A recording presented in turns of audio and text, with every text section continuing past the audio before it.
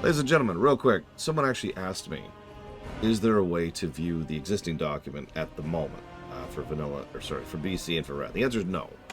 I don't really have a good way to get that visible to people until it's up to the website, and I obviously don't really want to update it to the website until it's actually done. So, no, would be the answer at the moment.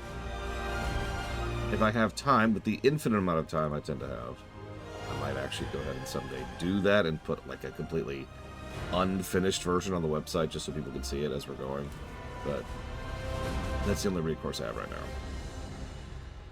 Anyways, so today, playing our Goblin, Arumdumia.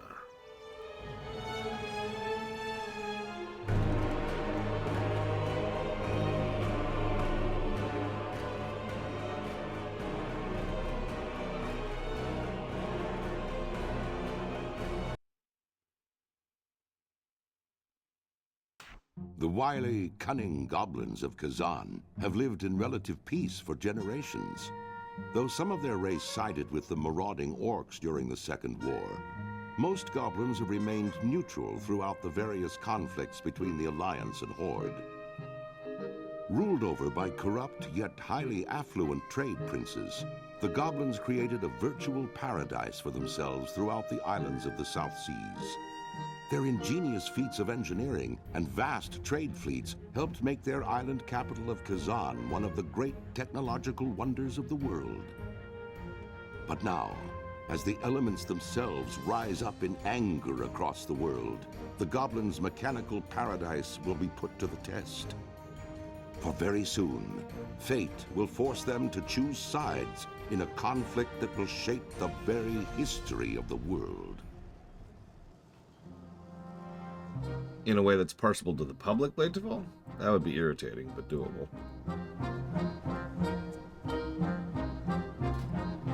So as usual, let's just fix a few add-ons really quick. Darn it, Brigwin.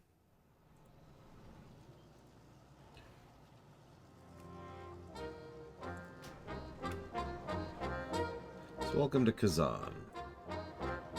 We'll learn a little bit about the Gobos and how they operate. You remember how I mentioned there's joke stuff and then there's serious stuff? And that's just kind of a trend in WoW. Well, welcome to the joke stuff. If you thought Worgen was too dour, I got news for you. Wow, 100% Deathwing. Don't even have to think about that.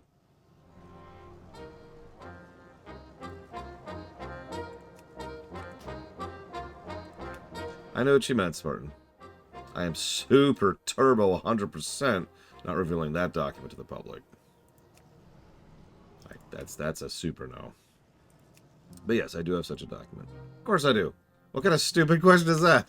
Hey, Lore, have you been organized about this run, or are you just making up as you go?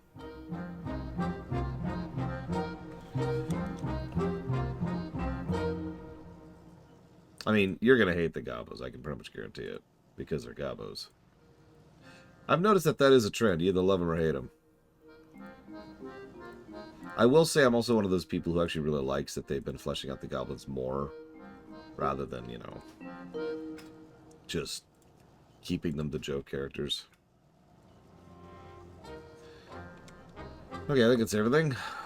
Oh, actually it is not. Hang on, almost done. I can't do the goblin voice unless I have goblin stuff to read. There is no such thing as a fell goblin that I am aware of. But there's nothing that would prevent a fell goblin from existing.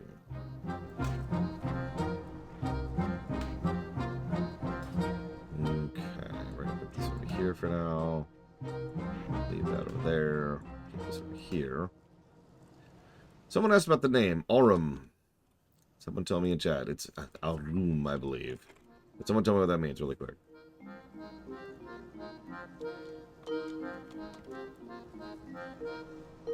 Also, thanks to my niece for helping me with some of the development here, and a friend of mine. Gold! That's correct. We're playing a warlock, so we are Aurum, and we are Doom, and we're female.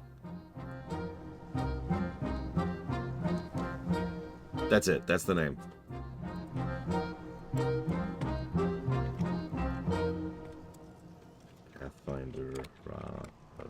Righteous. Dragon H4. And Little Kitty, Big City. And a bell! Thank you, Evo. Thank you. Oh, God. Oh, God. Oh, no. Oh, no. Help. Help. I'm stuck. I'm stuck. I've bowed too far. I shouldn't do that. My back is still giving me some issues. All right. So, here's our executive assistant, of course. Oh, I forgot to... There's actually one last thing we can do. Hang on here. There we go.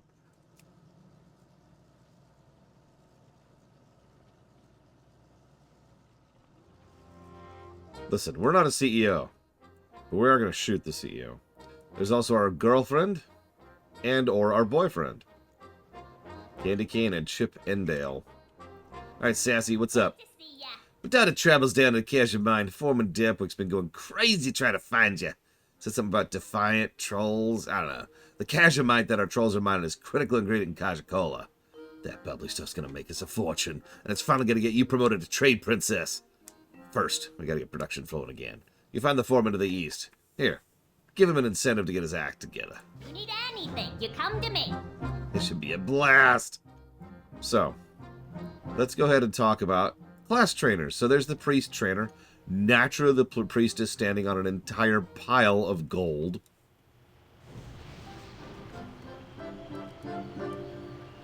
Over here we have the hunter trainer, who is literally standing on a bomb while he shoots things. Here's the warrior trainer. It's,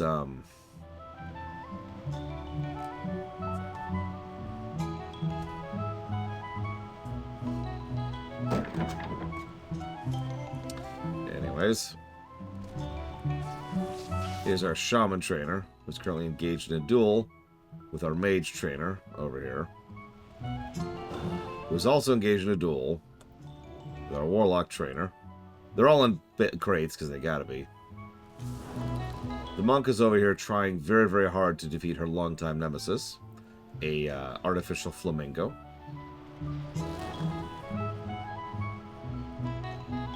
The rogue, there she is. There's the rogue trainer. It's hard to find her because she's so stealthy. Okay, in case you don't get the joke, she's doing the stealth animation, but she's not stealthed, so...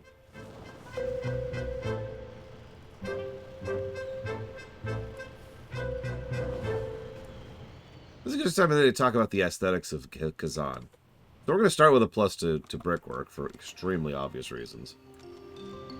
But only one. Because everything here is far more into the details of other things, like doodads and visual storytelling. So let's just jot down some stuff here, shall we?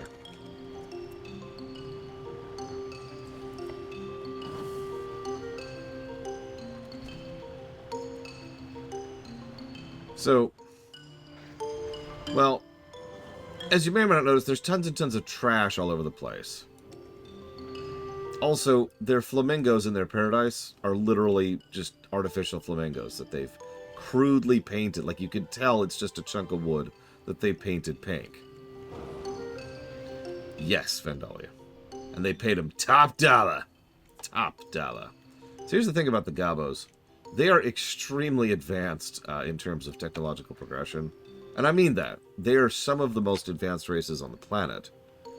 Pretty much only really matched by the gnomes. And, technically, the Draenei. The Gabos have this unique aesthetic, which I've had trouble explaining to people over the years. It boils down to this. To them, this is paradise, not because of the fact that it's covered in trash and probably smells bad, but because of the fact that they have exerted their own will on the environment, if that makes any kind of a sense. The goblins are like, well, we don't have any flamingos, but I like flamingos. So they made their own flamingos. And they like pools. They don't have any pools, so they made their own pools, etc. Right? So, it's a very... Yeah, no, exactly. The goblins stopped being prey, because they were actually a prey race. We'll talk a little bit more about the origins of the goblins as we go further, but they were definitely towards the bottom of the food chain, and now goblins are actually sitting pretty close to the top. So, they also have this thing where they are... Whoa! A little bit too, skimpy. That might not be the wrong word. They're a little bit too cheap. We'll just use the word cheap. Because, well, they have the technology and power and resources to make these flamingos look like really, really fancy, fully mechanized flamingos that you could barely tell the difference from a real flamingo. But they don't. Instead, it's a chunk of cardboard on a thing that just kind of bounces up and down. It's cheap. Everything they do is cheap. And yeah, a lot of this is kind of a culture developed based on their survivalist mentality, because they really did used to not be doing particularly well. It is actually relatively recent from a planetary scale that the goblins rose up as an actual polity at all. Now, there's actually some other layers, and so we're going to skip forward a little bit because, like I mentioned, they've been adding some fleshing out of the goblins. Part of the problem is they have everything that I just mentioned, survivalist mentality, recently coming to the top of the heap. And, well, then I also have to mention that they tend to have very short lifespans, and they tend to breed like rabbits, so they don't have the same general value of life as most other races do. But hang on, there's actually one last caveat here, and that is that they've had a few bad eggs. I'm dead serious about this, by the way. Several people this is a retcon, but I do like this retcon. Several people in more modern stories have commented on how the goblins weren't really this particularly bad until a few individual leaders decided to start, took over and started valuing being a dick and being too cheap and constantly trying to screw over everyone around you. And as a result of that, things got cutthroat, right? If I can explain a little bit. In real life, one of the biggest reasons why most corporations are evil, let's just call it what it is because of the fact that if they're not, they will be swallowed up whole and devoured in the competitive market by the other ones who are also being evil. Make sense? If you don't be cutthroat, then we'll be cutthroat and you won't be able to survive in our environment. So, because certain specific individuals, mostly several trade princes, including Gallywix, by the way, got into power and started promoting this dog-eat-dog mentality, a lot of the goblin culture just kind of naturally followed through on that. And it's only more recently that they're trying to pull their way out of that. And when I say recently, I mean this year. Literally, this year is the first time the goblins as a culture have been trying to pull out of stupid evil, right? Look, you said it, not me, Hazardous. So is our goblin one of the dicks in canon? No, actually, our goblin is pretty legit, all things considered. It is actually, in fact, I mentioned this during the lore run, it's considered unusual how nice we are, given how powerful we are economically. Like, you probably missed it, but when we talked to our assistant, she actually flat out stated that we're on our way to becoming one of the trade princes. In other words, establishing our own cartel. That's pretty high ranking for being someone who is pretty legit and actually cares about people and actually takes care of their own, which we do and we are, by the way. Makes sense! Yeah, everything's going great. Yeah. Hey, what's that? Careful out there. Oh, gift from Sassy. Well, I hope it's a bonus. Hit the road. Ah! Okay, I got the message. Don't waste my time. Now, that probably sounds like we were just horrible what we just did, because we just had a bomb explode on his face. Notice he's fine. Now, I'm trying not to oversell this, but most of the higher-ups, especially the cartel leads, they wouldn't say, hey, here's a firework to the face to get you out to if you failed them. They just kill you. Or fire you. I know, low bar, but I'm just trying to showcase some of this as we go here. Go! Go! Hey there, boss lady. This batch of troll slaves has got to be the worst yet. Lucky for us that Kajamite doesn't seem to be making their soft brains any smarter, huh? On your way. We got trouble down in the Kajamite again, boss. Tunneling worms have returned and they're literally eating away at Kajaro Trading Company's profits. That's us. Kajamite mining is down, which is negatively impacting our production of Kaja-Cola. I tried calling the exterminator, but he's fled with the last payment we gave him. Think he'd head in there and take care of it? I'd help myself, but I still haven't attended the cartel mandated fighter training seminar. Move it. On your way. Ah, failed. I tried to meet our cola quotas, but you know how hard. Oh my god. You know how troll slaves these days. Good help is hard to find. I think your personal touch is called for. A little shock from the battery on your goblin all-in wonder belt should do the trick. Adjust their attitudes. The rest will fall in line. Kaja-Cola production must continue. The trade prince will have all our heads. Careful out there. So you notice there's actually a bit of exposition there right up front, just like we had in the Worgen zone. A couple of little details, nothing too fancy. You might think, oh my god, we're slavers. Oh yeah. Yeah, no, so it's pretty much the only time that we engage in slavery is with the trolls. And the reason why is because the trolls used to enslave us. Now, I'm not saying that justifies it, and I'm not trying to whitewash it. It's just, the trolls are almost universally acceptable targets to the goblins. At least this particular tribe of trolls. Because screw them.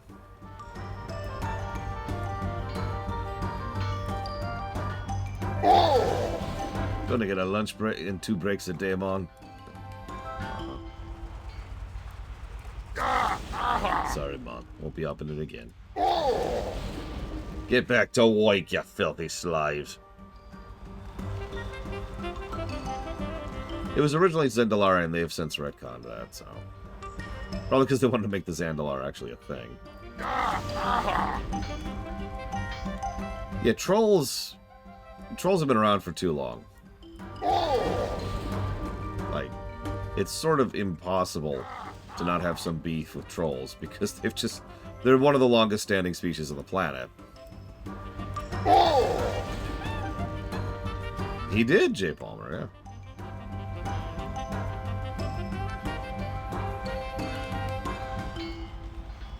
Let's go deal with these things. So we're a warlock, which means we have 1 spell. Shadow Bolt. I like the new graphic Shadow Bolt, by the way. Just me personally. Yeah, sure. Hang on. Let me pull up the wiki. Easiest way to do this. Goblin. Alright. Gobos can make... mages, priests, rogues, warlocks, warriors, shamans, hunters, death knights, and monks. Unfortunately, that doesn't answer your question. So we can't play evokers, obviously. Hang on a sec. Oh, Demo. 100%, J. Palmer. No.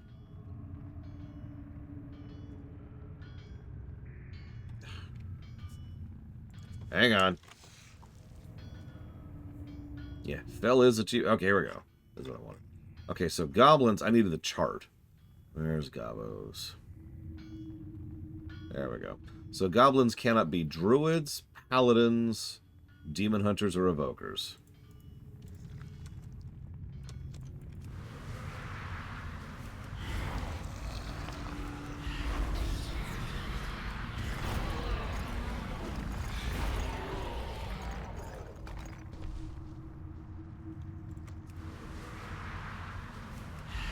As usual, there's no music in caves. One of these days, I'm going to figure out why that is. Find the person who made that decision. Beat his face in. By the way, real quick. Sometimes visual storytelling is a thing, and well, most of the time, actually. Sometimes not. I bring that up because you'll notice this is just Serenite, but colored green. But don't worry, it's not Serenite. It is, in fact, Kajamite, which... I don't know if I want to talk about Kajamite right now.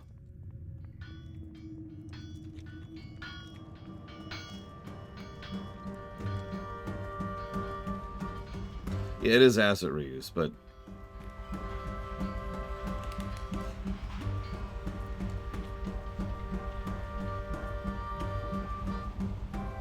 So... Shaman. It's just Gatorade. It's just salt. Yeah, let's see if I can get... Of course, Vandalia.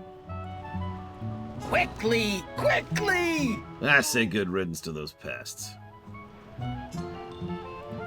Hit the road! I couldn't have done it better myself. In fact, I didn't.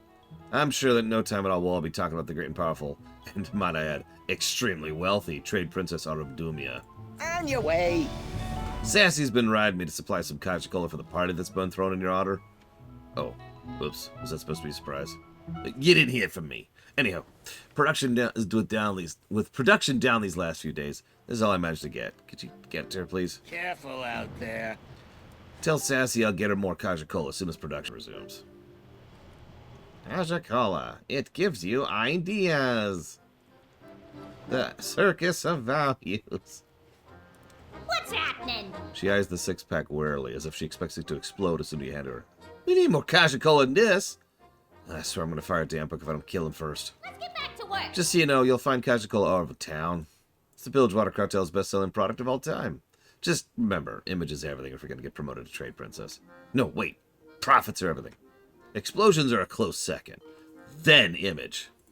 Come on, we got money to make. He'll get to me later. How are we supposed to get you promoted without our #1 product on the shelves? Ah! Boss, while you're down at the mines, Meg's Dread Shredder's marketing was asking for you. Something about your new ride? She's right outside the building to your left. Always got more to do. So, okay. Kajamite.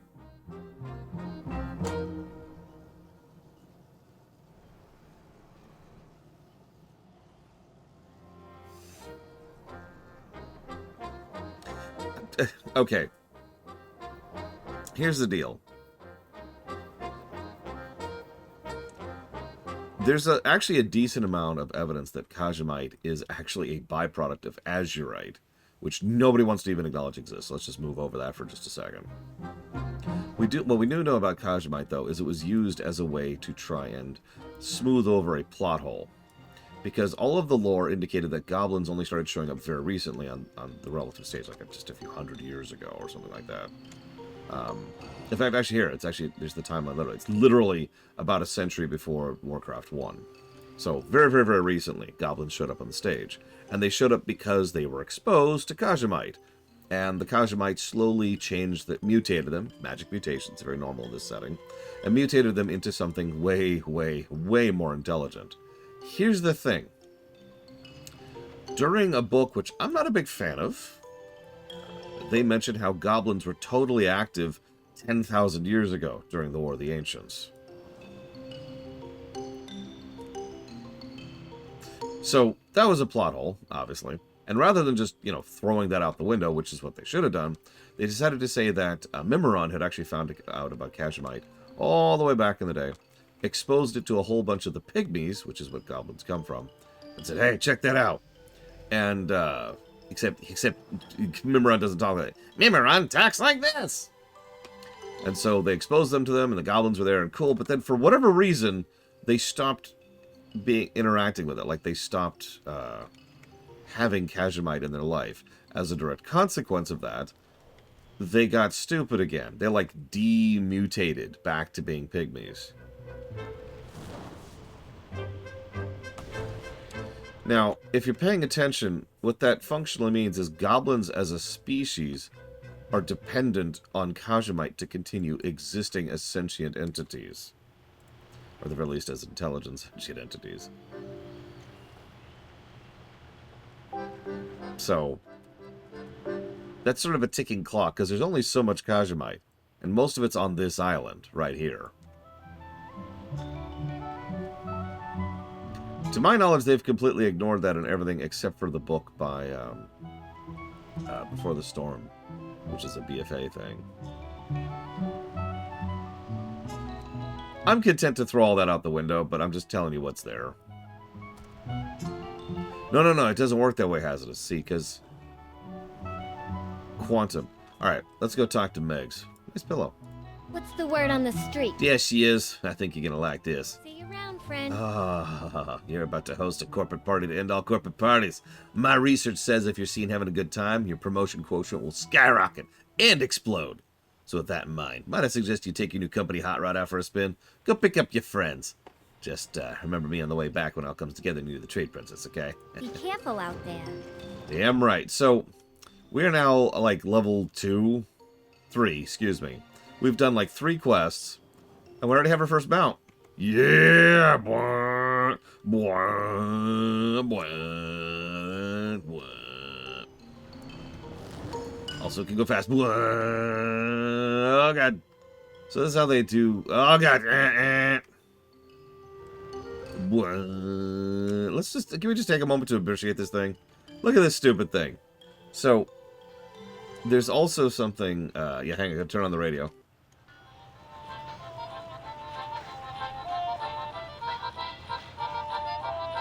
Okay, turn off the radio. Oh god, turn off the radio! Yeah. Our license plate there says time equals money.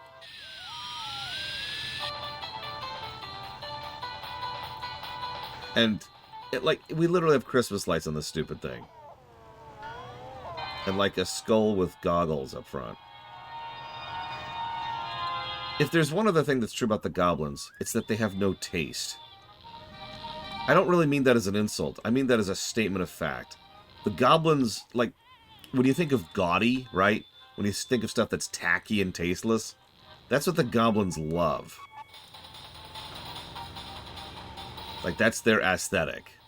So they look at something like this stupid piece of crap engine, and they're like, yeah! Yeah, notice we've got a rocket that's literally throwing stuff back into us. We've also got a windshield with terrible wipers right there. And I mean, again, we have Christmas lights decorating on this thing. Let's go check out the shoreline here, shall we?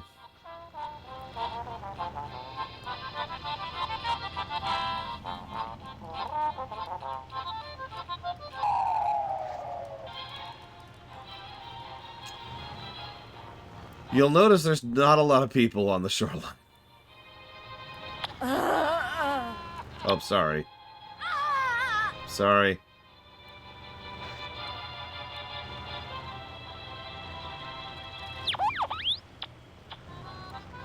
Okay, for real, stop the music. It's... Yep, shiny. Hop on board, Axe, or Ace. Of course, there's the ridiculously good-looking supermodels who are... In case you've missed what's happening here, they currently have the hoses from the gas station, and they're just spraying gasoline on each other.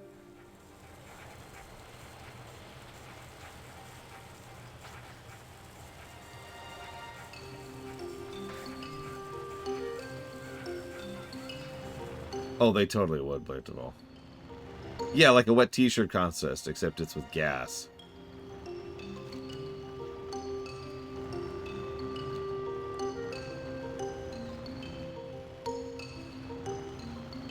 Up on! She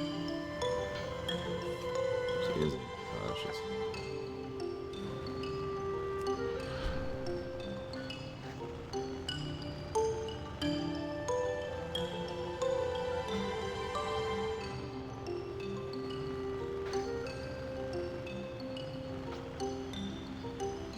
I don't know. Goblin sappers were the first goblin unit ever introduced to Warcraft as a setting. And they were banelings. Up on, Izzy. Let's ride. Yep, get me and my boys. Just out doing our thing. Hey. Not done, ma'am. You all look very good riding around the hot rod. I'm sure you made quite the impression on the citizenry. Yeah, not the ones we didn't Keep run it real. over. Alright, you three make sure to help her out a lot today. She's got a lot of stuff to take care of before the party. Coach Crosscheck is looking for you. He's leader of our fearless foot bomb team. Foot bomb, just to be very clear about that. The Bilgewater Buccaneers. He says the division title against the Steam Wheel Sharks is on the line, and you're the only one who can bring it home for us. Head west into town. You can't miss it. Keep your ear to the ground. Oh, hang on, missed a quest. Oh, gotta talk to our boyfriend. Something on your mind? We need you to send a message to several deadbeats. Of course, they're hiding out in Drudgetown. Scum. I know you hate going down to the slums, boss lady, but what can we do? Let me see. Give me a second. Yep, I got their names right here. Might I suggest a little personal visit? A couple of strategic beatdowns will send a message to the debtors and your competition. Arumdumia is not a goblin to be trifled with. Get back to work. Big shot, huh? Yo, baby, what's up? Ready for the party? No? You know I love you, but I don't know how to say this, but check it. I think you need to swing into town to buy a new outfit for the party. Oh, don't look at me like that. You want to be good, right? Don't you want to look super fine for me? I'm your boyfriend. Swing by the bank. Pull out some macaroons. You don't want to buy any of that cheap stuff. Security, enforcement, extortion, we do it all. That would actually make sense, Crazy Horse. Hop on, boys. Give it a few minutes, Evo. Just bear with me. Just bear. Whoa, whoa, whoa. Well, the other lady's our girlfriend if we happen to be playing a male, because, you know. Look. I don't know what to add to this. Tell you what, I'll go run over some supermodels just for you. Make you feel better.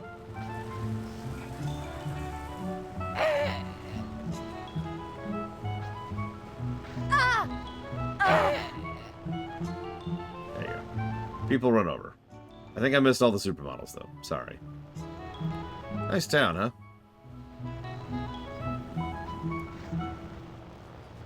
I love how crude it looks. I really do. It's phenomenal.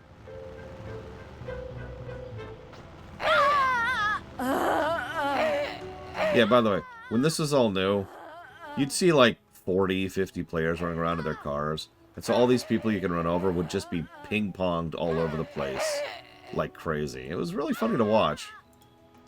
By the way, you like the grass field for the football field? In case it's not really obvious what we're looking at, they have literal, like, squares of fake grass. They haven't even lined them up properly. They're just plopped down in a rough shape. Let's play football. Quickly, quickly! Yeah, that's my gear. Quick, no time to waste. We need to get one of these shredders back in working order. I'm bringing you off the bench. You're going to win the game and the title for us. Go, go! Well, my guys are all on the injured roster. Our shredders are all kaput. The ref's about to call the game. It's down to the wire, and I need you. Let's get one of those shredders in working condition. There's replacement parts all over. Any greed-blooded Kazanian will gladly let you have it if it's a chance the Buccaneers will win. We'll show those no-good steam wheel sharks how to play football. Careful out there.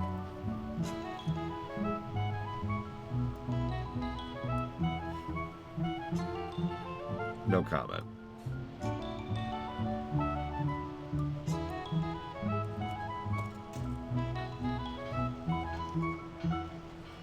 I actually don't know what they make football fields out of these days.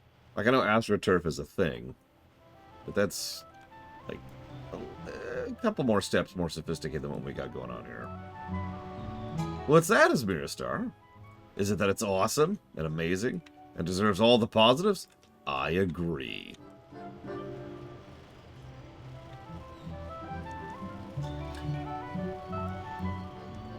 Yeah, football. Well, didn't you ever play football with the kids? Back in the day, you know? Notice the music changes completely when you get to Drudgetown.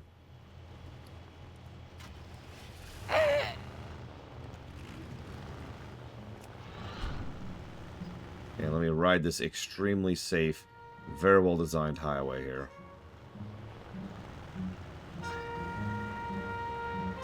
Hang on, I think I need to take a left at the next junction.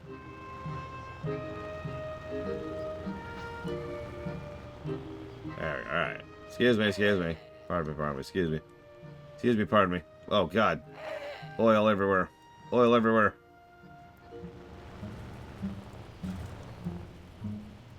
Hey, buddy, we're here to have a chat. Oh, hey, I actually have, like, spells now. Let's do that. I'm trying to run a business here. And a lovely business it is. But you owe me money, boy. Give me my money. Where's my money? We're always a debt collector. That's just what we do now. Notice how it's even trashier down here than up top. That's how you can tell. I was just coming to see you. Honest. Yep, no, we do start off with a sports game that indicates our social standing. Yeah, no, you're right, Asmirster. This is very FF10, which is just the weirdest thing, but it's true. It's the motions for everyone. If the Sharks beat the Buccaneers. Shut up, Gallywix. Only guy who's voiced in this whole section. Asshole. I've never been able to prove definitively that Gallywix is based off of Bobby Kotick. But he was based off of Bobby Kotick.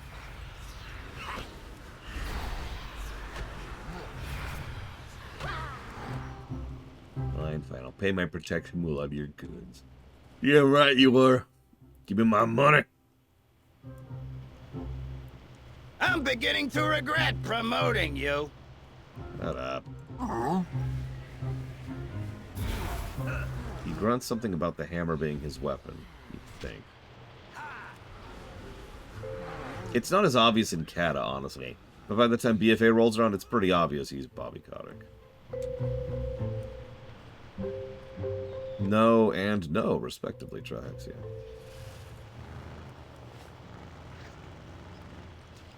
I just hope we don't do one of those things where we don't actually kill him. You know what I mean, Asmirster?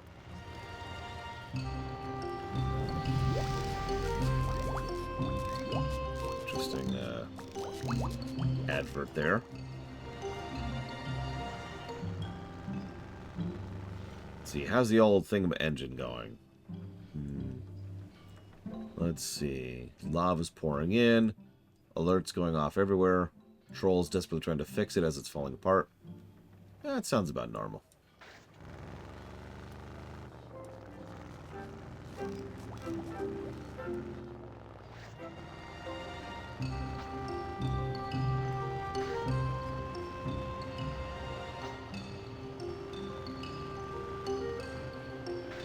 Alright, let's get some blastacular pizza. So, okay, hang on. I need to show this off proper-like, okay? So here's the bank. Here's the line of people in line to get to the bank. Because bank lines are a joke. It's, there's a couple of people here, ready to go. But, you know, I'm a big important hotshot, so excuse me. Excuse me. There we go. There we go. Alright, excuse me. Hey, Oh, it's you. Sorry, I didn't recognize you with all these commoners milling about. You people cool your heads. All I'm doing is here. Hey, you macaroons, ma'am. Come back if you need any more. don't be a stranger. New outfit? Oh, you don't say. There's quite a buzz around your party. Everyone on the island's gonna be there.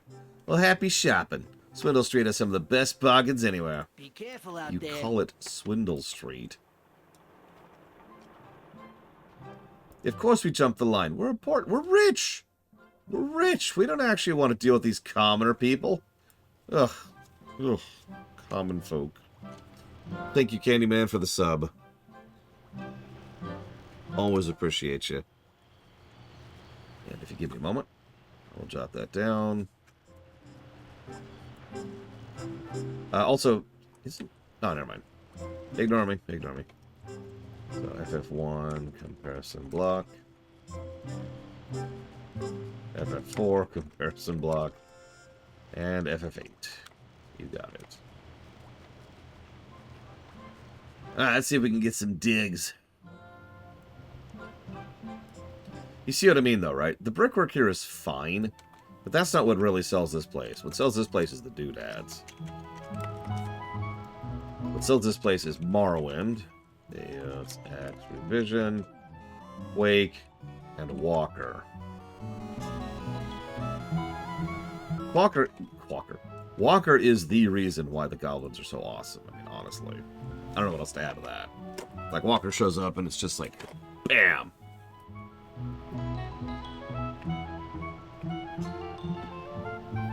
Thank you very, very much, though, Walker.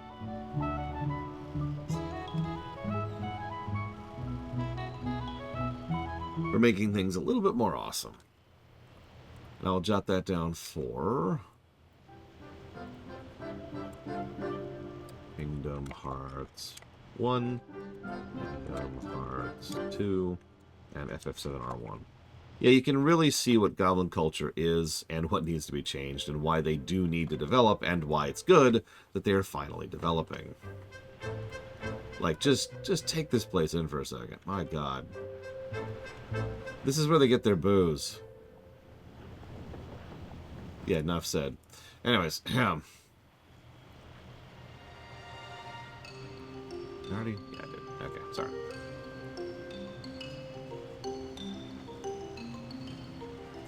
Alright, let's go see if we can buy some new threads. Really make ourselves sparkle, you know what I mean? Let's see, what do we got? What do we got? They've, Well, they sell some of those flamingos here. Nah, I got enough of those, though. What else you got? What else you got? Couple of dead people. Okay, okay. What? Ah, look what I work with. Zabo can perform miracles. Ah, yes, Zabo thinks he can do something for you. Look what Zabo has done. A masterpiece. You're not worthy of such output, but Zabo needs money. Ah. It's the motions for everyone. If the sharks beat the buccaneers. And yeah, no, you're right. Both the goblins and the worgen, that is to say the Gilneans, have something very strongly in common with each other. They are both very isolated species, and that causes both of them a lot of problems. And there's another point of comparison I'll make in a bit here. Quickly, quickly! You look like a woman of discerning tastes. What can I do for you? Set me up with the fattest, shiniest bling you got. Well, this bling is fat like your mama. Move it. Okay, that's interesting. Why are you just mining the... You know what? I don't even care. You know another thing that Kezan reminds me of? It's like any of those builder games, like Factorio or Satisfactory, when you don't care about aesthetics. For those of you who play those games, you know what I'm talking about, right? Like, a lot of people specifically want their factory to look cool or interesting or neat or orderly or whatever, and other people just make stuff that works. Doesn't care how it works. Doesn't matter how spaghettified it is. Just matter that it works. Yeah. It's actually pretty efficient, and there's no aesthetics here. I ain't got it. You don't want I it. need some cool shades. Oh, 2 stacks of macaroons get me. Here you go. My best pair, and I'm giving them to you cheap. Pleasure doing business with you. Excellent.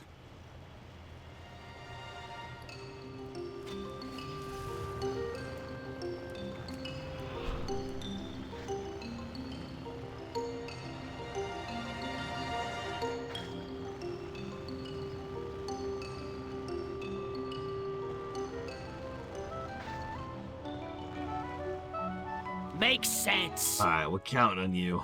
Hit the road. That's me, girl. Now get one of those useless hunks of metal working and get you into the game. On your way. Alright, we're down to our last shredder. Well, no one was looking. I loaded up with, shall we say, modified foot bombs. Kid, I need you to get into that shredder and give him heck. Move it. I got your back, buddy. Let's do this.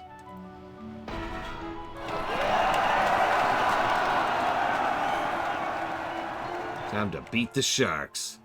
More or less literally. Die, sharks.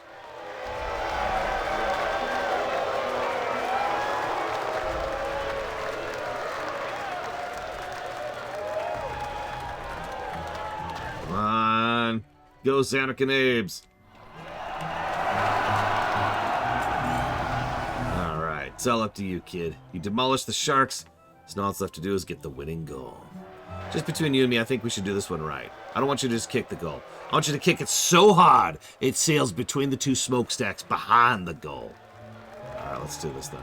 Let's do it. I'm ready, I'm ready, I'm ready, I'm ready! Oh,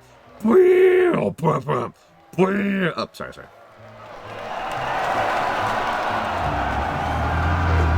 You hear something?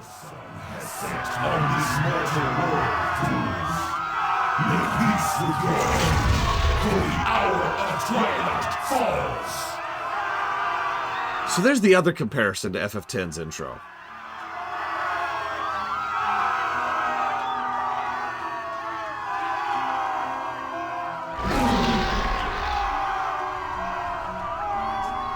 Because just like Sin shows up, Deathwing shows up.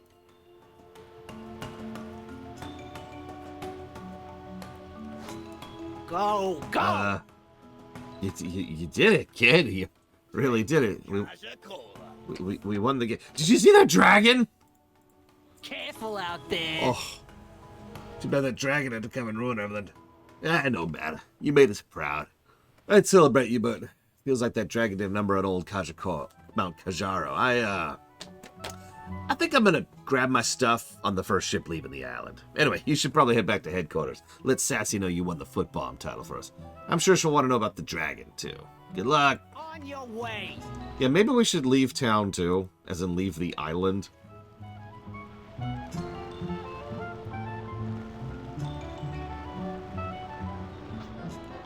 A little bit Spartan, yeah. But again, Worgen literally happens before Goblin. Ignoring the fact that Worgen starts during the events of Warcraft 3, Worgen also happens during the Cataclysm, whereas this is actually immediately after the Cataclysm. I like to think that Deathwing was just passing by, you know? And I was like, duh, you miserable fools. Like, I hate to point this out, but if you look at the map here, there's the Maelstrom right there. And there's Kezan, which is where we are. So, like, if he just left Deepholm, we might literally have been his first stop. See you around, J. Palmer.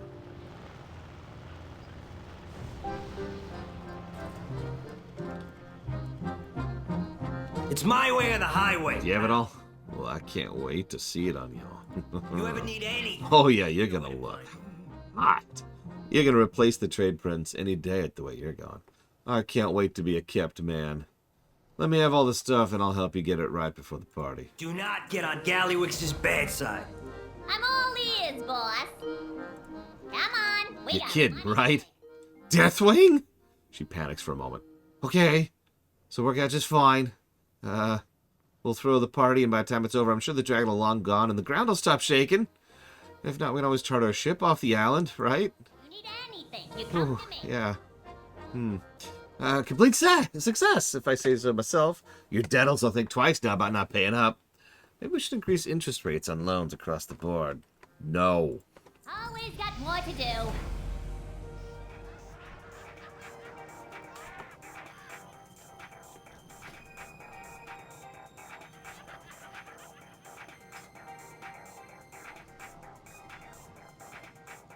One second. Got to do one thing. You gotta fight that inflation. Gotta give even more money to your local bank. No loitering. Whatever that means. So this is what we look like now. This is the fancy threads we just bought. My personal favorite thing is the glasses. Like, is there like a light show just up here? And also, wouldn't this make it like really hard to see? With like a light right here? Oh wow, baby, everyone's here. Who cares about some stupid dragon? We set up the party around the pool. Looks like they're having a great time already. You're gonna look so fine. Why don't you head over to the pool and keep everyone entertained? I'll join you in a moment. I just gotta grab my stuff. Get lost, will ya?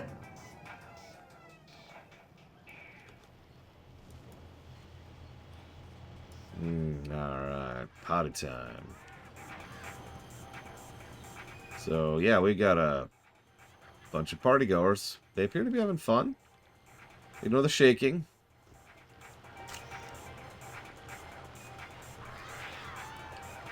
So there's a couple ways you can deal with this. As usual, this is Kata, which is showing off the new quest tech. No, really, it's brand new quest tech. So, to explain that briefly. I don't even see it, Mr. Red. Stab! Alright, Mr. Red's dead. So, in Vanilla and BC and Wrath, the way that quests were constructed was that you needed to, like literally, when you build the quest, it's like, here's the requirements for finishing the quest. And it's usually kill X of Y, right? So if there's a do X of Y, like do 15 interactions, for example, then it would you have to be specific. This probably makes more sense if you're smart, but I'm just like really stupid this morning, so I'm having trouble explaining it. The idea here is you need someone who's eating food, someone who's drinking drink, and someone who wants to dance. Oh, there we go. Someone who's got fireworks, right? There's also a dancer somewhere. I don't know where they are. Oh, there we go. There's a dancer right over there, right? The point is, each of these people are technically different mobs, okay? So the way... The ground stopped shaking! So the way that the quests were designed was you need, okay, 5 of this one, 3 of this one, 2 of this one, and 1 of this one, right? Because that's just how it was programmed. When Cataclysm came along, they'd figure out how to make it so that given mobs could have a tag attached to them. And that tag is what you needed. So in other words, rather than needing, 5 of this, 3 of this, 8 of this, 2 of this, 1 of this, and 16 of this, you would just be able, you would then be able to pick 10 of any combination thereof.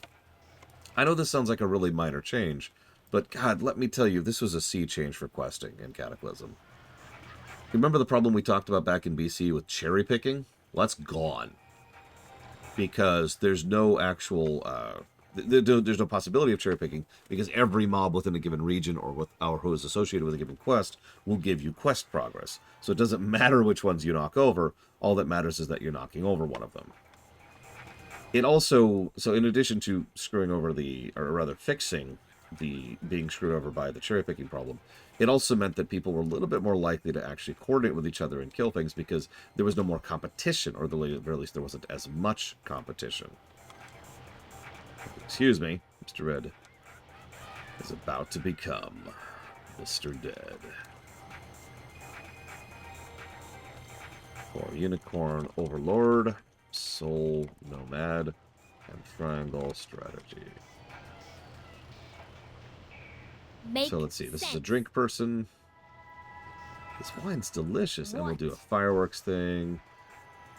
See what else we got here. Here's a food thing. You see what I mean, though? I can just do any of these interactions. Doesn't matter which ones I do. Just matters that I do an interaction. Go, go! Also, you can give a bucket to the people who are about to throw up. Go, go! And let's dance. Quickly, quickly. What? Oh, yeah. Allowing it so that you can gather a group of mobs rather than specific mobs. Also let them play with quest design, which you'll also see going forwards. Don't waste my time. What? Everyone feeling better?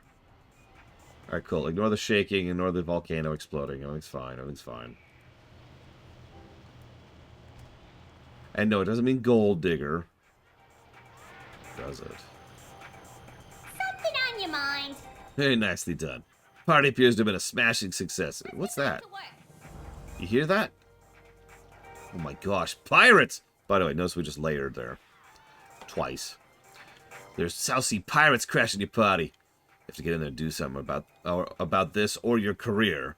And any chance of you being trade princess is about to be ruined. Always got more to do. God damn it, I'm gonna be the trade princess. Nothing you can do can stop me. I'll kill you. I'll kill all your dogs. There.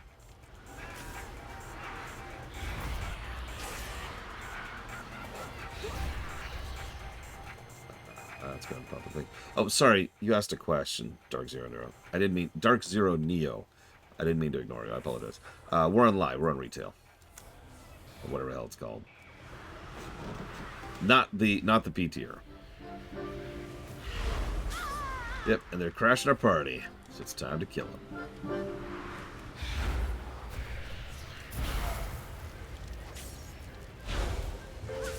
Maybe Warlock is interesting. Hey, that's mine. Get back here with my ride.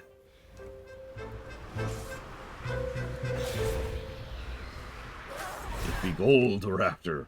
Well, you're in the wrong place. We use macaroons around here. By the way, really minor thing. I really hope they bring back macaroons. I know that sounds stupid, but it was such a wonderful bit of world building. I think Kratos mentioned this earlier. The fact that goblins actually use their own currency is interesting in its own right.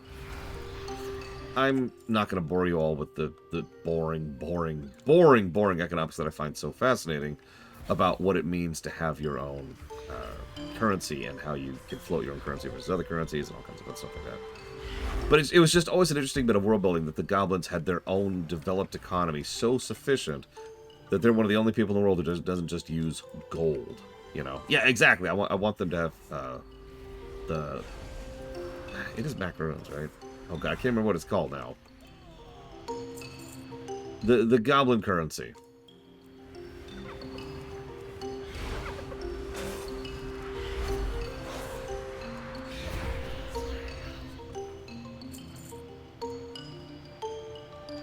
Oh man, I wish Dark Zero Neo.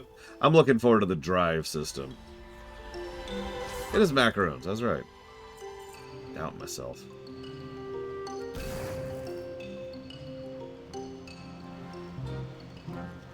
I'm all ears, boss. Oh, that was close, boss. Unfortunately, I'm the bearer of more bad news. Please don't shoot me. Come on, we got. We gotta go upstairs. Bobby Kotick is waiting for you. Now, before we go upstairs, I actually want to show off something really quick. So that's Hobart Grapplehammer, and that's Assistant Greeley. They're freaking out because they're trying to figure out how to get Subject 9 through customs. How are we gonna get through customs? I know. Pack her into a lab in a box. Right away, I'll flag the lab in a box for deployment in Ashara. I'll pack her a little cushion in there, too. And there's Subject 9. To your astonishment, she's able to communicate with you. You lack a helmet. Does this diminish your intellectual capabilities? No, but thank you. Get everything packed. We gotta find a way off Kezan. We'll jump into the closest town in a box, and they'll load it into the Trade Prince's yacht. I will, but you gotta calm down your blood pressure. You're turning deep green. Yeah, I also missed the chicken experiment. Sorry. There's actually a lot going on this island. I haven't even shut off the bomb yet.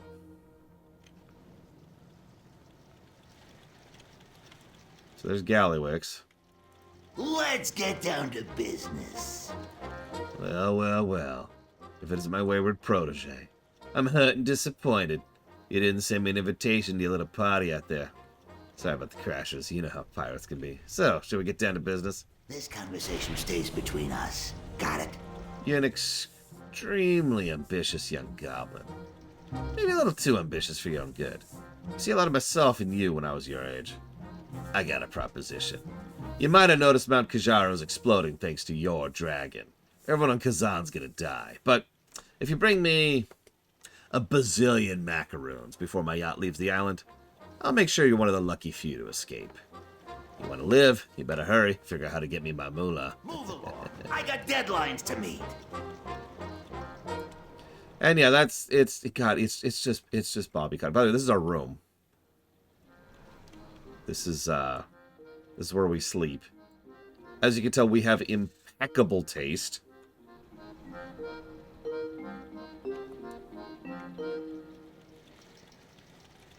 I'm just saying, it's like I said, it was never 100% no really confirmed, but he's totally Bobby Kotick. Hello? Where's everyone else? Oh, I see. Okay, we're in our 4th layer now? They just layer so rapid fire in these zones. Great to see ya. Zillion macaroons? Where are we gonna get that kind of moolah? Did the Trade Prince say anything about letting me escape with you on his yacht? You need anything, you come Alright, to look, me. all your assets have been frozen, and the first bank of Kazan's out of business. You don't need an awful lot of moolah, boss. I think you have to go break your own money out of the bank. The different widgets in your Goblin all-in-one should be enough to crack the vault. I hope you've been saving for a rainy day like I always told you to, because you might have noticed it's raining hot liquid magma. Always got more to do. Don't waste my time. There's only one way we're going to get a bazillion macaroons. Stealing from the rich. That slime, the Trade Prince, has stolen all kinds of antiques and expensive art. Time to take them back and give them to the needy. Mainly us. Hobart left behind a cap he's been working on. It's a disguise that'll make you look like one of the mooks. All you gotta do is waltz into his villa and procure the items. Just watch out for his pigs who can smell through the disguise. On your way. Yeah? What do you want? We're all gonna die! Slap! Oh. Sorry about that, Mr. Arm, doing you. Okay. We need to find a way to get the moolah, quickly. The reports of the Trade Prince... Ignore the magma balls just falling everywhere. There's reports of the Trade Prince sending hired looters to the streets. You can take the hot rod out there and run them down, snatch the loot that they've illegally stolen. Something wrong with that, right? Have a good one. Oh yeah, and in case you missed that, obviously this is all being played for laughs, but Gallywix hired people to loot the town while it's being bombarded by the volcano. And yeah, there's some more of that over there. On his way out.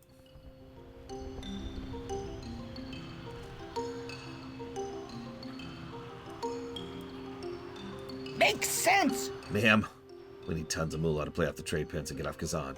Well, tons is just waiting up for the taking down of the mine. There's these are the last known deposits of Kajamite anywhere. This is the raw stuff that made us the genius tinkerers and alchemists we are today. If that's not worth a bazillion macarons, I don't know what is. Just take some of my kablooey bombs, throw up the debris, and pick up the chunks. Oh, watch out for the trolls. Hit the road. Are we going to try to save the trolls from death? No. Okay. I just wanted to be sure about that. Because, you know, we could. Like, we could say... Okay. Hang on. Let me condense some souls into a potion. There we go. We haven't discussed the mooks yet.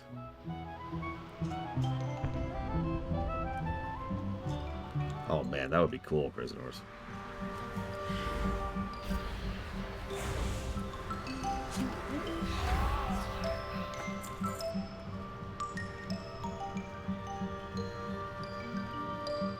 Also, remember what I mentioned about how, you know, we'll revert without the Kajamite? This is the last Kajamite anywhere. It's supposed to be lost in the volcano. Like I said, just ignore that particular plot thread. It only exists to try and cover up another plot hole. And honestly, screw it. Nobody cares. Nobody cares about the War of the Ancients, okay? I'm sorry. Just throw it out the window. It's done. We're done with it. Come on, WoW. You retcon stuff all the time. Congrats, Bregman.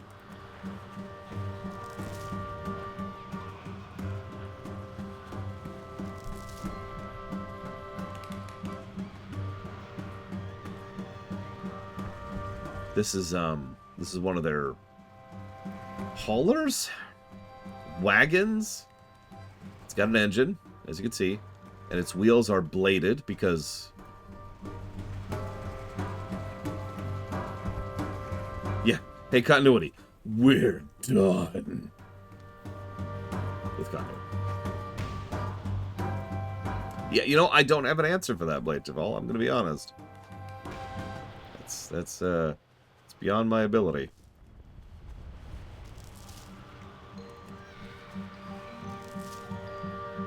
Hell, we have underwater goblins who are fine.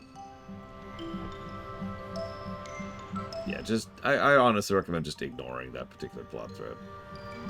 Goblins evolving, you know, intelligence, and a kind of warped, twisted intelligence because of exposure to what is effectively a Titan-infused chunk of mineral. I can buy that. But there's no reason to make it just suddenly be going away. For absolutely no reason. They haven't even done anything with it story-wise. Like, it's not like there's this big rush. Like, if they wanted to make that a story beat, right? We've got to find some new source of Kajamite or something that can replace it, or else we're all doomed as goblins. Okay, sure, make it a plot point. But yeah, as has been mentioned a few times, there's a lot of theories that Kajamite is a form of Azurite. It's worth noting, all those theories are just that. They've never really gone back to Kajamite.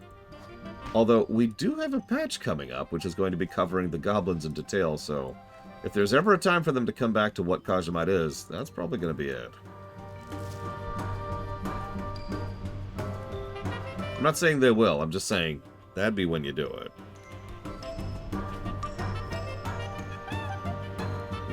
I just double-checked this a few minutes ago as Mirastar. Yeah, I know, they had the gorillas who had Kajamite. Ignore how the Kajamite got there or anything like that. Also ignore the obvious comparisons of goblins to gorillas. What? How much Kajamite you got? On your way. Nicely done, ma'am. Nicely done. That's a fortune you got there in your bags. With all that, I bet the trade prince will let us all come on his yacht. Move it. Yeah, that's likely.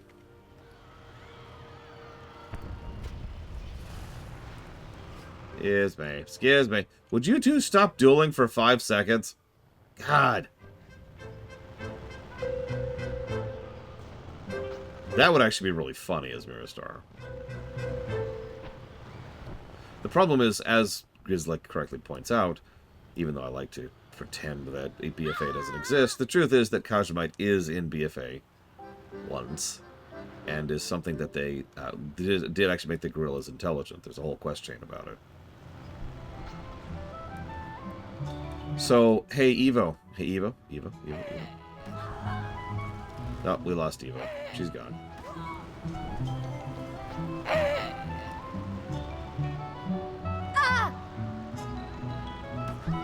Yeah, but like, I can't be the only one who thinks about the fact that Kajamite is a very limited resource that an entire species relies on to stay intelligent.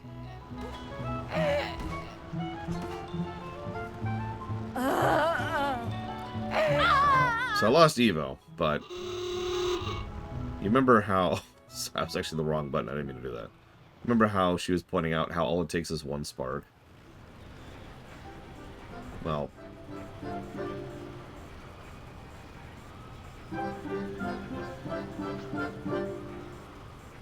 Anyways, moving on. I do like the idea that Kajamite is a scam. Or, let me walk that sentence back for a second. I like the idea that the de-evolution is a scam, right? Obviously, the evolution did happen. Again, regardless of everything else, it absolutely does happen with the gorillas in BFA. That is a thing. So yeah, make it so that Kajamite was needed for the initial intelligence boost, and then we're good past it. Like, we're done, right? They don't actually need Kajamite anymore. I mean, we turned it into a soft drink. Come on. And honestly, that just fixes the problem. Now, if you're paying attention, this is about the 700,000th problem that the War of the Ancients book introduces to the lore of the setting. They just need to stop with that stupid book. It really is the problem of the book. You break it, you buy it. Alright, what do we got? The Mount Kajaro Keepsake, the Undermine Remnant, Slaprock, and the Kajamite. So, Mount Kajaro Keepsake. Take a piece home with you wherever you go. Undermine Remnant may contain troll parts. Slaprock. Slap an egg between two Slaprocks and bam, you got breakfast. Slap a muffin in there and bam, you got a waffle. And of course, Kajamite. Warning, emits radiation deadly to goblins. I've got to have all of them. I will pull into my savings just to afford these. That's it. I got mouths to feed, pal. Hang on. Let me access my dimensional warping thing here to get some money. A bag while I'm at it.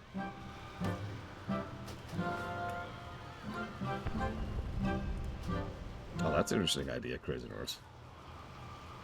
That's a really interesting idea, now that you say that. Damn it, Crazy Norse, you've just fixed WoW!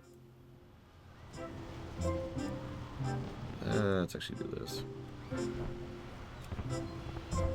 Okay. Can I lighten that coin purse up for you? Give me all of them. Give me. Goblin I have to be products very are built careful. to blast.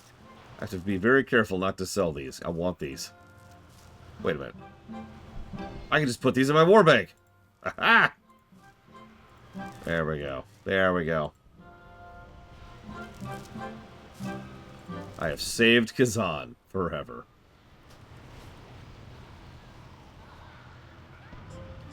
Alright, time to rob the bank.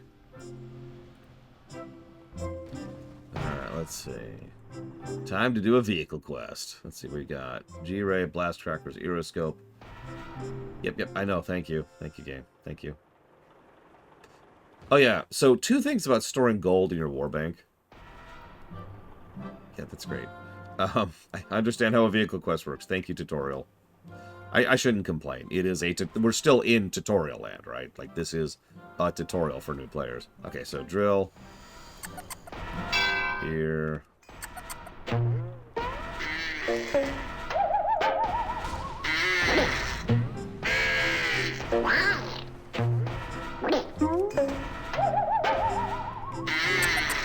And got him. That's how hacking works in real life, too. Hang on, I gotta hack the internet.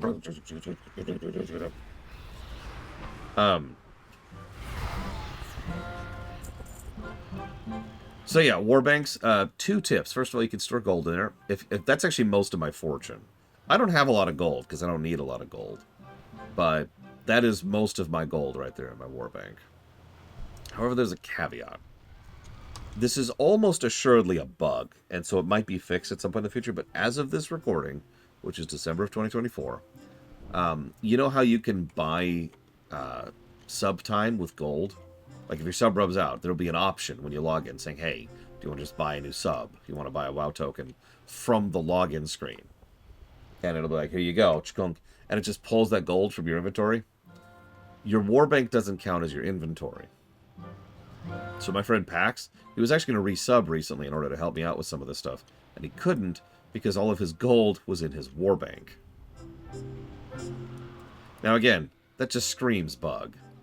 So they'll probably fix that at some point or another. But just be aware.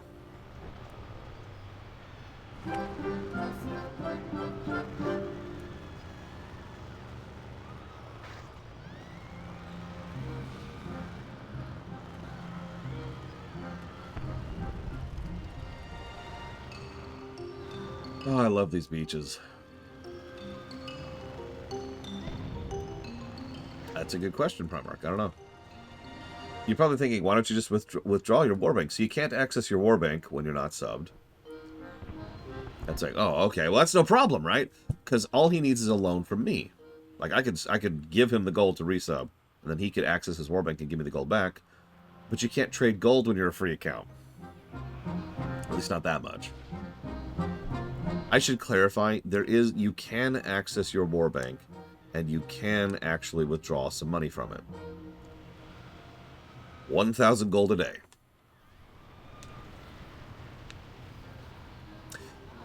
So much gold for a token? Well, that's a fascinating question, but the answer is it depends. It changes constantly and dynamically. As of this exact second, it is 297,090 gold. I bet if I check that again in about 10 minutes, that number will change.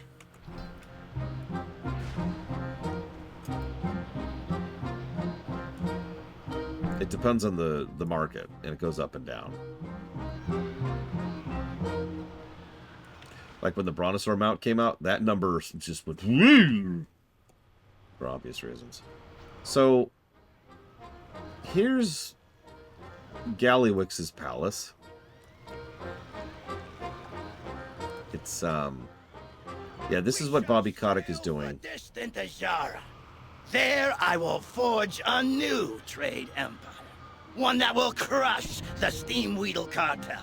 And I shall carve my likeness upon that distant land's mountains. All will pay tribute to me. So, yeah, that's Bobby Kotick right there. And again, notice that he's just, they're literally just throwing a party while everything is falling apart. I know we were throwing a party too, but we also kind of tried to fix that, you know? And are currently in the process of fixing that. He is still throwing a party, waiting for us to bring him all the gold before he leaves, because he's got his own ship. We're going to take the Goblin Lisa. It's a likeness of Gallywix's late mother. Oh, that would be amazing as Mirror Star. Lean into it. Screw that. Nobody cares about a shard. Anyways, just blow the damn thing up. Evo, you missed it. No, Evo, no. Why? Why?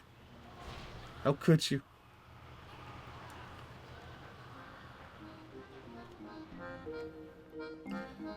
Okay, stop apologizing. We'll be destroyed. I don't care which. So we're going to go and take the Maldi's Falcon. Maldi's Falcon is Gallywix's prized possession. He used to belong to his predecessor, Trade Prince Maldi. So, what you missed was, you know what? Screw it, I'm just going to go show you. It won't take long. I've got a sprint button.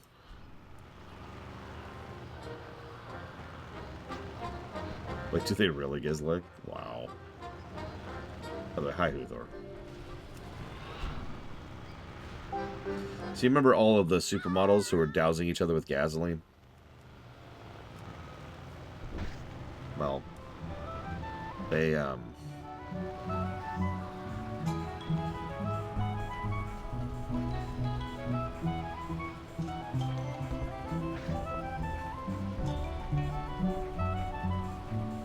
that's one of their corpses right there. They, probably shouldn't have been dousing each other in gasoline.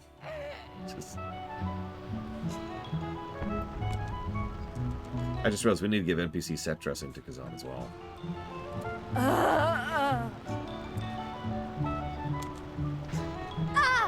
Yep, they are now truly hot models.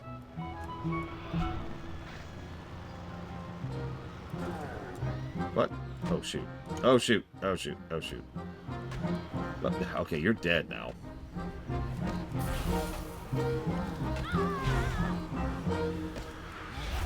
Yeah, nobody could have predicted this. When they started dousing each other in gasoline, nobody could have possibly seen what outcome could have come from that. If only there was someone to warn them. Alas. I guess we could talk about mooks a little bit. So mooks are a retcon. These are what hobgoblins have become. And that's that. Any questions?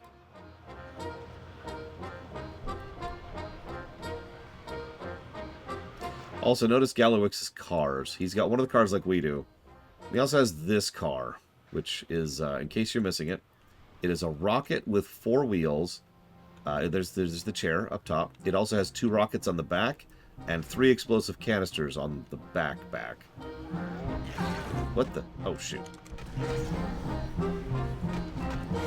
Pigs.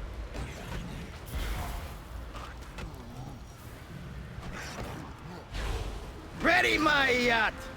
We ride with the tide, and only the most wealthy and fit will be welcome to come.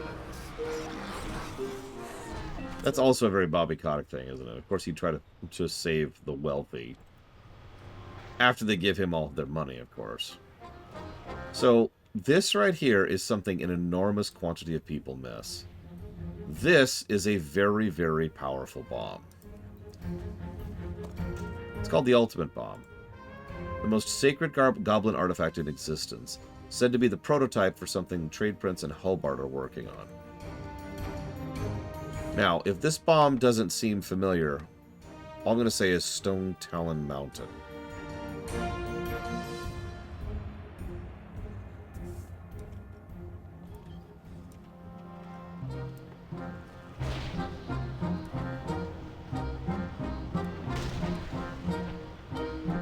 I just think it's impressive. Everyone's like, ah, there's no continuity. Well, you're kidding, right?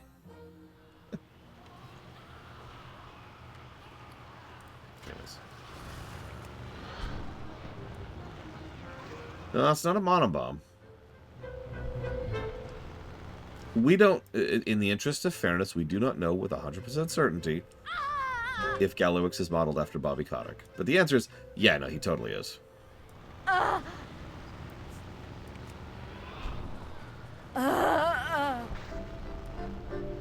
I mean, Kata was pretty solid with continuity, that's true. Kata and Pandaria, actually. Which is funny. Because Kata also absolutely contradicts its own continuity all the time.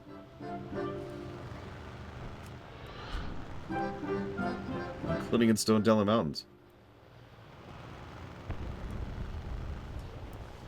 Alright, everyone. Never fear. Quickly, quickly! Got the Adams boss. Move it! Well, these are worth a fortune.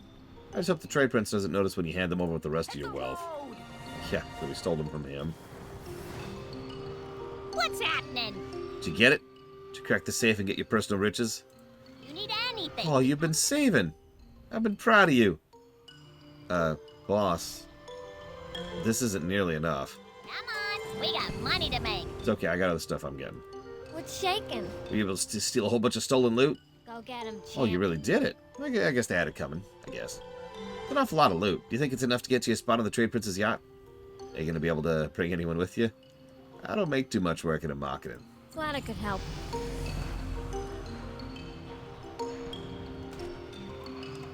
Great to see ya. Alright, we're close. But we still don't have enough macarons. I got a plan. We're going to collect on the headquarters insurance policy. Hope you don't mind, but I filled the place with the leftover fireworks from your party. All you gotta do is go in there and sabotage things. Faulty generator, leaky stove, flammable bed. It's a foolproof plan. Alright, let's do it. Let's go ahead and sabotage our base.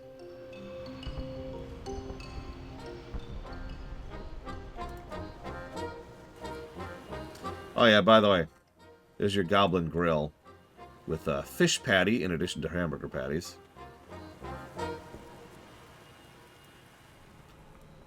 Did we really need this many fireworks? Like, for real, why do we store this many fireworks? Oh my god. Oh my god! Okay.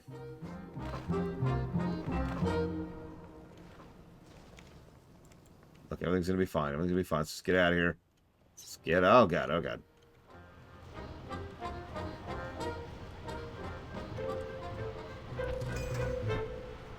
And then we have Gasbot, just to really seal the deal here. Now, no guesses why he's called Gasbot.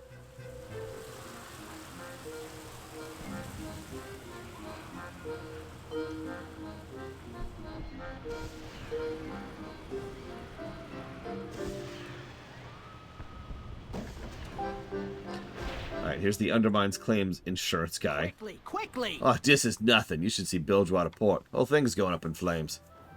Fine, fine. I don't have time to inspect this place. Here's the moolah. I gotta get on the way off the island. Good luck. Go, go! What's happening? We got all our moolah we need. There's only one thing left to know. Get you to the Trade Princess yacht. We're gonna have to hurry. Hop in, cause I'm driving. Always got more to do. Trade Princess yacht's about to sail. Everyone get to the dock. Hand over the keys, boss. I'm driving. Let's go. I'm all ears, boss. Okay. Canonically, there's supposed to be like a whole bunch of them on the car with us. I remember they had some kind of issues with that, which is why it's just us right now. But just picture like everyone that's part of our personal retinue just jumps into the car and is like barely holding on like it's a freaking Looney Tunes cartoon. And we're all just kind of trying to stay in the car as this is running along here. Ignore the giant pile of exploding cars and on fire cars. And oh my God.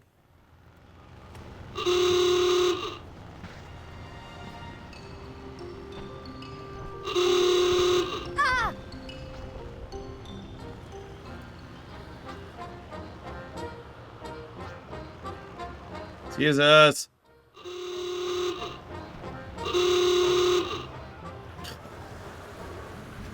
And we've been double-crossed. So everyone's here. But oh my God, evil! I know you can't believe it, but it turns out our boyfriend just double-crossed us. We're through. I'm with Candy now. And also with Bobby Kotick, because he's got the money. Penny for my thoughts. Oh, it's you. Better than that. What an unexpected surprise. Yeah, I got a card game to get back to. Congratulations, you just made it. I see you brought me all that I asked for. Look at hot rod. Bazillion macaroons couldn't have been easy to come by. I'm now the wealthiest, most powerful goblin in all of Azeroth. Too bad for you, I'm changing the terms of our deal. Now you're my slave. Get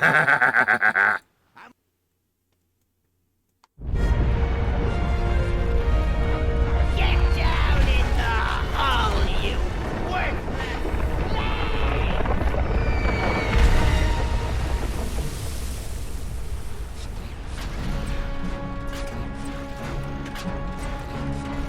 This is all your fault. We were supposed to have these stupid slaves to Kalimdor days ago. I'm not taking the fall for this one. You're the one who got us lost. What does it matter? Gallywix is gonna have both our heads. Shh. Did you hear that?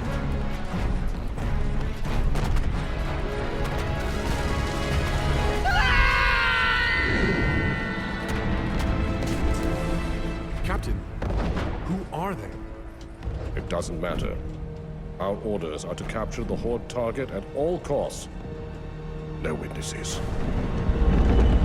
Now, I just have to point out that the Alliance are here trying to kill and capture one of the only people who can actually literally save the planet. Abandon ship! Make for the escape pod! Get us out! Don't leave us down here! Please!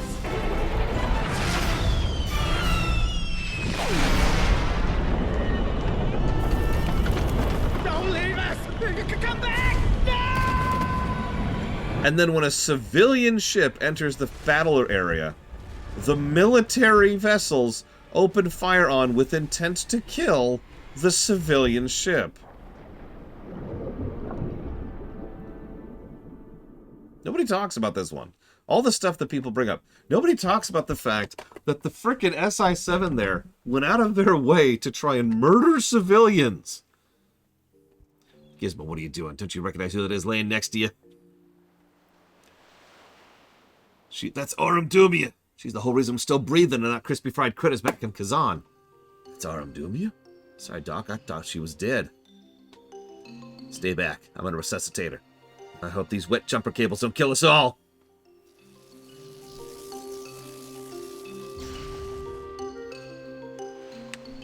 Come on. Clear.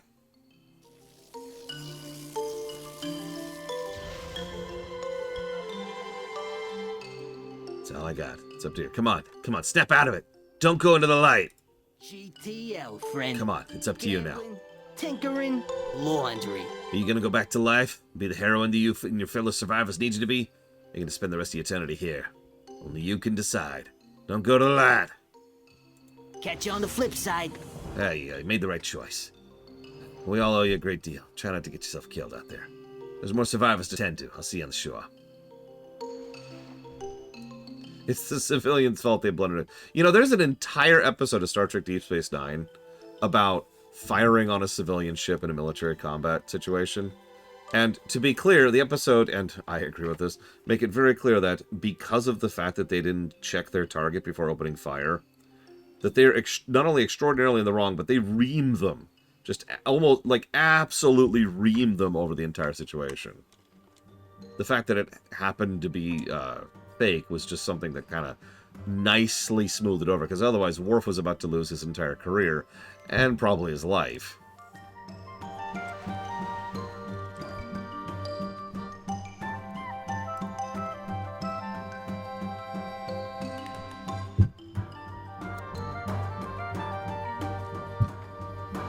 Anyways, and yeah, obviously the point here, Cataclysm was a very experimental era, and they were really trying to stretch out what they were doing, because in BC and Wrath, the Alliance were the good guys, and I think this was a little bit of them trying to flesh that out a little bit more in different directions. Ugh. Whether they succeed or not, we'll see. Pandaria is going to shift gears again when we get there. So that was the Goblin tutorial zone, by the way, Kezan. Give me a moment to jot down a few more positives really quick.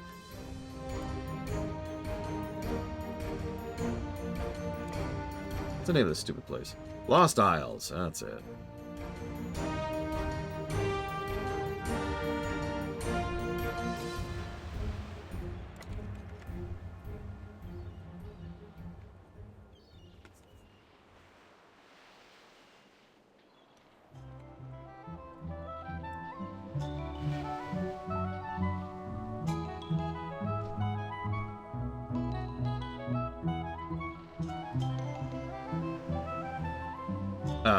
So we're reviewing all of WoW.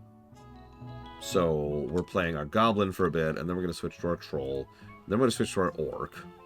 We'll come back to our Goblin later when we go do... let's see here. Looks like Goblin's going to be used for... something? I swear we're doing Goblin with something else. Ah, there it is. Pandaria. Yep. And then we'll switch to Tauren, then we'll switch to Night Elf, then we'll switch to a Forsaken, then we'll switch to a Human, then we'll switch to a Gnome. And I think that's actually it for Kata. And then in Pandaria, we'll switch to our Worgen, then our Goblin, then our... oh, sorry, Pandora and Worgen Goblin. Then Draenei in Warlords, then an Orc in Warlords, then a Night Elf in Legion, then everyone in Legion, because it's Legion. Then we're going to go Human with BFA, then Goblin, then Human. And then we're going to do whatever for Shadowlands, because it doesn't matter at that point. And then finally, we're going to do our Drakthir for Dragonflight. Go, go! I'm sorry, I thought you were dead. Oh, this is just crazy. We sailed into a fight between the Alliance and the Horde. You know, our brothers and sisters still need to be rescued. I think I'm gonna catch you a while. You know, catch my breath. You swim around, head them out, take my pair of thermohydratic flippers so you can get around faster. Hit the road!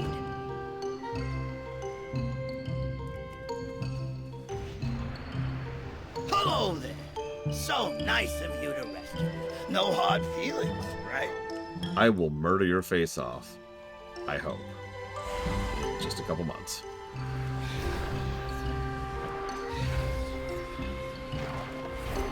Oh no, you're right, Blade Duval. But the really interesting thing is, Worf really was in the wrong there.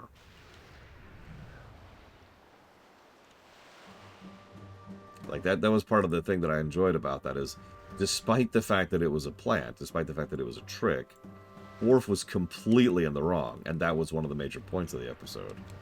He got off effectively on a technicality. As the old saying goes, just because there's no bullets in the gun doesn't mean you didn't pull the trigger.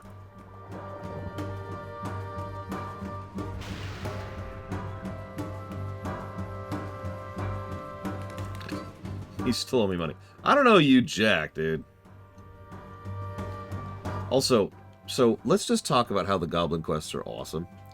Did you notice how they gave us a mount to get across Kezan, just to speed things up and make things smoother? Well, for this quest, which is mandating going in the water, they give us effectively a constant sprint while we're in the water. There's a lot of that in the Lost Isles, where they just kind of give us something to make the game less irritating than it otherwise would be. Something on your mind? Oh, thank heavens you survived. I thought for sure you'd be drowning when I saw you go over the side. Ah, look at all these folks you saved. You need anything, you come Bombs to me. and tools. Those sneaky monkeys to the east stole them in the dead of night. Can you go get them back? Without those tools, we have no way off the island. Let's get back to work. Hey, Ross, you just missed a big talk about WoW. And by WoW, I mean the other thing. Star Trek. The thing we're not currently playing.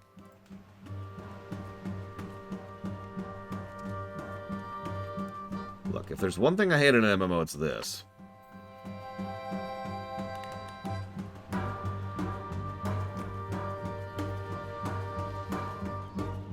That's not actually a joke. Traversal is the thing almost every single MMO gets wrong. All of them. Don't waste my time. Looks like those monkeys will steal anything. Those thieving little monsters have driven the Terraptor matriarch into a frenzy by stealing her eggs. Worse yet, the eggs are starting to hatch. We got a hungry Raptor hatchlings running around all over the place, making a quick meal out of us. We didn't start this, but it's our problem now.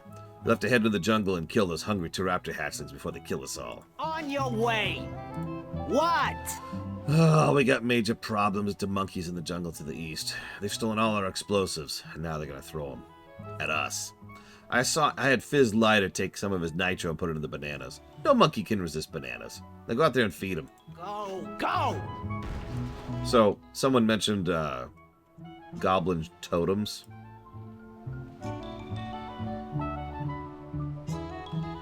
Here's the fascinating thing. So my Goblin was a shaman. My first Goblin was a shaman. And something about it made a weird amount of sense to me. Because they're not dark shamans. Goblins, for all of their short-term thinking and all of their, screw the environment mentality, they're not stupid enough to screw over the elements that are giving them their power. Panic. I'll see to it we get off this deplorable island. You'll see. I got it all planned out. Shut up, Bobby. Yeah, no, they do. Exactly. They do bargain. Now, they're still bargaining. There's still goblins about it. But no self-respecting goblin would ever actually try to be a dark shaman and just rip it out of them. So, yeah, it just kind of tracks for me, right? There is one specific quest I want to point out later. It's actually in Deepholm, where there's a goblin shaman who isn't on good terms with his fire elemental. But anyways, I just wanted to point that out. I don't know, it just tracked for me. God, I am... Yeah. Gallywix is exactly the kind of person who would be a dark shaman. He's bad even by goblin standards, and that really is saying something. Okay, going back to the Ferengi parallel, because let's be clear, there are definitely some Ferengi inspirations when it comes to the goblins. He's like the actually really bad Ferengi we meet every now and again. Like, oh god, I can't think of his name. The weapons deal seller. You remember him? Because someone mentioned earlier, I think it was Crazy Norse mentioned that most goblins are amoral. And that's actually true. Most goblins are just, yeah, whatever.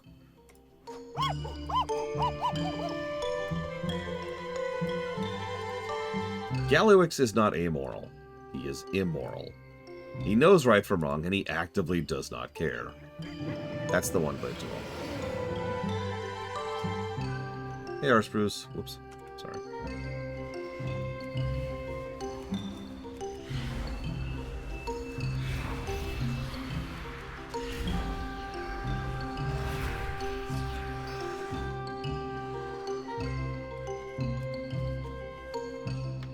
Is it Cousin Gala? Sounds right. He's got his own moon. Yeah, that's him. That's him.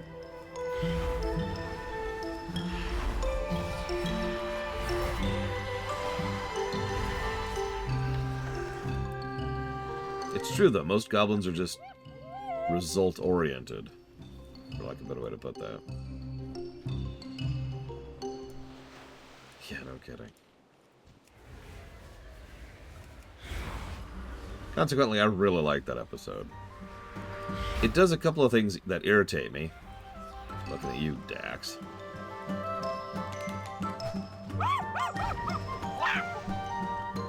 Hey, Dream Whisperer. Hello, off the deeper end. Hey, look! A treasure chest. Probably filled with goodies. So much loot. It's right here. I could loot it all! And it'd be mine! Alright, anyways.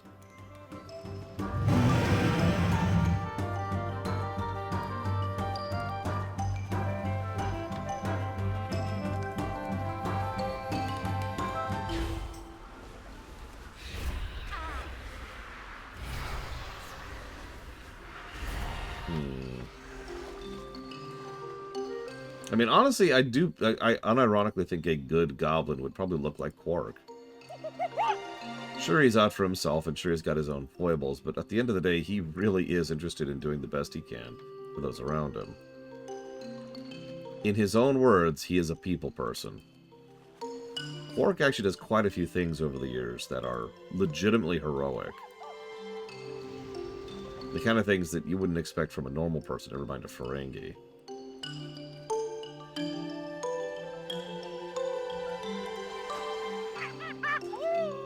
But a good goblin looks like Gazlo, yeah. Gazlo has kind of become the face of the goblins, and there's a good reason for that.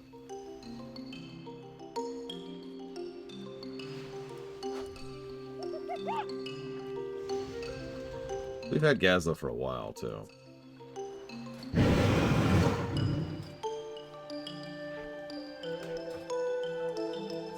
Actually, I wonder.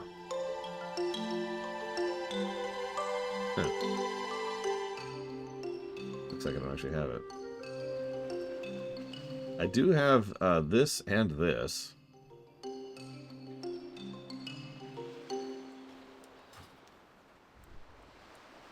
Boy, that was a thing. Makes sense. They launched up in the air when they ate the bananas. That's hilarious. I think I'm going to take a bunch out there and feed them myself. Careful out there. What? I just hope we don't have to deal with the mommy later. That'd be bad. The road. See the matriarch growling up the cliff? Yeah, steer clear of her. Yeah, I heard her. She's right there. But she is in a lead.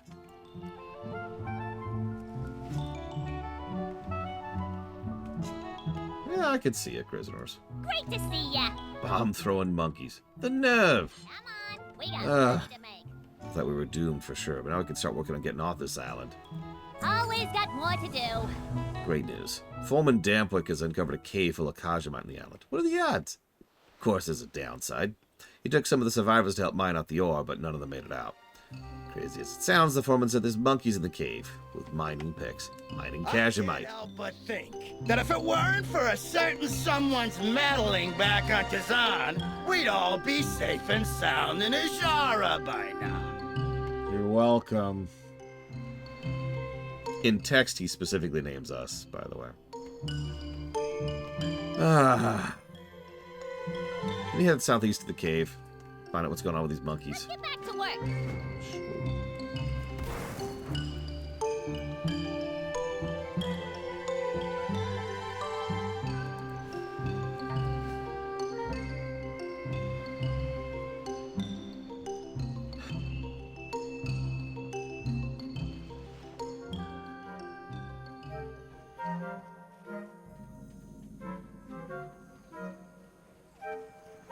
Makes sense.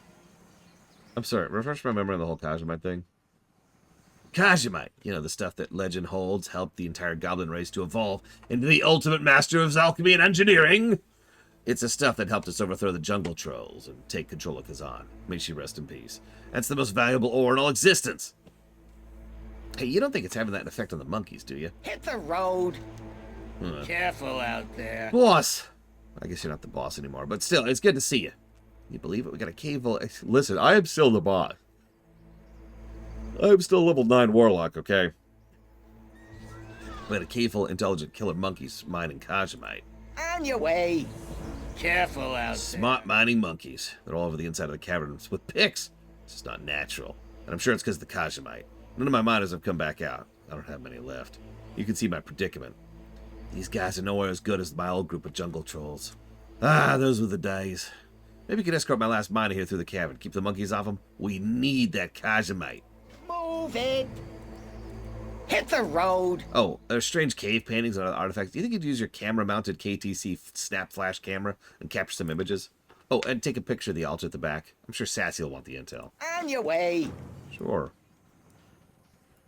Yeah, by the way, a recurring gag through both of these zones is you've got this belt, which, like, does everything in the world. Because Batman. I'm just going to give that away. We've already used it a couple of times to hack the safe, for example.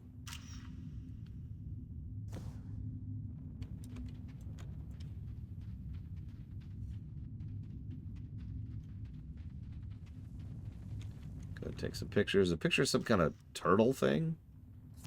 That's kind of strange. Hang on. Let's see. Our troll is... doesn't matter. Our orc is shaman.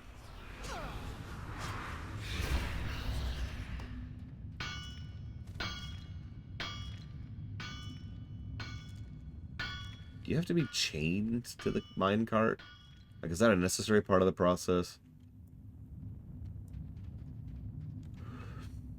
Like, I'm just wondering. No? Okay, whatever.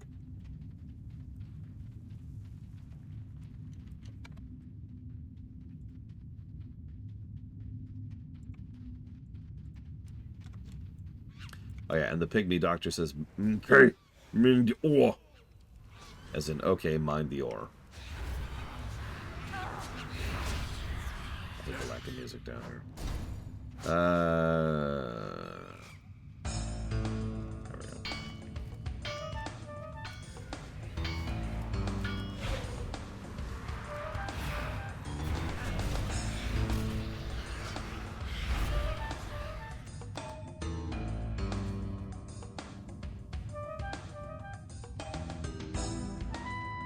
Oh god, how bad is it, Ross? And yeah, I'm actually kind of low on money right now in general because I just did my own Christmas shopping.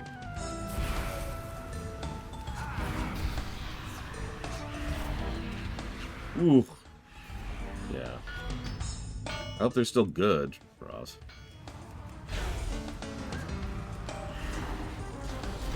I'm pretty sure the Legion would have done their own thing, as they always do. They probably tried to corrupt him. Although they could never corrupt the Goblins, because the Goblins are just resistant to corruption. It's hard to corrupt someone who's already crazy, after all. I have no idea why Goblins are resistant to corruption. Like, logically speaking, they shouldn't be any more or less resistant to corruption, but it's probably completely for meta reasons. Nobody wants to see fell Goblins, right? Or void Goblins.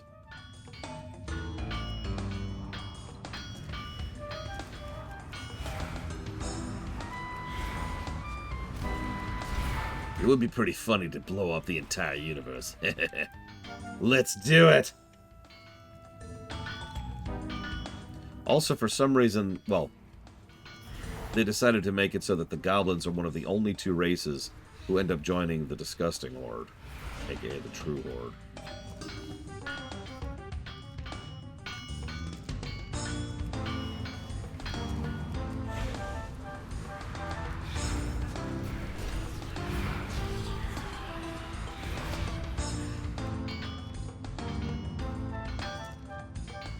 That's the downside of them being made into a more serious race.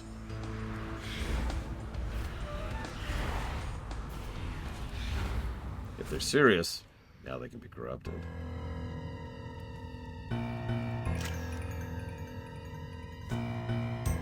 Interesting. Altar. What's with this dead orc? By the way, the name of this quest is Orcs Can Write? Looking through the dead orc's belongings, you find a field journal. Though it's heavily damaged, the writing is legible, if barely. Flipping through the pages, an interesting story unfolds. Good thing you decided to study Orcish. Like the Trade Prince's yacht, the Orcs were fired upon by Alliance warships. You do remember an Orc warship you passed before the Alliance opened fire. Maybe they're firing on the Orcs instead of your ship? Stupid Orcs. They got you sunk! Oh yeah, by the way, the Goblins give a lot of quests to themselves. It's weird. Why did they join?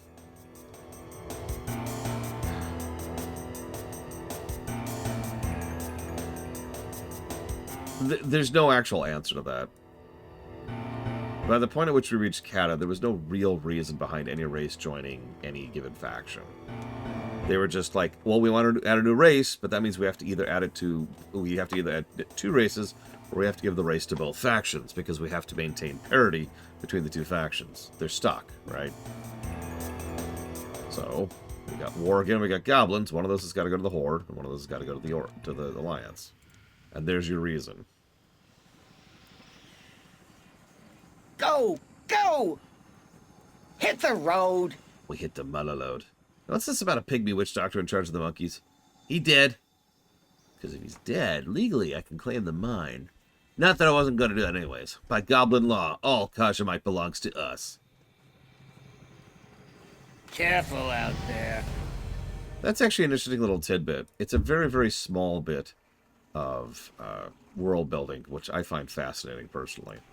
Because it implies the fact that the Goblins have claimed Kajamite is a strategic resource, and therefore that they have the right to all of it, regardless of all of their legal status. So, we're of course going to go demo. Duh. As if there's another choice.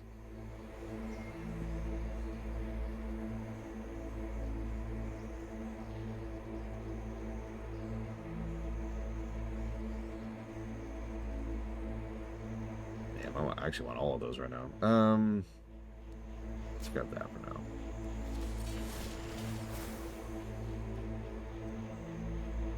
Well, that's true. We already have... The Goblins have to join the Horde because they're ugly. That just makes sense. Let's see what name we got for our Voidwalker, shall we?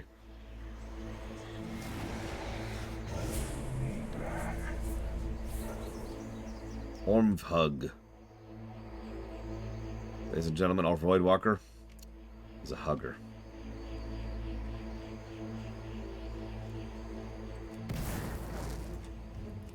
I have to get him out now.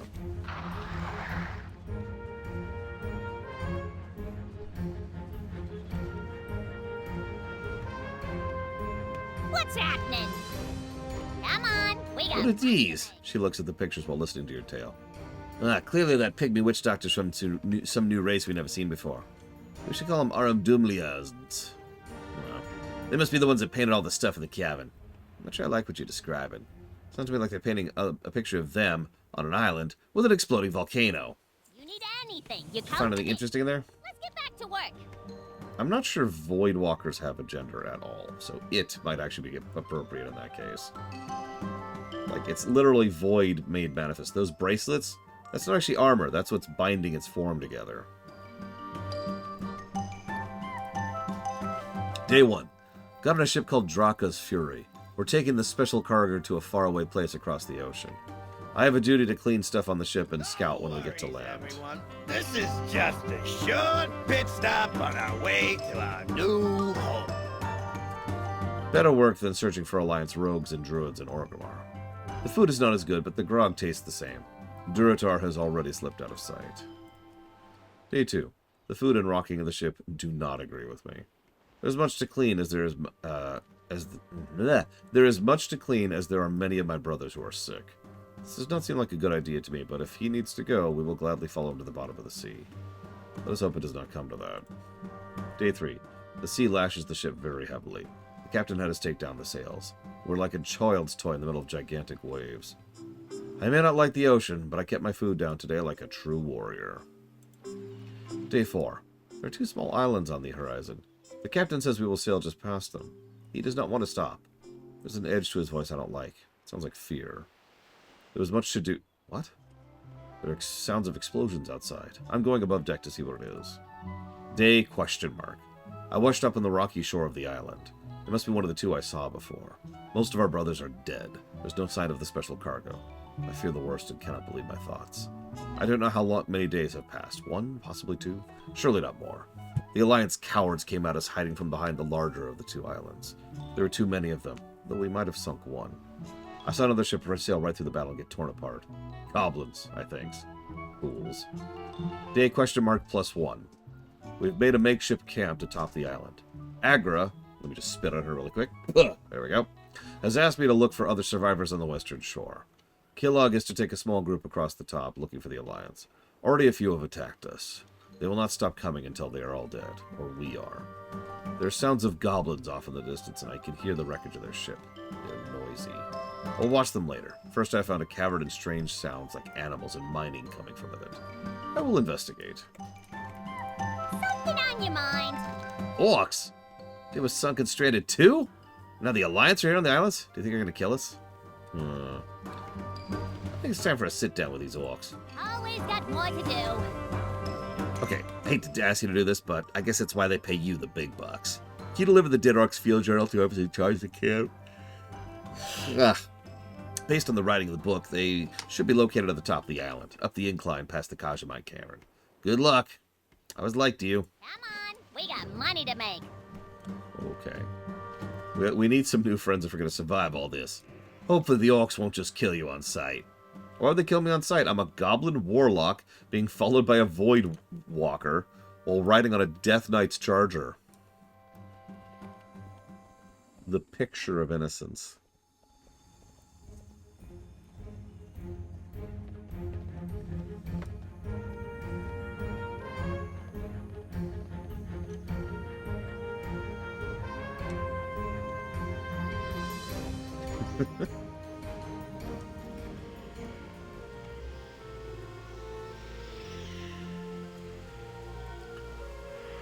So,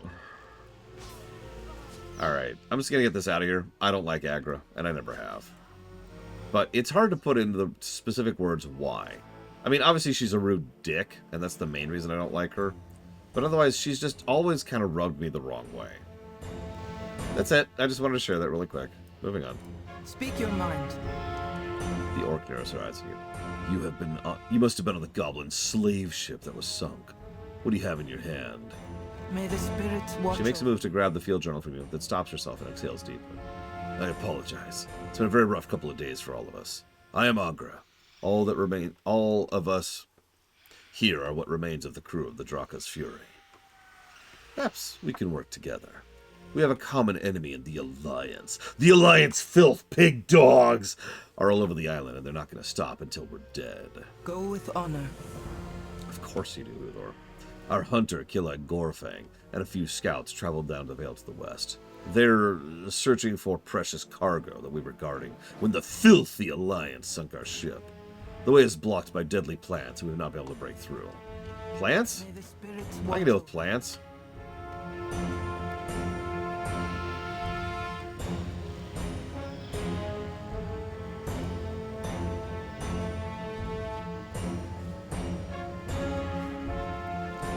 Listen, Jaina can't possibly be in love with Thrall. She's totally got calicos going on. Blood and thunder. Goblin, can you fight? For your sake, I hope so. Otherwise, there'll be no breaking through this hell of killer plants. For the Horde. He barely has time to acknowledge you between rifle shots, but his eye does linger a moment on your Goblin all-in-wonder belt appreciatively. Now is the time for creative solutions. Think about the situation from when an idea comes to your mind, and it's just crazy enough to work. See, I've got this belt, right? And,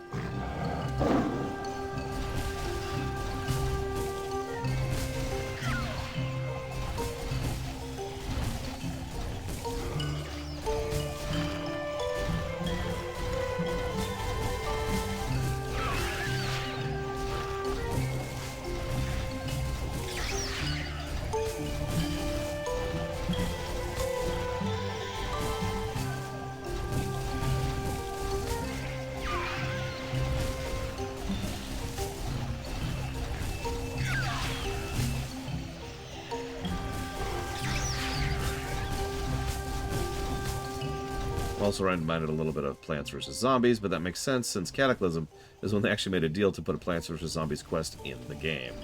Which hopefully will work when we actually get there.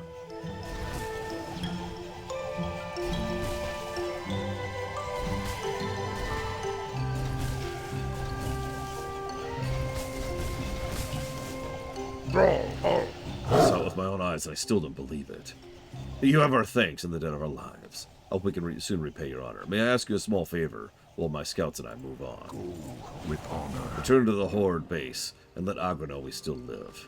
Tell her I'm moving on the Wild Overlook and we will all meet up on the northwest side of the island. Strength. Okay. Yes, I do, Eva.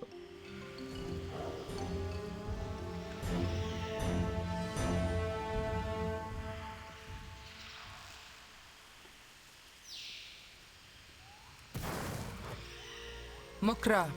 Agra gives the eyes if she doesn't quite believe what you're telling her. I'm not easily impressed. But if what you're telling me is true, then I've never heard of such a thing. You have my thanks. Go with honor. Killeg should be in position by now. It's time for you to move forward to the Wild Overlook. The rest of us will pack up here and move out soon. Just follow the path northwest through the Vicious Vale. Not so vicious anymore, huh? May the spirits watch over you. Yeah, the spirits don't give a crap about me. I'm a warlock.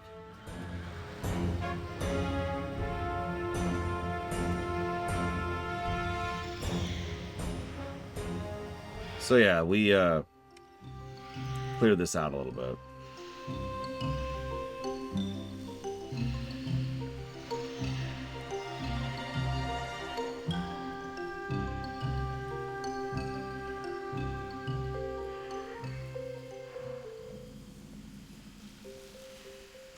They probably aren't super fond of them Crazy Norse. Strength and From honor. Ka, we have a problem. Go for Keep your voice down. victory. The glen north and west of here is crawling with Alliance assassins. Unfortunately, we haven't been able to spot them. Cowards. They hide and won't fight face to face. You goblins are known for your wondrous goggles. Surely you have a pair that'll allow you to see them? For the Horde. Actually, yes. As it happens. Just turn on my heat sensors here. There we go. Looking for heat, looking for heat.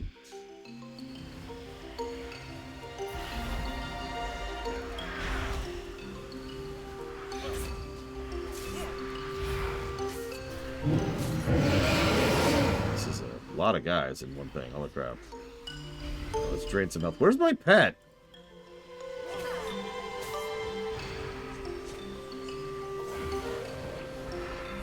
There we go. Get out here and do your job. And by the way, the Voidwalker is the tank pet, so you'll probably see me using him a little bit. By sheer virtue of usefulness. Yeah, it sounds about right, Lord Harlow. That's one of the reasons why if you ever see me hit 68, I believe, I immediately make sure to never go back to Stormwind or Iron or Orgrimmar.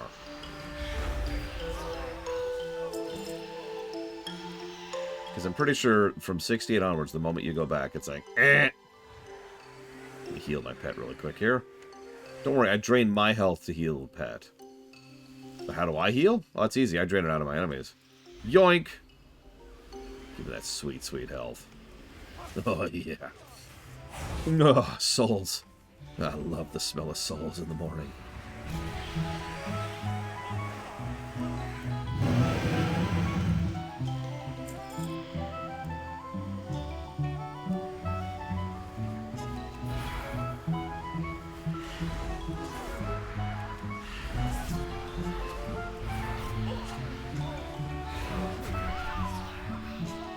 Ah, interesting. I still tend to think of 68 as the line, because the moment you hit 68, you can no longer time walk. Or, to phrase it more accurately, you can no longer do anything with Chromie. So, like, if you want to switch time walking, you can't. Or if you want to leave and then re-enter, you can't.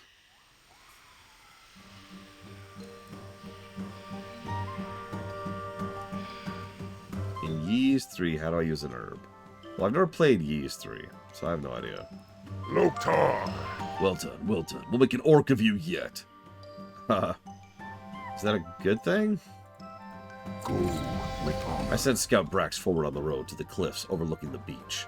I'm going to put you into a bastion. Travel down the path and let Brax know we are taking a different route. We'll see you ahead. Wait, you're putting me on a what? Ah!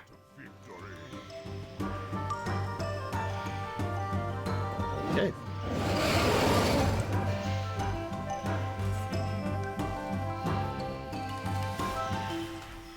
Voyager, Ross.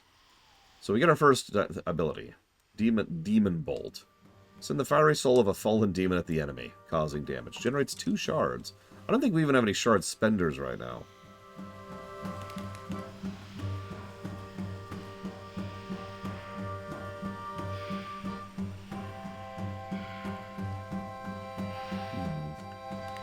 We will in a bit, though.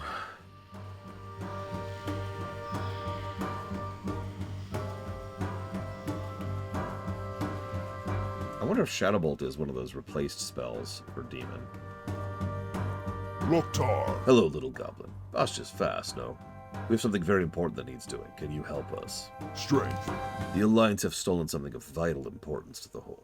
It's being held out on their ships. The other end of the beach is a gyro chopper. Our battle sword will cover your approach. Retrieve the keys, fly out to their flagship, and retrieve our precious cargo. Go forth to victory. Let's do it. Then he says, get to the gyro chopper! Do it now! I don't know why he says that, though. It's just kind of strange. Anyways.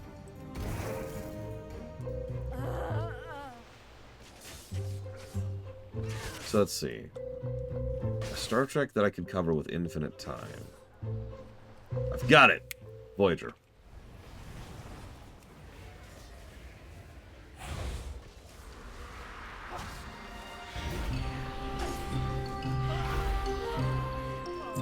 Oh, you mean New Trek. I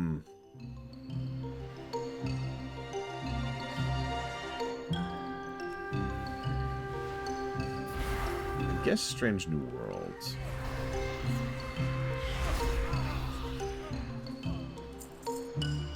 That is something that could be in consideration for negative territory, Uthor. And there are exactly 3 zones that lean into that pretty heavily. One of which we're in.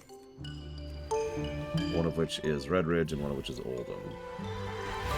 I'll think about it.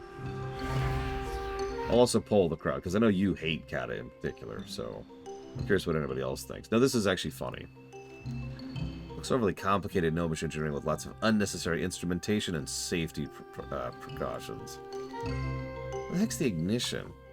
I wonder if it flies without doing something weird, like turning into a chicken or shrinking down to the size of an ant. Oh, look! Someone left loose change in the ashtray.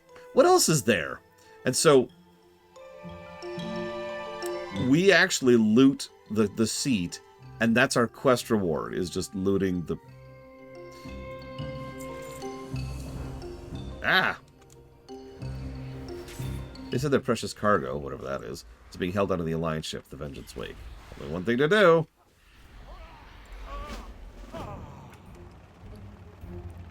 Why would I need safety precautions? That's just going to slow the whole thing down. Look, we want to deregulate things, right? That's the goal here.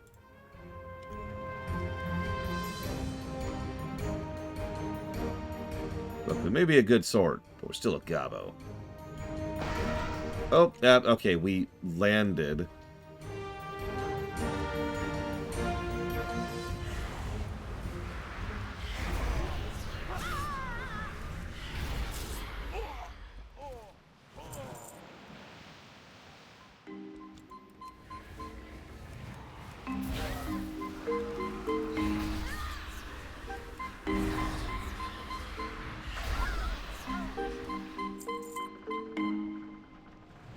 Alright, what we got down here?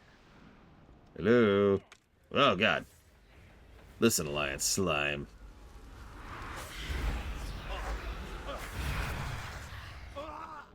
Sends the fiery soul of a fallen demon at the enemy. This spell is literally just flinging demon souls at the enemy. Oh, crap, it's an Alliance Wizard. Ah, I hate Alliance Wizards. Always all uppity and snippety and like, oh, I'm so smart and powerful. Alright, whatever. Loktar, friend. What is it you wish? So, anyways, spoilers. The precious cargo is Thrall. Loktar, friend. What is it you wish? If not for you, I would surely be on my way back to Stormwind to be paraded as a trophy and a slave. The Alliance dogs found me unconscious on the shore and put me in a magical cage. It was keeping me from connecting with the elements. No longer. Loktar, friend. Stop doing that. What is it you wish? I never thought I would be a prisoner of the Alliance again. Can I begin to express my gratitude to you? Arumdumia, was it? I'll meet you on the top, and from there we will deal with them. I will see you up top. Thank you again for my freedom. I don't actually care for his shaman outfit either, to be quite honest. This was when he was going through a bit of an identity crisis, for lack of a better way to put that. Literally, it's actually part of the story arc, is that he's torn between the idea of being a war chief and being a shaman.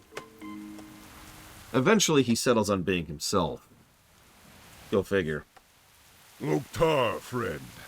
What is Stop it? saying that. My mission is too critical that these... A boundless fury. Unleash your tempest upon the Alliance. My mission is too critical to let these meddlers continue to dog us. It's up to you and I to put an end to this once and for all. Loktar, friend. Oh my god. What is it you wish? Brothers of earth and fire, hear me. Sisters of water and air, heed my call.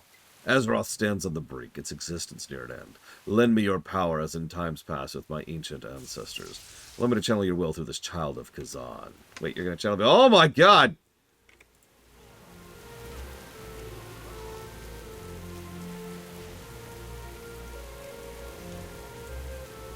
Spirits of the sea, rise and lay waste to my enemies. Yeah, the whole point is that Thrall is not a member of the Horde here. That's why Garrosh is currently the war chief. We could argue that left, right, and center, but really, no, he's not a part of the Horde right now. He has, frankly, more important things to deal with than that kind of nonsense. Yeah, by the way, Thrall has 3 big mistakes. I've referenced them many times, even in the Warcraft videos. His first big mistake was calling it the Horde. His second biggest mistake we'll see more in a bit, but it's making sure that Hellscream is in charge in his absence. We'll be seeing his third great mistake pretty soon, too. I don't know, why are all quests like this? This is great. Backtracking? No, I'm just gonna go there. Boop. Alright. Hi, guys. I love how all of my people are in just a line here. By the way, really small thing. Just about all of these are names, and they're people from the starter zone, the tutorial zone. Including Chip and Dale and Candy Cane. Don't waste my time. Right up in front of the line, of course. Loktar, friend. Oh my god! That's almost a bug at this point. You have done what few others could have. Our world owes you a debt larger than you could possibly understand. Loktar. Our destinies are intertwined. There are events taking place that are reshaping our world, and ultimately will destroy it. We must put an end to them before it's too late. Now they can always count on me, sister. We'll meet again on the larger island. May you find peace until then.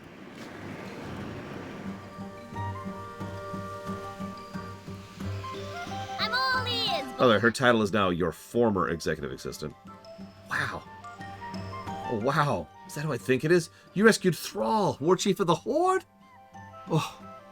Well, let's see about getting you over to that larger island. I sure as heck don't want to swim down the strait with all the sharks. You need anything. While you were away rescuing the war chief and saving us from the Alliance, Foreman Dampwick built this rocket sling to shoot us over to the shark-infested trade to the bigger island. Lucky for us, the Foreman managed to salvage a town in a box. Once you get up there, you'll have a town of our own. Oh, I can't wait to sleep in a bed again. Dampwick's down by the landing. Why don't you take the next rocket over? Okay. Come on. We got money You to make. think you're such a big shot, saving everyone and making friends with these orc savages. Yeah. I'm gonna crush you. I'm the trade prince, me! I got a plan that's gonna get me off this island and make me the king of Azara. Mark my words, I'm gonna get you. I'll get you all. Out of my way!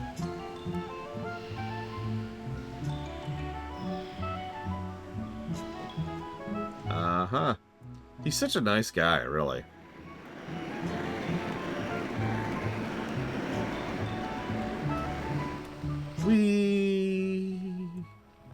Alright, let's get to the second island. Bye, first island. Alright, why are we going so far down? Is this a necessary component of the... Cool. Quickly, quickly! I'm glad you survived the trip. Not everyone did. Really? Move it! Trade Prince had an entire town in a box in the ship's hold. I managed to recover it while you're out saving all our skins. Want to be honest? Alright, so I'm going to ruin the illusion here just because I want to show this off, okay? So, remember they keep doing these tricks to hide phasing, that is to say layering, across layers? Well, this is actually my personal favorite trick. I'm going to actually point down, and you'll see it happen right there. Right there. Did you see that? You can actually see the moment of the layer. You're not supposed to look down. You're supposed to be like this. And then when you land, there's a town here now where there wasn't used to be one. It's quite clever. And most people I know never actually bothered to look down, so they just land and all of a sudden they're in the town. Now I know what you're thinking. Hold up. How is an entire town collapse out of that town in a box? So it's called a town in a box. You gotta keep up, okay? A new assistant! My genius cannot be contained within a box. Wait, this isn't Ashara? What is this place? That's a dormant volcano! I have half a mind to go to join the Trade Prince. The other half of my mind is considering the possible weaponization of clucker eggs. We have field tests to conduct. Don't waste my time. Hey, where's the dock? Someone stole the dock and the oil refinery from our town in a box. Who would do such a thing? Where's the Trade Prince? Careful out there. Anyways, Hobart says he wants to speak to you. On your way. Okay, what's up, Hobart? Do you have a question? Hey, my girl. I have something very important for you to do. Ambition is the mother of invention. Oh, it's ridiculous. The greatest goblin mind of all time. Reduced to food detail. I made the micro Mecha-Chicken just for this reason, and they let it get away. Do I look like I should be rounding up escaped cluckers? No, my friend, not I. Bam, most definitely. Although he's too lazy. Your station in life has recently taken a turn for the worse. You do it. Take these remote control fireworks. Attach them to the cluckers. Run along now. You want me to remote... Okay. Let's see what happens when we attach some fireworks to a clucker. What? Okay.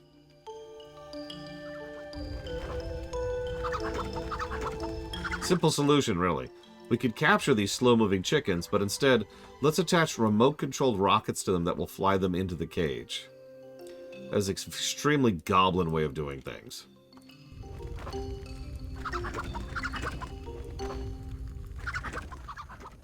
No, Mr. Red. As Huthor pointed out earlier, they're trying to make goblins a little bit less horrible because the overwhelming majority of goblins we encounter in the game, up until this point, are not from the Steamweedle Cartel. They're from one of the worst cartels, like the Venture Company. Now, anybody with a functioning brain... Hello. Anybody with a functioning brain could tell you that, you know, just because one group of a species is bad doesn't make every group of the species is bad. But as we all know, nobody who plays WoW has a functioning brain, so they had to really make it clear that we're not, you know, those goblins. Yes? What is Success! Was there ever any doubt? Hey, Greeley, fire up the pulverizer. Also get the empty town in a box. Back to the drawing board.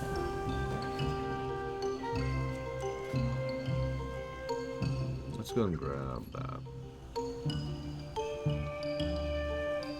Yeah, let's do that. No, listen. They're ugly, Crazy Norse. They're ugly, so they're evil. Pay attention, man. Come on. You gotta keep up. Quickly! Hobart thinks he's gonna feed us those tiny clucker eggs. Pah! We need some real eggs. I've already set up some traps in the Raptor rise to the east. Take this bunch of clicker eggs, lay them in the traps. Spiny Raptors will go right after the eggs, and then we trade up to the larger eggs. Genius! Move it! You want...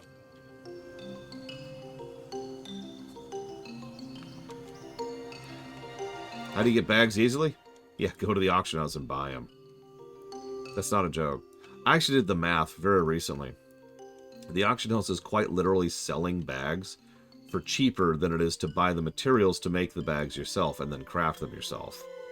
So in other words, if you were to craft your own bags with materials you buy from the auction house, you'll be making them at a loss.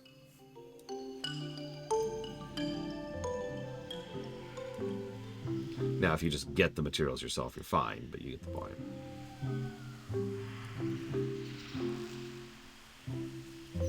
Why are we killing raptors to steal raptor eggs? Like, couldn't we just eat the raptor meat? Then again, they are predators. But this is Azeroth, where everything tastes good. No wonder this place is so war-torn.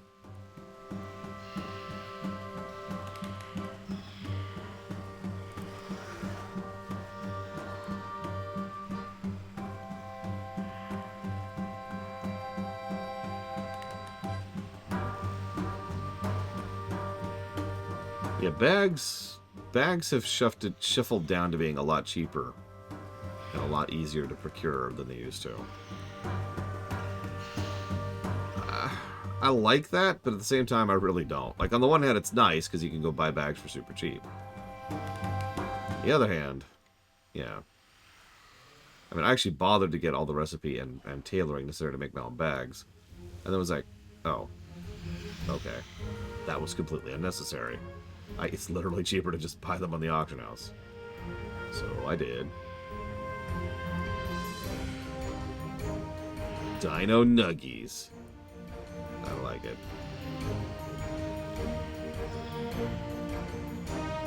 That's one of those interesting ones, isn't it? In World of Warcraft, your inventory expands pretty much every expansion. No pun intended. It becomes easier and easier to have larger and larger inventory. And if at 14, you have the same inventory from the moment you make your character to the moment you finish Dawn Trail. So, take your pick on that one.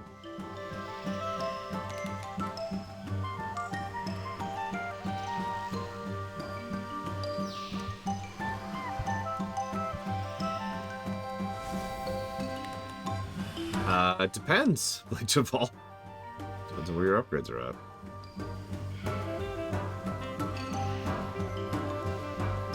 Let's see. The cheap bags right now are 32s. So 32 times 4 plus 16. Plus the reagent bag, which is like 34, I want to say. So whatever that is. Now that's the cheap option. That's not the current cap. And yeah, I don't know. Like, I'm not, like, in favor of WoW's inventory system, but at the same time, I much prefer WoW's inventory system to FF14, because FF14, of course, is a game that only Stalin himself actually enjoys. Wait, I enjoy FF14. Anyways, for real, though, part of the reason I prefer WoW's inventory is that there's one inventory, which I know sounds like a weird thing to prefer, but there's one thing that irritates the hell out of me in FF14 is that there's two inventory buttons, and the way they interact is janky as hell. Worst transmog I've ever seen. Did you see my character? Have you not seen the beauty and the glory that is the BC transmogs, Mr. Red? Hang on. I gotta school you now, Mr. Red. Behold its glory.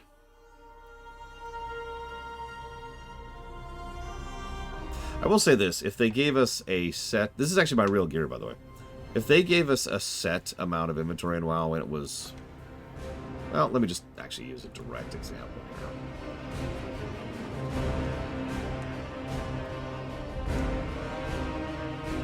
Let me just see what my actual inventory is on my main.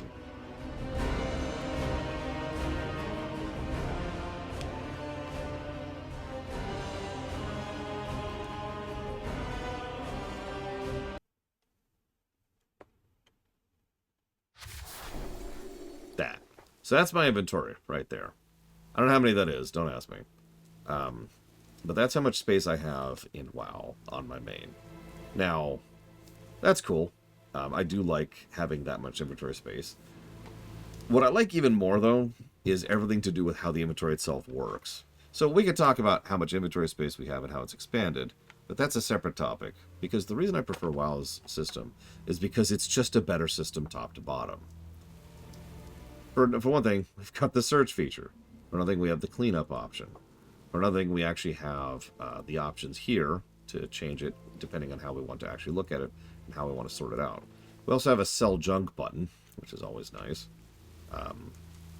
And the way the bank works, the way that sorting works, the way that storing works, the way that pulling out works, the way that scanning your own inventories works, the way that the other bank works, the way that the other bank works. It's all convenient and amazing and awesome, and the kind of thing that really FF14 is probably physically incapable of doing, because it's all interfacey kind of stuff. And that's why I prefer WoW's inventory. It's not actually the inventory itself, it's the interface.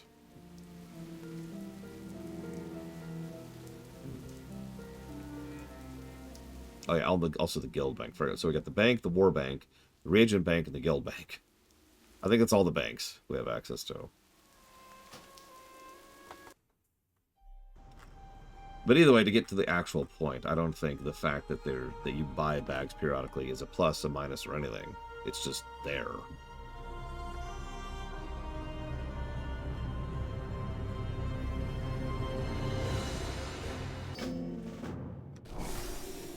Yeah, that's great. Heroes of the Horde. Shut up.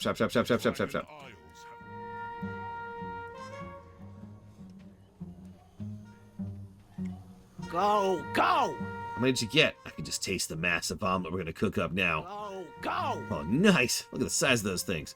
There's no way Grapple Hammer's going to be able to top those. Move it! Speak up! Bam, Mega Bomb? Who does he think he is? His spiny raptor eggs are no match for what we're about to recover. As you know, each town in a box is equipped with a micro Mecha-Chicken for dietary emergency. Luckily for us, my keen intellect was able to deduce the location that our prodigious pre-programmed poultry ran off to. Head north to the Scorched Gully, but beware, its circuit boards are fried. I imagine it's not so micro any longer. Run along now!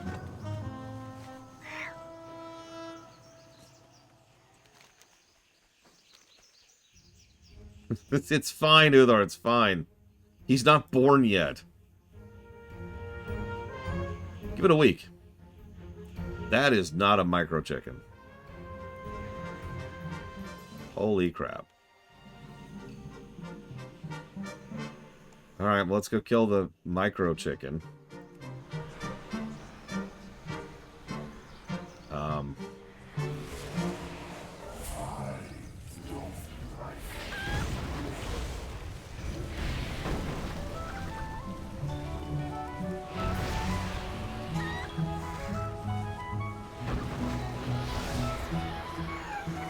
Let's take its mecha egg here. How is this supposed to feed people?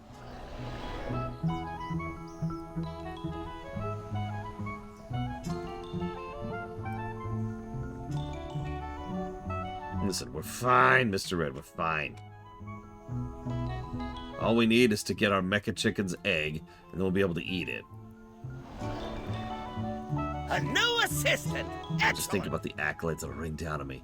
Us, when the biggest egg ever is returned. Back to the drawing board! Eureka! My genius saves the day yet again. Take that, Bam Mega Bomb.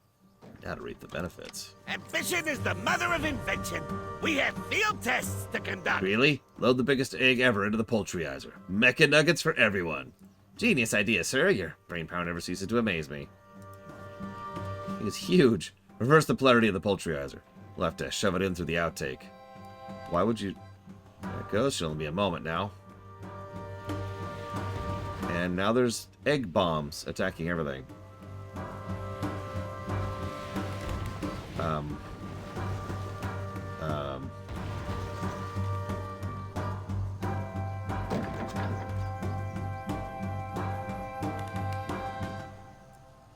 Yes? What is it? Fine. Maybe the whole egg thing didn't quite pan out. Alright, who's up for some shark meat? Only one little problem. Well, actually, a big problem. The hammer! I have a brilliant idea. Swim out to the dire straits, get us some shark parts. Give it to my assistant. I'm too important to get my hands dirty with the small details. Ambition is the mother of invention. Great.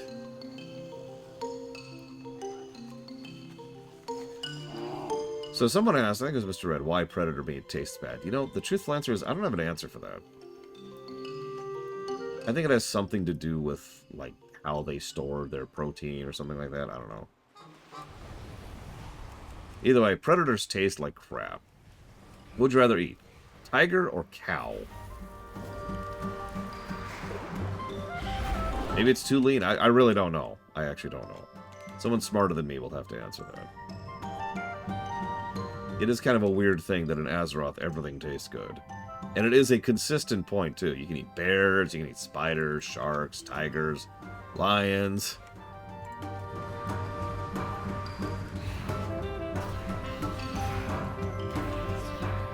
Gorillas. I'm trying to remember what else.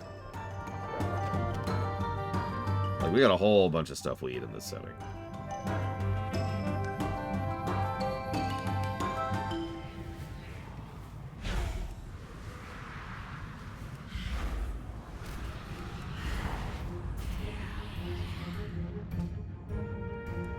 Oh yeah, you want to hear? I know I don't like to talk about Shadowlands, but by total coincidence, I had been looking up something and forgot about it, and then decided to finish looking it up.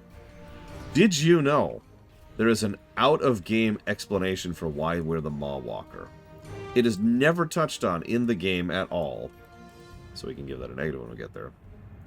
But someone answered in a BlizzCon panel why we're the Maw Walker. Why we can actually leave the Maw, whereas no one else can. The answer is because of our deep personal connection to Azeroth.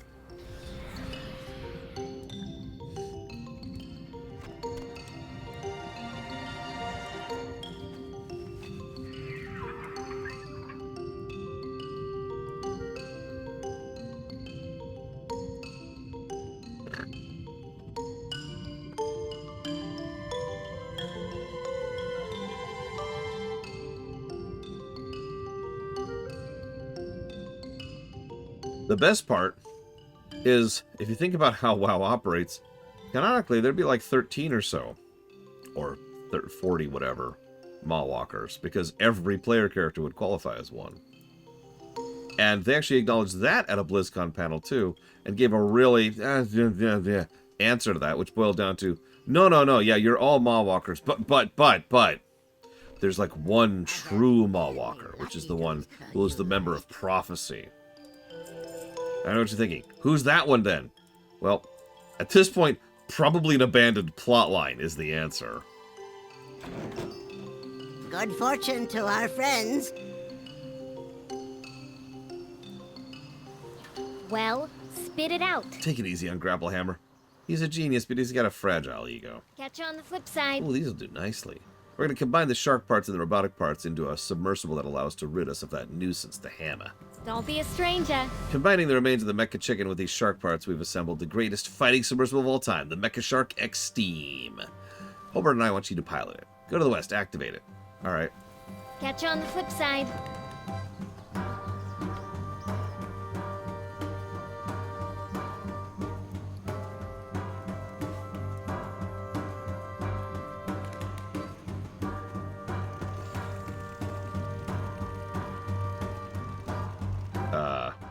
Oh, Jesus. That's a little buggy. That's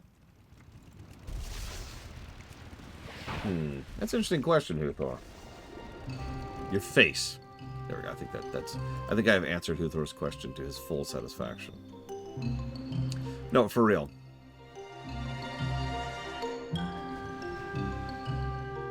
The conceit of the game has always been that other players don't really exist, right? I know that sounds strange, but that is how MMOs operate.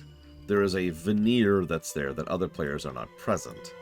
Now, WoW kind of bypasses that a little bit by saying that other players do exist, but only for other classes, only for other people. So, there actually aren't every Legion player being the High Lord. There's only one High Lord. You, the player you're currently playing, or the player of someone else or whatever. The other players are members of other classes, right? Makes sense. By contrast, the fact that we're all Maw Walkers doesn't actually bother me. That actually makes perfect sense. No, the reason I brought that particular thing up was because the fact that there's one true Maw Walker, the one real Maw Walker, which is just trust us, bro. It's gonna be great. His dick is just. All right, so. Do you have a question? I mean, if anything, what irritates me the most, and I'm just going to be really, really honest about this, is the fact that they pretended they had any idea what they knew what they were doing. in Shadowlands, when they very clearly didn't. Just own up to it. It irritates the piss out of me when people lie about that kind of thing. It's one of the biggest reasons why Battlestar Galactica, to this very day, actually has a giant black mark against it in my books. Because they needed to just admit they didn't have a plan. They needed to admit they had no idea where they were going with the story. And instead of constantly lying to everyone about that. Let's go with Dreadstalkers. I believe it goes here. Or, no, it actually does go there. Speak up! Yeah, there's multiple. Yeah, Lost, the perfect example. Just tell us you don't know where you're going with Lost. No, we've totally got it. We've had all planned out. No, you don't. Excellent work, my girl.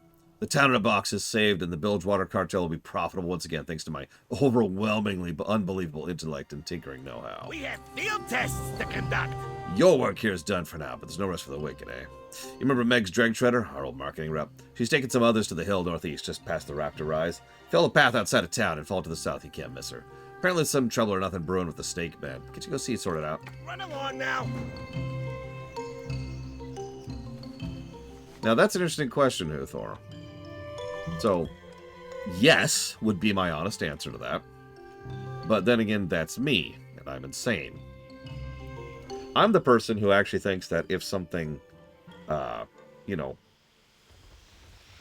is wrong, that you should admit that it's wrong, rather than making up some nonsense about it.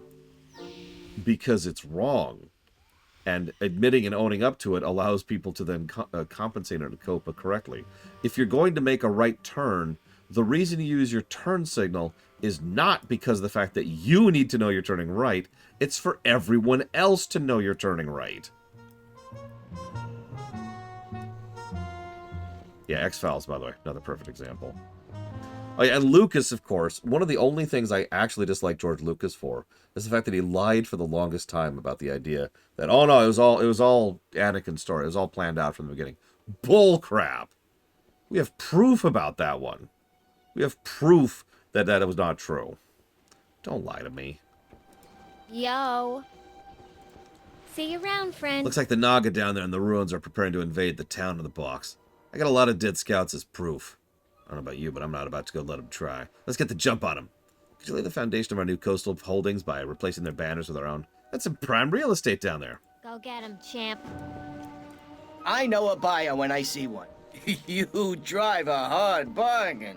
It's oft whispered in dark corners of a material so fine, so exquisite to the touch, that goblins of sophisticated taste will spend any amount of moolah to get their hands on some. Naga hide! That's gross. Remember, Naga are people. I know you're going down there, and it's inevitable you're going to have to fight those snakes. Hey, they're not going to have a use for the hides anyways. They'll be dead. If you ever need anything. And yeah, the Plants since Warcraft 3 thing is just... that. Obviously, that's a lie. And it's nonsense, and it's stupid. But it is specifically the lie part that pisses me off most about that particular point. For those of you who don't know what we're talking about, several people... during Shadowlands were like, hey, I don't remember the exact quotes, and I don't want to misquote, but several developers said that this was all part of a story arc that had started in Warcraft 3. It's the conclusion of the entire Warcraft story arc, and that everything has always been building up to this for, like 20 years and blah, blah, blah, blah. And all of that's a load of bull crap. I got a bridge, okay? I got a bridge to sell you, right? And, no, I'm already done talking about it, Mr. Ed, because the thing I wanted to say is that it is the lie specifically that bothers me the most about that. I don't know. I think I'm just weird. Because Huthor is correct about one thing. There is... oh, God. So there's a case. When was that? That would have been... 30s? 1930s? Something around there. There was a legal case, or legal battle between Henry Ford, who is not exactly a good guy to begin with, and several of his shareholders. And the thing is, if you've actually done your homework and read up on that case, the ruling wasn't what people like to say it was. But ever since then, it's been considered common reality that everything else legally in a corporation is secondary towards making profit for the shareholders. And so, like Huthor's mentioning, you can't admit fault in public. Why? Because it'll damage the stock, which is seen as being negligent and can be sued for criminal damages to the company. Now, that's all a load of bullcrap. Like I just said, again, if you look into that, that is a false ruling, for lack of a way to put that. Like, that is a complete total load of nonsense. But that is how everyone has taken it for the better part of the last 90 years now.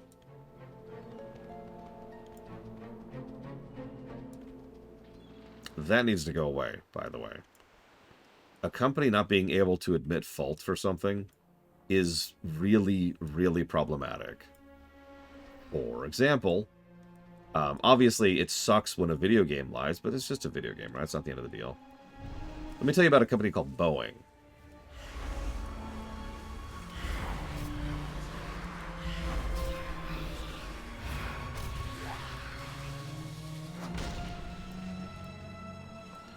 Also, I like the Goblin banners we're throwing down.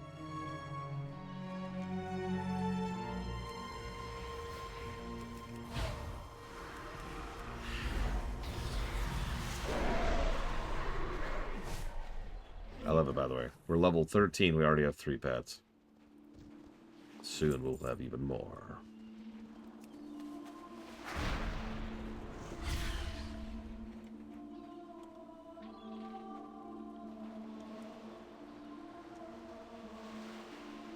But you notice I didn't name any names there, Huthor. I did that on purpose.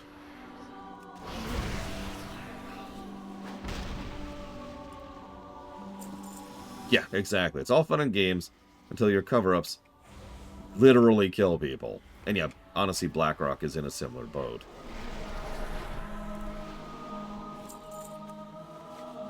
BlackRock is a company I honestly recommend nobody in chat reads up on. I know that sounds a strange thing coming from me, but let me just say that the more you read up on that, the more horrifying it is. Leave it at that.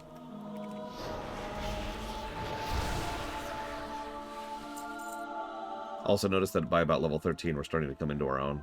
I've mentioned this before. Virtually every class in the game, by the time you hit level 20, you pretty much know what your class is going to be. There are other ways and other things you can do to change up your build, your spec, your style, but the core mechanics of your class, of your spec, excuse me, are something that are realized by level 20. Right now, most of what we're doing is we have our static pet, that's our Voidwalker in this case. We have our summoned pets, which we can summon on the fly based on procs and resource usage. And then we've got procs, which is based off of our pets. Our spells feed into our pets, and our pets feed into our spells. And there's your loop.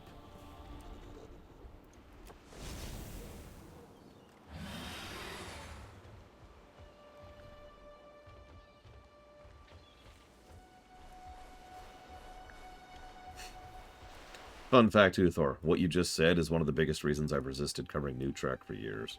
And will continue to do so.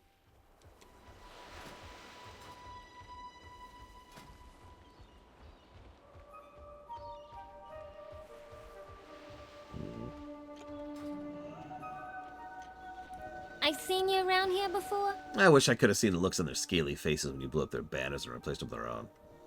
Second that, I don't want to be close enough to see their snarls. Don't be a stranger. Can I interest you in a payment plan? How many do you have for me? I think a 95 to 5 split's more than generous. Glad I could help. Well, we're gonna be filthy rich. If we can get out the island, that is. New shipment's coming in soon.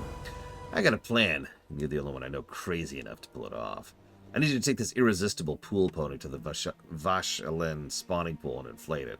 Then swim down to the hatchlings with it on it. I'll bet anything the hatchlings can be lured away to follow you. You want me to go steal 12 Naga babies? Everybody loves a pool pony. It's our fastest selling toy, behind the Kablooey Bombs Infinite Edition. You have an infant edition of Kablooey Bombs.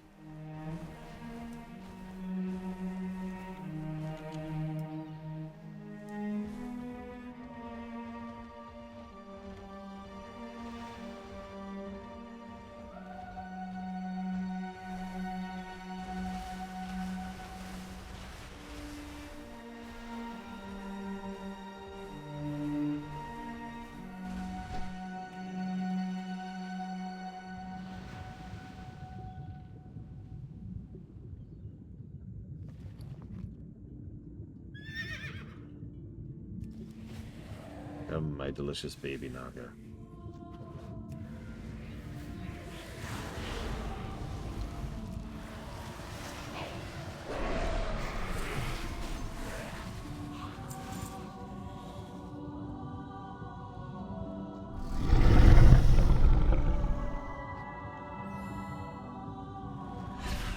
Look, I'm not saying we're going to kill these guys. I hope. We'll see.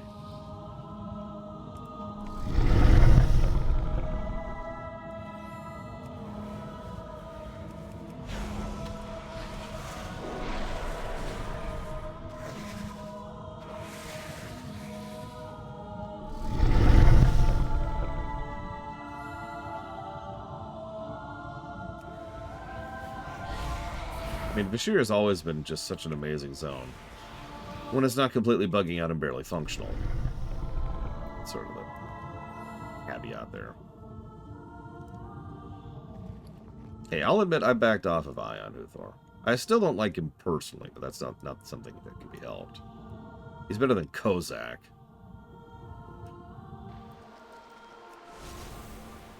And of course, the jackass. It's such a gradient, right? And you've got jackasses like Afrasiabi, or however you say his stupid name. You've really dug down a lot, you know what I mean?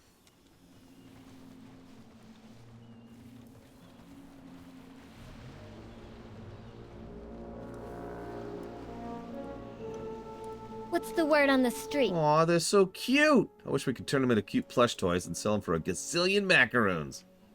Please don't kill babies to turn them into plushies. Keep your ear to the ground. You and I need to march those Naga hatchings down there and use them as leverage to convince the leader of the Naga to surrender to us. Sure. I love how the dialogue for the faceless guy here is, this is their leader? Deal with it. Glad I could help. There's our combat res.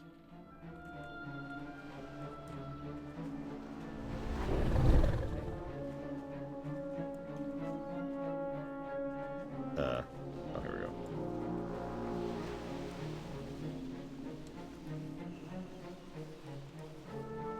Yeah, that Nog has legs and everything. It's very strange.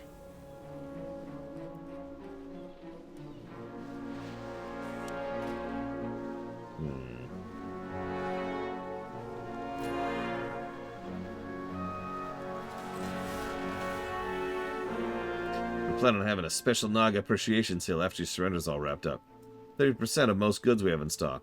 Red light savings on Kaldorei artifacts. Today only. Yeah, I like the new Naraki model they came up with in Kata. Right, the one actually Agra's because we have their children. I'm honestly surprised the Naga are even capable of recognizing that children are a thing to be valued. Most Naga are functionally out of their minds. Similar to how the Black Dragon flight was. Keep your distance. We're not kidding around here. Get it?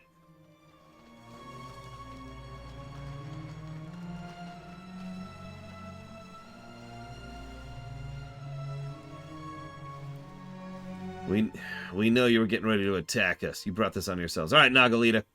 Come on out and hide and surrender in the name of the Aramdumia and the Bilgewater Cartel. What the hell is that thing?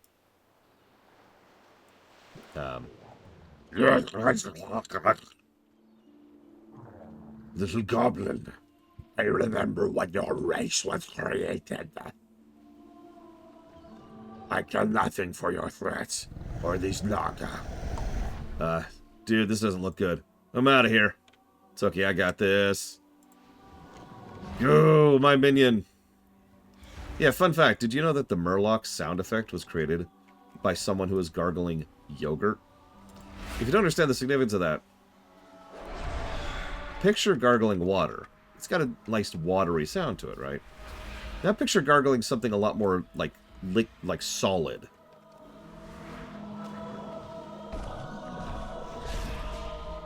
And yeah, it makes so much sense, right? Because it would produce such a unique noise. Because you're not really gargling at that point. It's more like you're choking. And there's your Murlocs.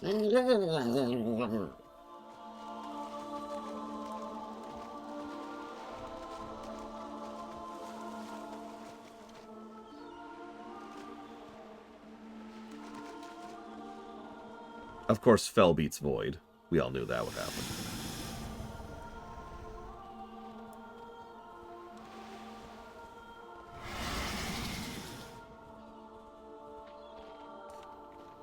I mean, that's how a lot of sound effects go.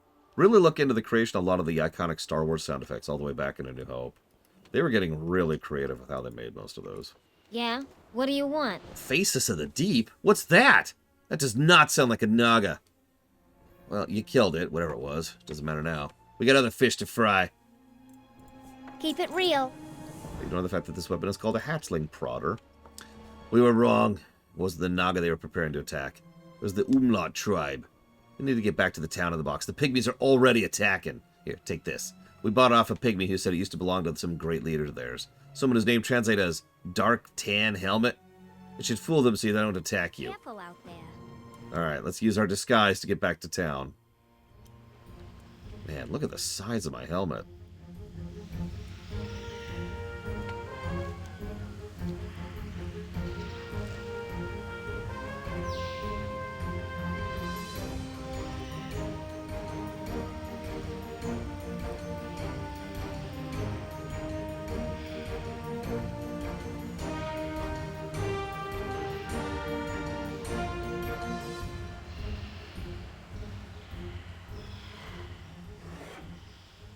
Yeah, the pygmies showed up in Kata and then went away.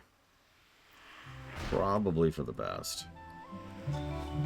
Having said that, there is one thing in the pygmies I like, and it's a daily quest to murder them all. It's a lot of fun. I used to do that regularly. These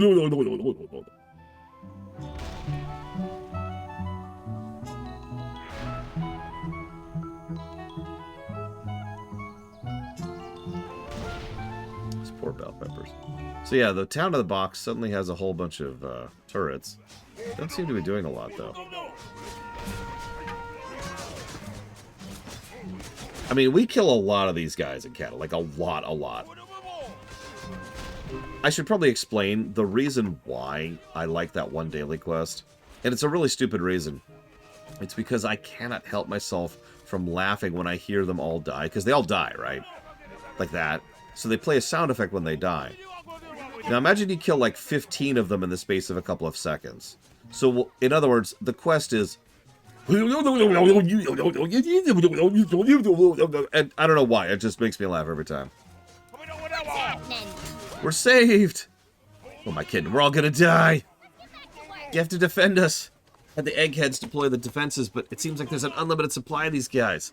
Get behind one of the BC eliminators. Why are they called BC? Ah, well, let's do it. Oh, Bilgewater Cartel, that makes sense. Yeah, I'll try to show it off, because I know at least one character has it unlocked. That'd be my warrior. Because that was still my main back then.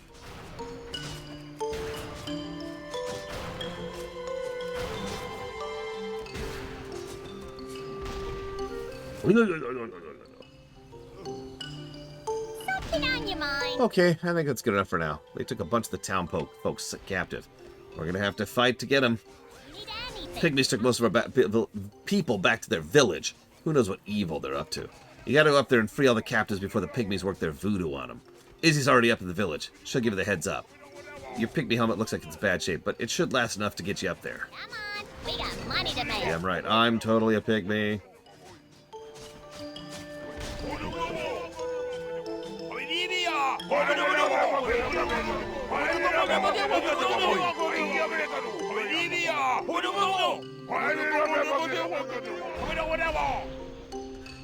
Yeah, so that's what that daily sounds like right there.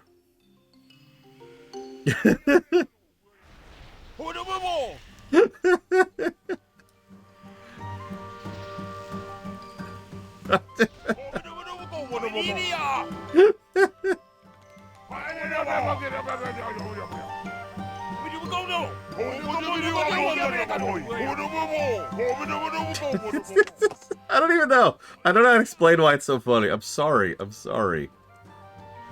It's just ridiculous. It's just the right flavor of ridiculous.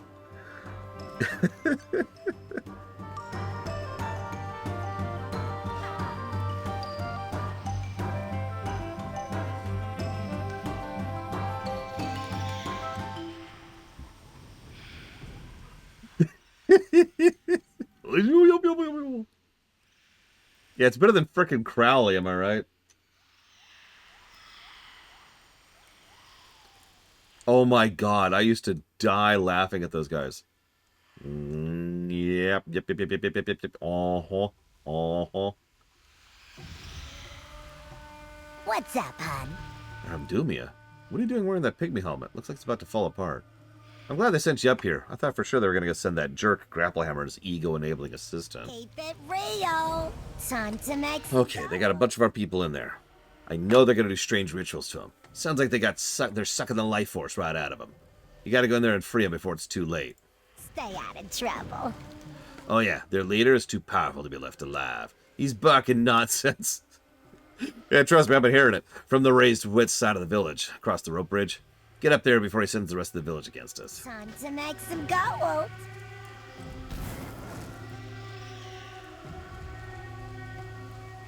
Mine.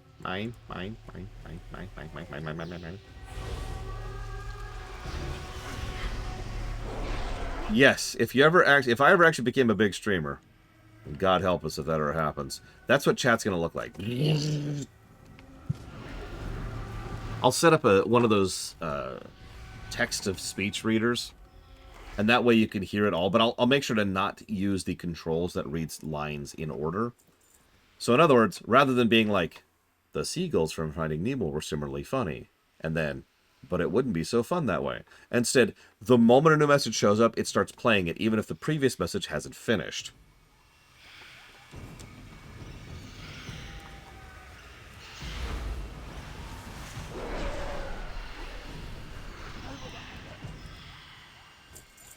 So yeah, the whole thing will just be this nonsense cavalcade of doom. Oh yeah, I gotta charge for it too, obviously. Yeah, I honestly hope I never become a big streamer. It'd be nice to make more money, but that's like unrelated to that. Like, that's just, yeah.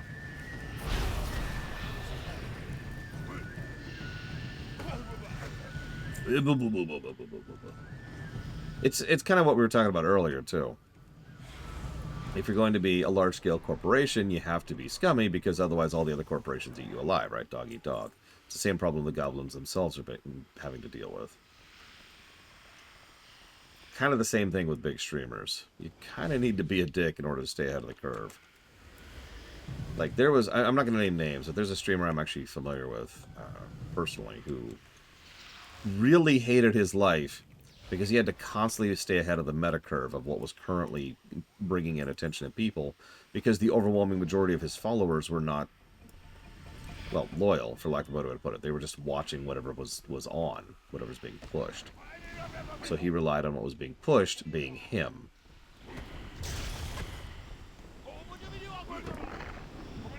It's a treadmill. And there's no winning. Like, there's no settling. There's no, I made it. There's just constantly running on the treadmill. It sounded like hell. Can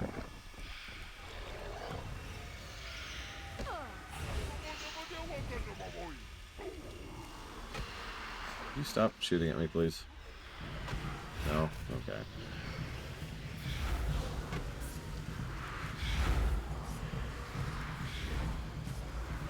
That's an interesting question. I don't have an answer for this, but I wonder exactly how much of a portion of grocery, like the grocery industry, that Costco has.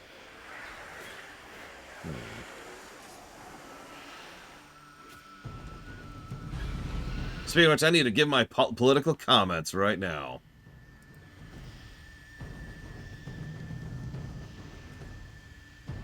That's it. Hope you enjoy those.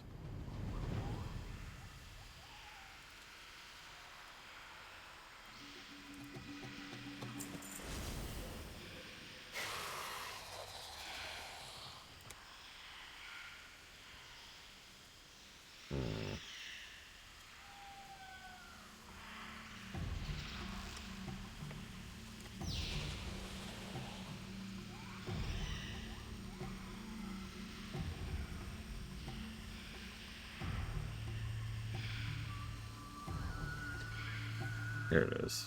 So we've got Walmart, Amazon, Kroger, Walgreens, Costco, CVS, Target, Albertsons, Sam's Club, and I don't even recognize that one. Interesting. Oh my god, XX Streamer Noob X15. Totally. Wait, hang on. Let's bring some drama in here. Did you know that Savacom likes Lufia 1? Scandal.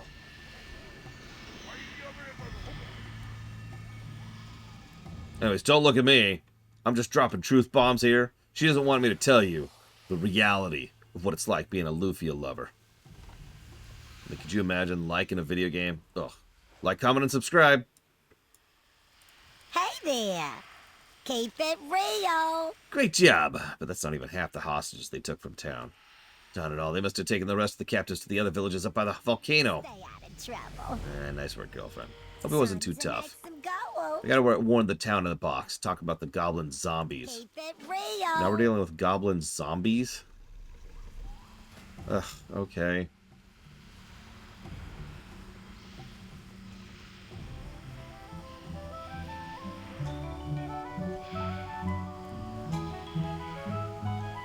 Do I even have wild imps yet?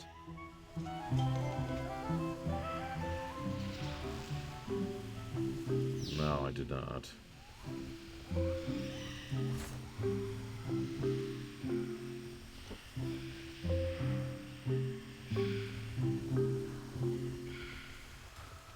What game? What?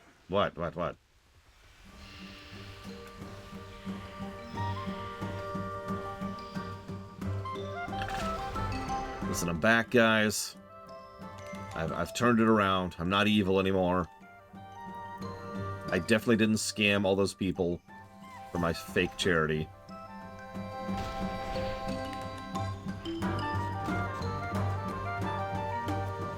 For years. Great to see ya. Turned some of our people into zombies. Tell me something I don't know. A whole bunch of our people headed up to the top of the volcano to mount a counteroffensive. Something horrible brewing up there. They're waiting for you to make any moves against the pygmies. Those evil things have turned a lot of us into zombies. You gotta save us. You come to me. Okay, I can save you against the goblin zombies.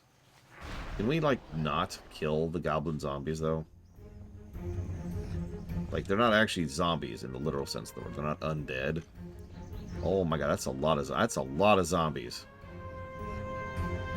Why, By the way, do you like this little tidbit? Sorry to talk about the actual game we're streaming for a second. The goblin zombies are coming in a line from a specific place. So even if you didn't listen to the directions, and even if you don't pull up the map seeing where you're going, you can quite literally just follow the stream of zombies in order to go where you're actually supposed to go. Yeah, they're voodoo zombies. Pretty much literally. We'll see that more when we get to Stranglethorn, actually. So that'll be fun.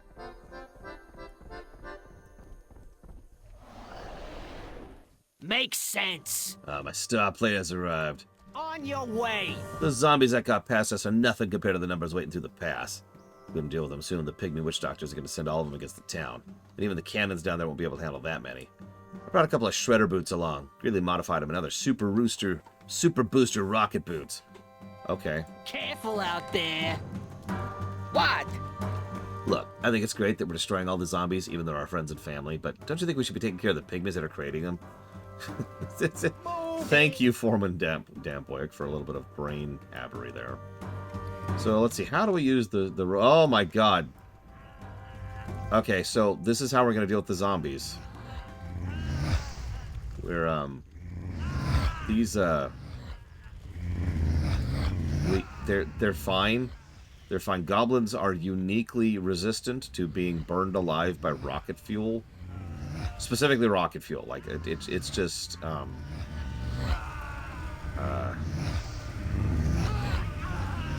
I got nothing. We're just killing a bunch of people. Goblins! See, if this was a quest on the Worgen, this would be like, oh my god, this is so horrible.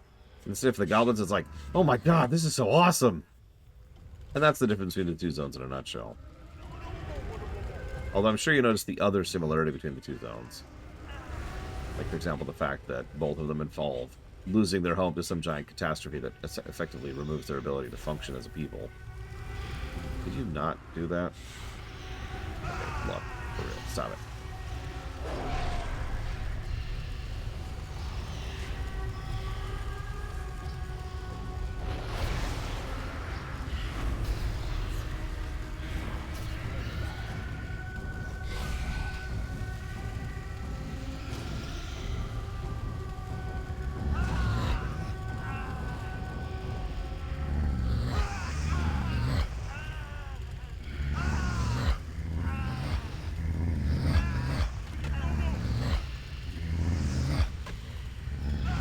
Yeah, it's just, they're getting a tan. They're getting a really, really, really good tan. That's all that's happening here. Don't worry about them. Don't worry about them.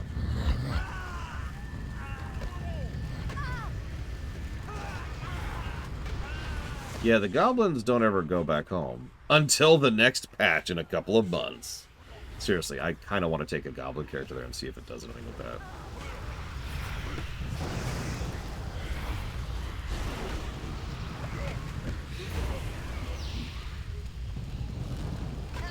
It's because I'm curious, you know.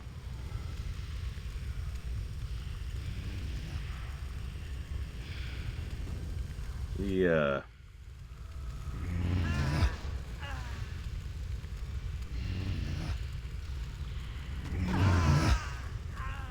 I mean, I'm leveling a goblin right now, although I don't know how far she's going to go.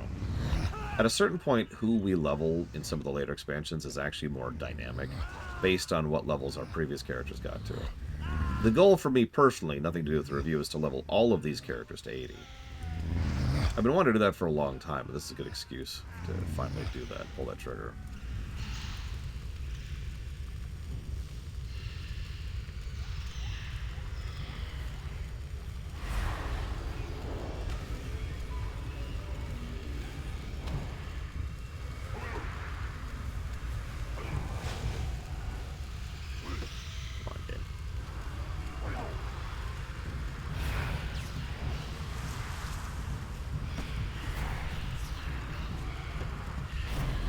I mean, that makes sense, Uthor. Did you know there's actually a few unique interactions with Demon Hunters, too? And Mage. And those are the only ones I know about.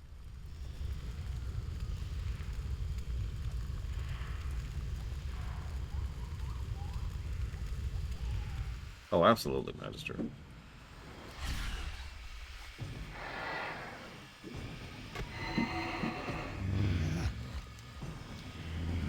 Are we? Yeah, we are.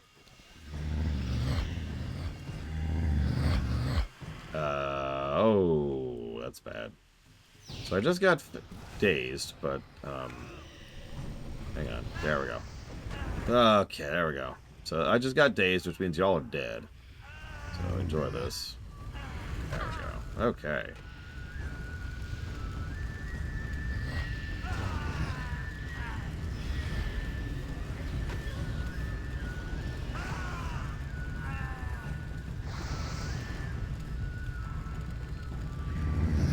Listen, unique quests are terrible. Nobody likes unique quests, okay? We need to get rid of them as quickly as possible. It's all about the end game. We don't care about anything but the end game.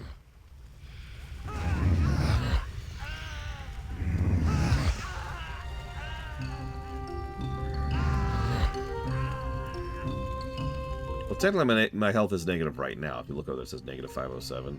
That's just because of how I set it up. In other words, my health is down 507. Yeah. Keep your ear to the ground. Why do these rocket boots only work on zombies? I'm so glad you asked. No one ever asks how stuff works. It's just, here, give me that, I'm gonna blow stuff up, or don't bother me with the details, just point and shoot, or worse yet, who cares how it works? Is it a bigger explosion than last time? I swear, sometimes I could just scream, you know? It's like I'm always doing all of Hobart's work for him, but I never get any of the credit. I have to be the most underappreciated, underworked, and overpaid Tinker's assistant ever. Wait, what were you asking about? Glad I could help. What? You did it! No more zombies to worry about. Let's pause for a moment in silence for the stinky departed. Okay, done. Hit the road! Gotta tell you, it's a load off my mind. Thing is, I won't have to worry about no new zombies coming after my brains. Hey, how you doing? I'll give the pygmies one thing. They sure know how to potty. They're not so clever. I think I've discovered the source of their rockin' powers. Rockin' powder! Turns out this stuff, which also turns them into high world-class rockers, is also highly explosive. Don't be a stranger. Okay, let's go deal with it then. Yeah, no kidding, Esmerastar. I feel very badly for people working in these kind of environments. Pretty much all of them. Don't mind me. Don't mind me.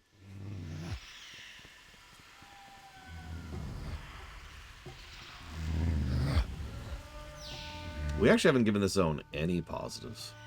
Oh! I've been chewing on that, though. I'm trying really hard not to fall into, honeymoon syndrome. Because, like, it's just so much better than Wrath. It's so much better than Wrath. I can't even put it into words. No, like the opposite of nostalgia bait. Like, oh, thank God I'm past the old nostalgia stuff. It's kind of the mentality right now.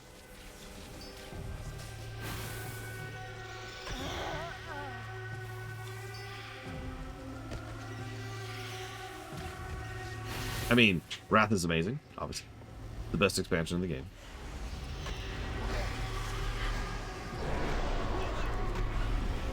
Could you, like, stop that, please?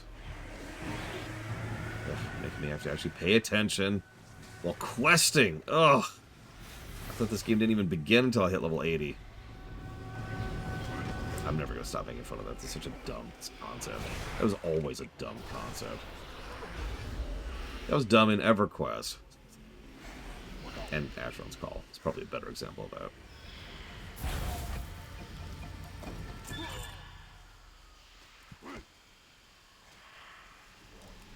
I mean, when you're hungry, most people can tolerate, you know, bad food more. I'm actually not that way, though, and I think that's just because I'm a freak.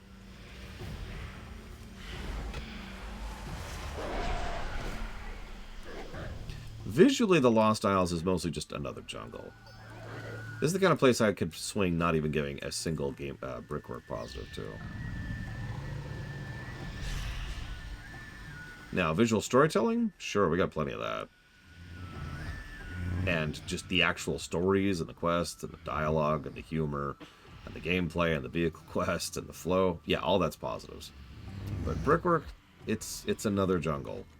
I hate to do this. Gonna break the rules.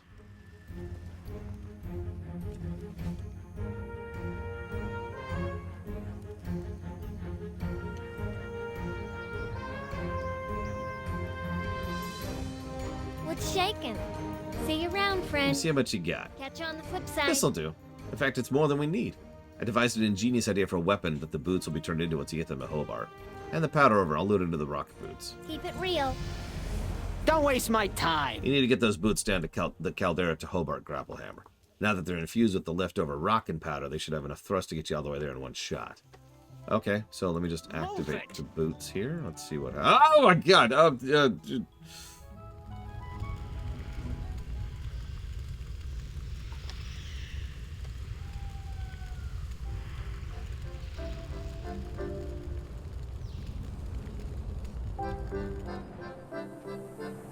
When do I get hold? Do I get hold of Hand of Gul'dan as a demo? I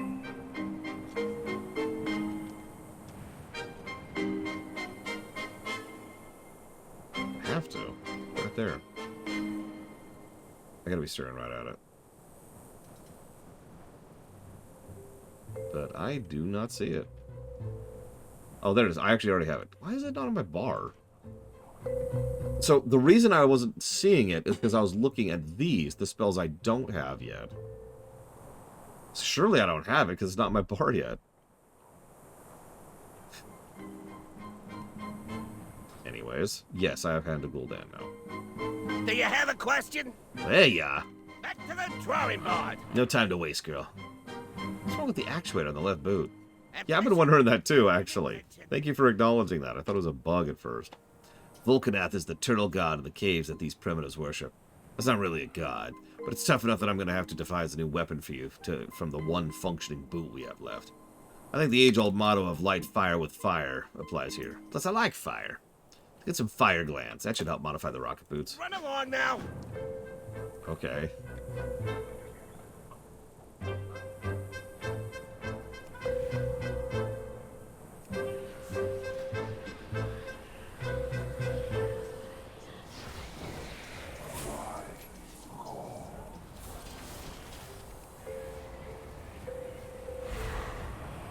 Our pet now has consuming shadows, too.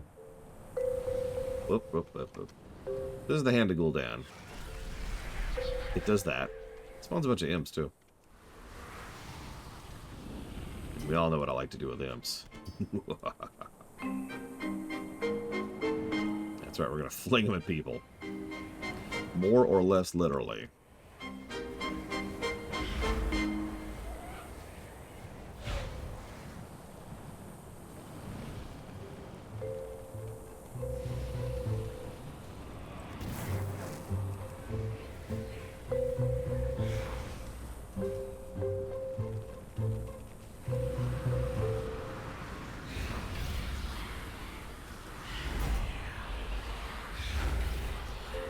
I suspect it has to do with how loot is calculated and generated.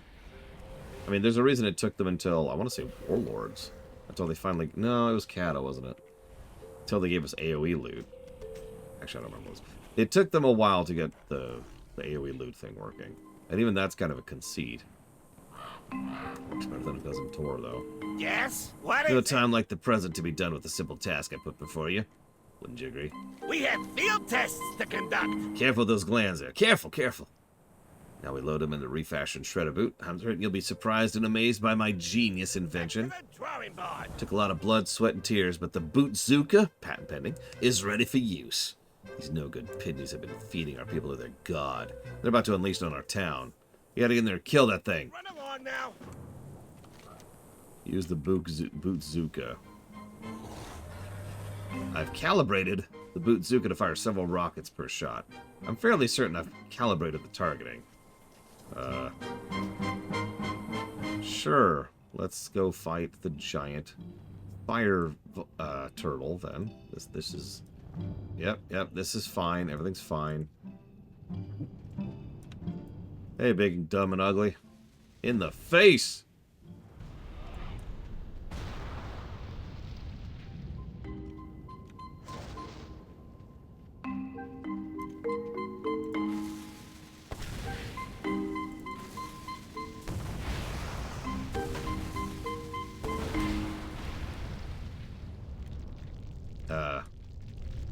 Should the volcano be erupting after I kill the turtle thing?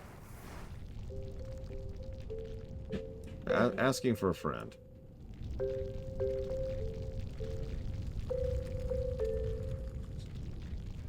Sassy?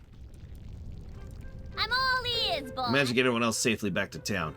Jump in. We gotta get out of here before the volcano blows. Let's get back to work. Grab the ladder. Always got more to do. It's fine. We gotta get out of here now.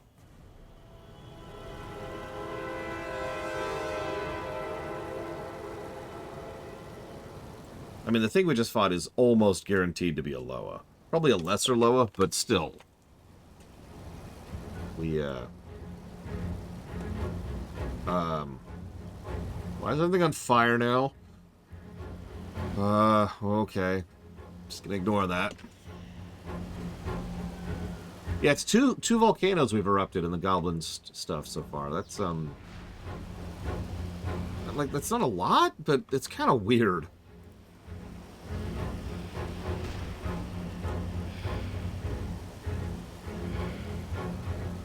Don't worry, I would never blow up Theramore.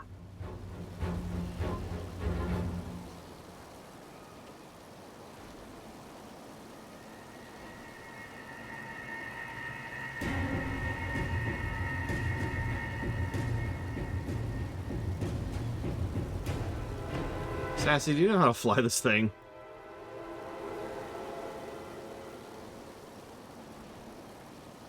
Oh god, we should do BRD on the Goblin. It'll be fine. So, yeah, things, this is the mountainside we ran up earlier, if you remember, to go deal with the zombies. So,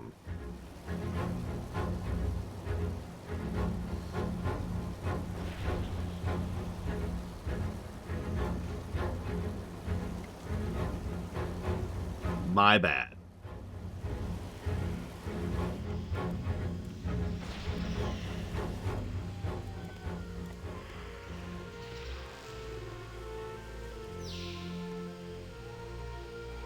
What do you mean, I think, Vandalia? Like, we know the final bosses.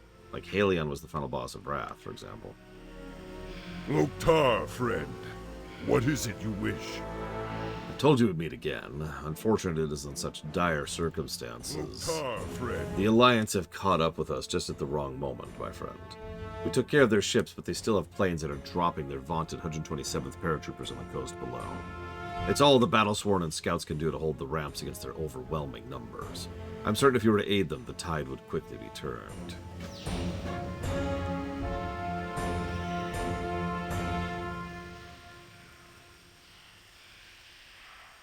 Yeah, no, there's an old joke, which isn't really a joke, that the player is at the mercy of the quest giver, right? Because the players do the quests, and the quests can make you do anything they want to. There's a reason why for the longest time on my Blood Elf I ran around with the title of The Gullible. Because we just were like, derp, derp, and just did whatever the hell was asked of us. Regardless of all logic and reason. Hi, Colgan. Great to see ya. Paratroopers have mined the beach. War Chief asked me if there's anything we can do about it. I told him, you bet we can. I was thinking maybe we take the satchel of grenades and detonate them from a safe distance. That's how we do things, right? You need anything, you come to me. Yeah, it'll be fine. It'll be fine. Speak your mind. These orcs were murdered in cold blood by the Alliance down on the coast. We did nothing to provoke them. Their deaths should not be in vain. Will you bring them justice? Okay, sure. I'll go kill some Alliance dogs.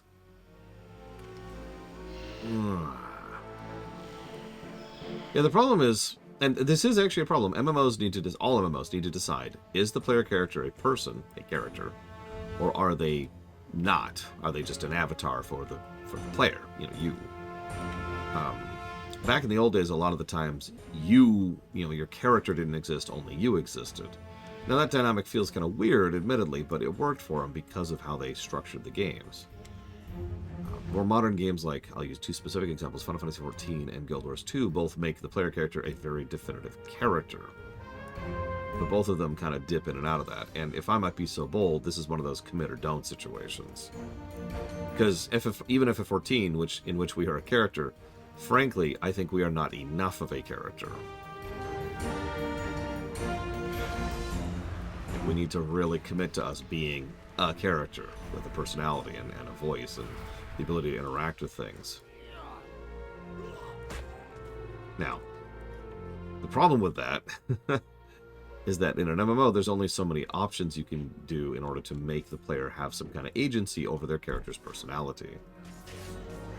Tor, for example, managed that by making it so that a lot of who and what you were is determined by your choices.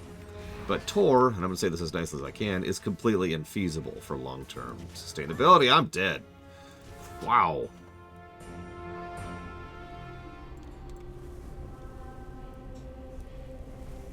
Like, Tor was built around the concept of that. And even Tor cheated to even get as far as it did. By contrast, in the aforementioned Guild Wars 2, we're definitely a character that we have absolutely no decisions on. Like, it's more like a Final Fantasy game where we are playing Cloud, right? Now, at the same time, that can also work. And it's one of the things, I hate to dig into this too much, but it's one of the things I wish FF14 would do, is just commit to the Warrior of Light being the Warrior of Light. We're playing Cecil. Cool. Done. Just commit to it. Decide on our character for us, and we will play along with it. I know that's not going to be in favor of everyone, and I understand that completely, but the alternative is to completely remove us from the narrative, or do what Tor does. And it seems pretty clear that they don't actually want to do the Tor thing, and I don't blame them. Because, yeah, the problem with the Tor thing is everything. We did a whole review series of Tor. I don't feel the need to rehash all of that.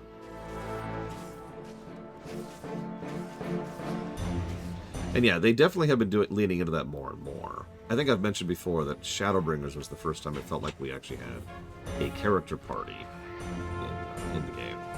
I stand by that assessment.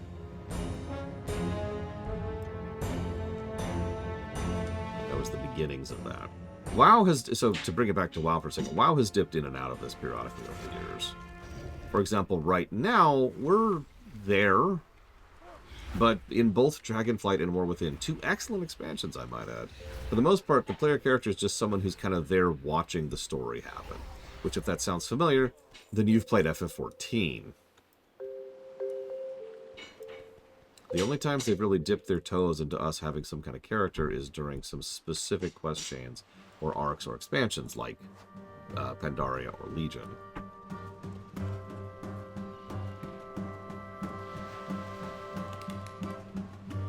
That's true. We always play as Cecil, but everyone else, who knows?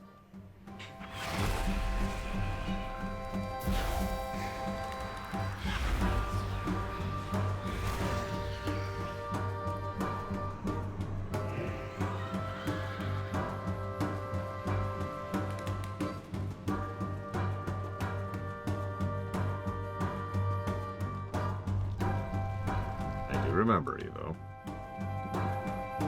Look, that chopper had it coming, okay? That's all I'm saying.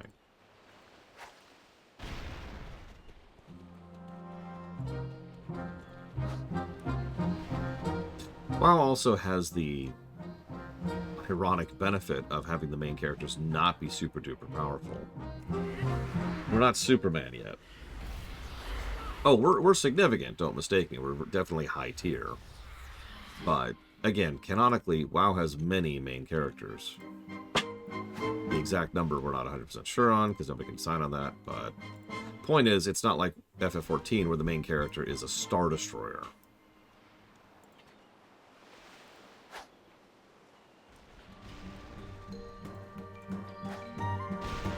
Yeah, we're a hero unit. We're not Superman.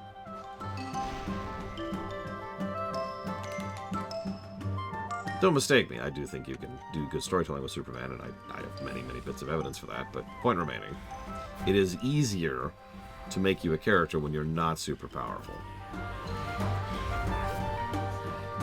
Dragonflight is still getting a negative for that one time when we just stand there and watch things happen, though. No excuse for cutscene incompetence.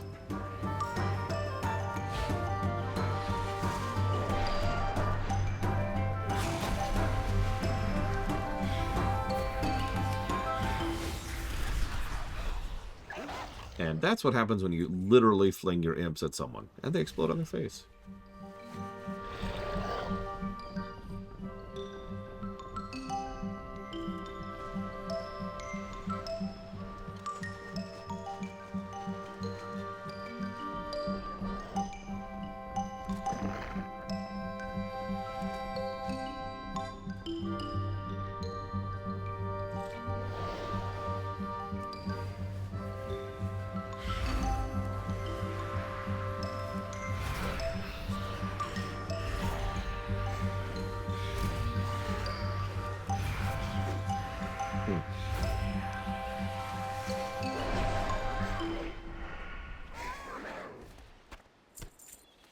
Why do we keep ripping these people's heads off?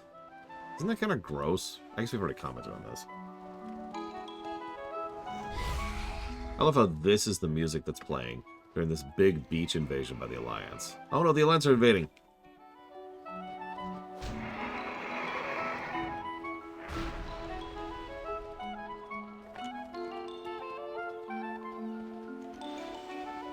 Sorry, I actually saw it, Colgrim.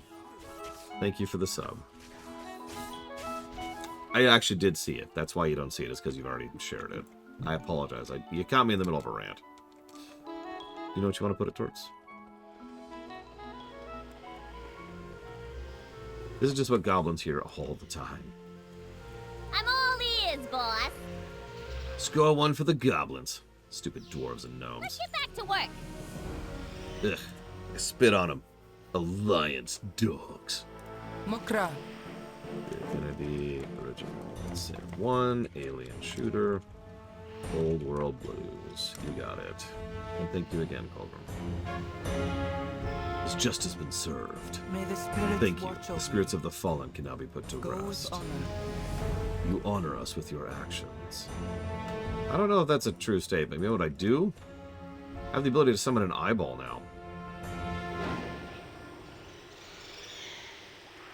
It only lasts 45 seconds nowadays. Permanent slow fall, of course. Let's see. Let me just go see what's going on over here. This is such a fascinating spell. This spell was considered mandatory back in vanilla for several reasons. Nowadays, it's like, does this even have a use? Like, it's neat being able to send a little scout out to be like, hey, what's going on over here? But does this have any point or purpose?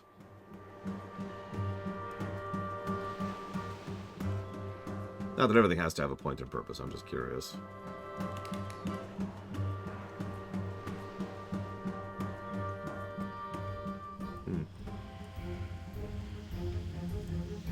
Loktar, friend. I've not seen a finer display of warlock prowess. Thrall.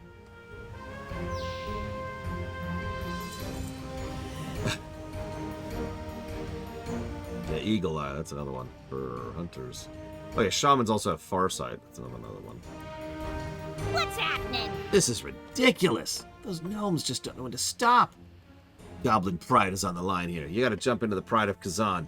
Show them what's what. Come on, we got money to make. I forget, do you take your flying lessons back on Kezan? Yeah.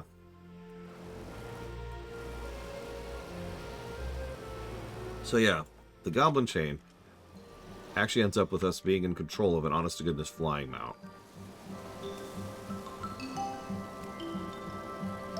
It's a little weird, because the whole point is it's just a vehicle section, but still, a little bit of a hint of what is to come.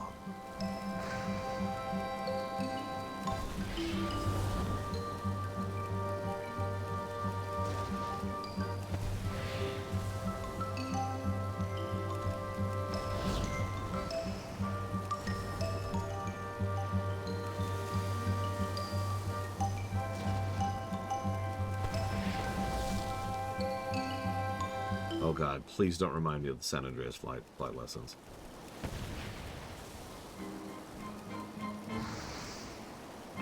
Yeah, like there's sound effects here, but they're not great. There you go. Just for you. Wow, we nearly died doing that. Holy crap.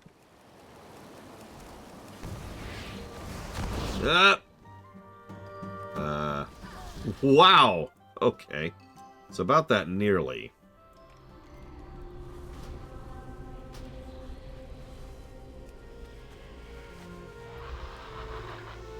And yeah, the Worgen get to take down the airship, and the Goblins get to take down the enemy craft there. Hey, I totally lived through that. Something on your mind? Yes! Let's get back to work. True to his word, Thrall's gonna get us going in the right direction and speak to your people. He has to talk to you. Good luck. We're all dependent on you. Come on, we got money to make. Loktar, friend, what is it you wish? Loktar, friend, what is it you wish? Once again, you have helped us to overcome our mutual enemy, the Alliance. Now it's time for us to help you. Loktar, friend, what is it you wish? Head back down the coast and tell Killag I'd like for you to borrow Bastia. The Panther knows the way to where your friends are being held captive. Go now. I'll see you again before we make our move against the Trade Prince.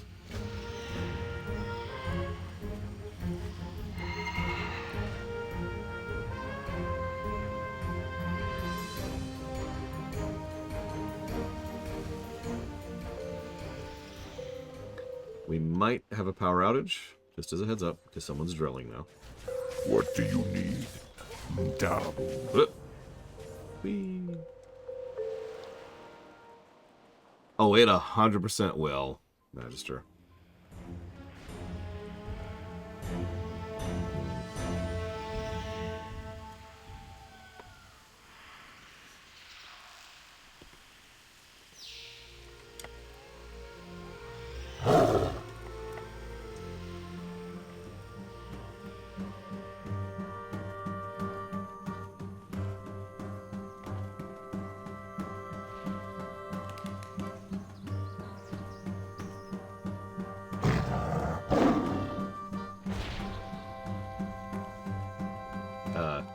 That looked safe.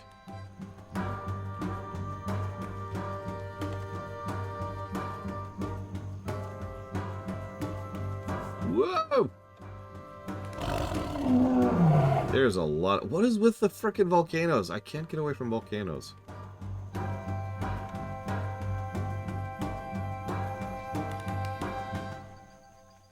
See you around, Kennex Cow. Have a good day at work.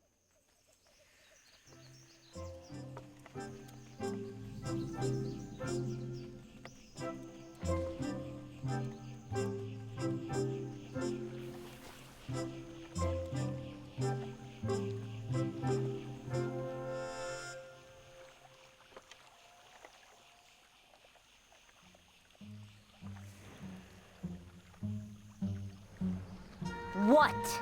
Hey, nice kitty. Look, we don't have much time. You might have noticed the volcano's blowing. Careful out there. We barely escaped with our hides intact. The trade prince has a whole bunch of us enslaved and performing manual labor inside the cavern. Greeley helped Sevenos to get out, but she was recaptured in the process. You're the only one crazy enough to walk into an exploding volcano. Hurry, this place is about to blow up for good. Do I really have to? I guess I do. I know, as Miristar. It's just kind of wild. Hang on, I'm actually curious to something. I've been wondering this before. Let's see here. So we've got Bilgewater, that's us. Steamweedle, yep. Venture Company, and the Blackwater.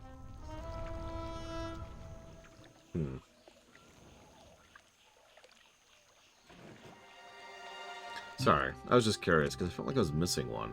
They're all going to be represented in the new patch, I remember that. Alright, into exploding volcano. This is just my life now.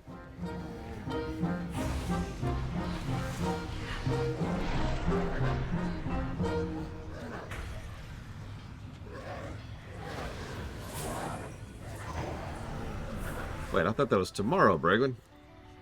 God damn it. Blackwater, they're pirates, far more than they are pirates. They're not like the South Seas or the Blood Sails.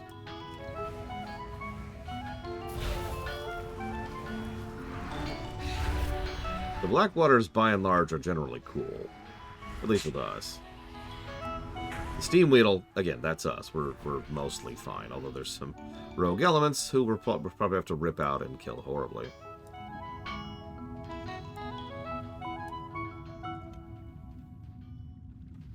Of course they do, Vandalia. Also, don't most players not care about the story? Happy birthday, Dragon. I demand that you get some kind of cheesecakey related thing today. It's a rule.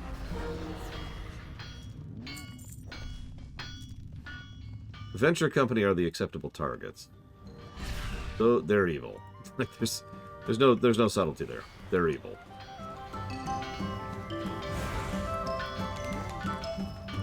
Yo. Huh? What? Who? Go get him, champ. Assistant Greeley is clearly bewildered and intimidated.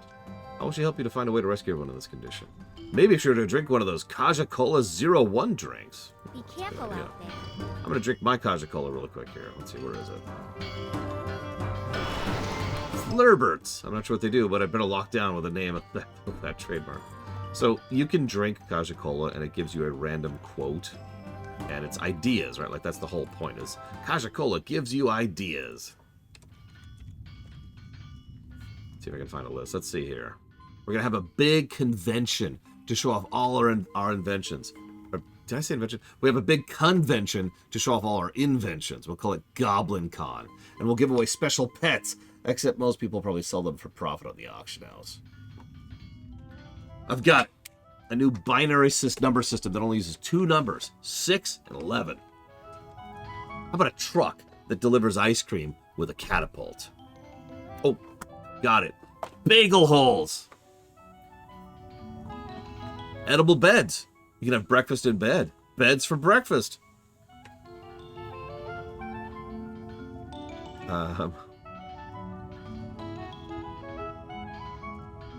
What if we were to organize crime? Spoon sharpeners. Stairways for horizontal surfaces. Shoes with wheels on them. And gloves with wheels on them for when you fall down. Okay. I've got an idea for a movie. 3 gnomes found a bracelet of power. Soap on a rope, attached to a chain, mounted via a steel cable to some rope. Okay, hear me out. It's like bungee jumping, right? But without a cord, and you start at the bottom. I guess it's kind of like regular jumping, but it's got guns. Okay. Houses made of dirt, and when you clean them, they're gone. I've got it. A half man, half shark alligator.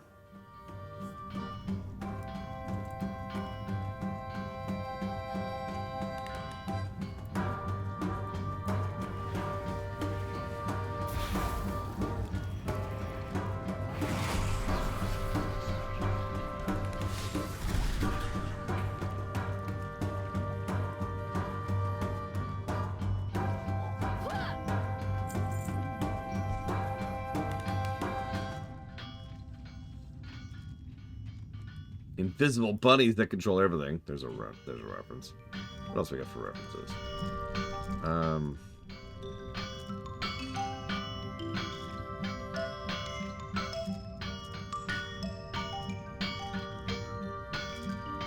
I guess that's actually it. All right, whatever. Oh yeah, Tauren Paladins. Where is that? Oh, there it is. Oh, it literally just says Tauren Paladins. What's up? Huh? Here, have a drink. Have a good one. Keep it real. Well, spit it out. I've got an idea. All right, what's your idea? Go get him, champ. You gotta get all the Kaja-Cola 01 that you can and make the goblins drink it to boost their morale and free them. Glad I could help. Be careful out there. This nightmare will never end while Blast Shadow the Brute Master still breathes. A couple problems though. One, being a warlock, you've got a succubus named Delicia Whipsnaps. Who names these people? If you kill Blast Shadow quickly, the demon will go back to where it's summoned from. Second problem, since Blast Shadow's a warlock, he's got a soul stone that allows him to resurrect. You gotta get a soul stone and destroy it so he'll be dead forever. Keep your ear to the ground. You realize I am... Okay.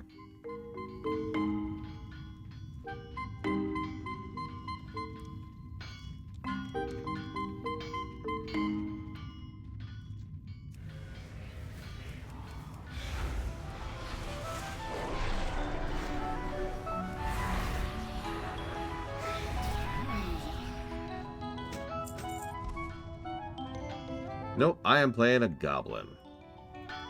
In fact, I was just in line to become the next big trade princess. Before, you know, our island exploded. Is there an in-lore reason they can't be paladins? No. The biggest limiter there would be leashes with pre-attached pets. I love it. The biggest limiter there would be finding someone who'd be willing to train them and take them into one of the orders. Look, it's fine. This is only our second island that's exploding. And I'm not saying it's us, but we are the common element between the two.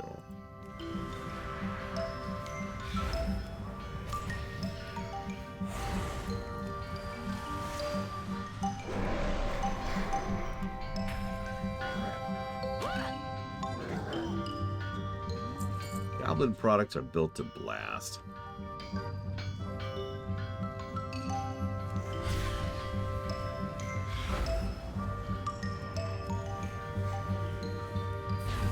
That's true, Azmiristar. We've actually already, as of now, seen goblins in the Argent Crusade. That was back in Wrath.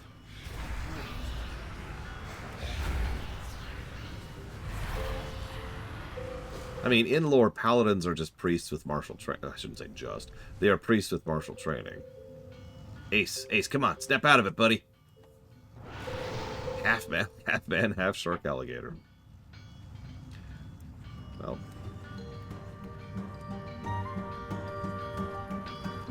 I have to admit, the idea of a goblin druid does appeal to me. Squeezable rocks! Perfect. Whoop, whoop, whoop.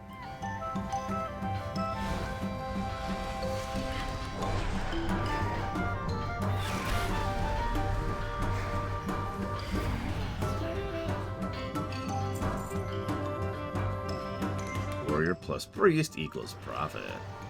Upside down boats, they'll never capsize. I love it. Growth officers. Yeah, pretty much, Lord Haremont. As I mentioned earlier, I really like the fact that goblins can be shamans. It just made a weird amount of sense to me. They could, Betrayal. Nothing is preventing them. Now, honestly, one of the weirdest goblin classes for me is warrior. I know that's like the default class that literally everyone can make. But like goblin warrior? That's right up there with gnomish warrior, which I also think is silly. And no, that's not a size thing. Just think about the culture of the gnomes. Still, you know me. I wish every race could be every class, so what the hell do I know? Yeah, exactly, bud.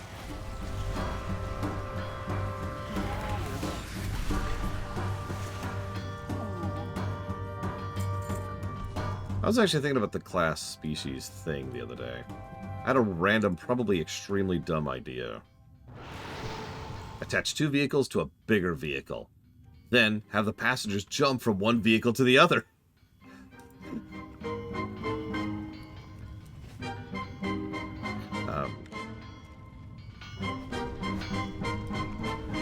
I'm trying to think how to phrase this. It would be completely insane. It is effectively impossible in something like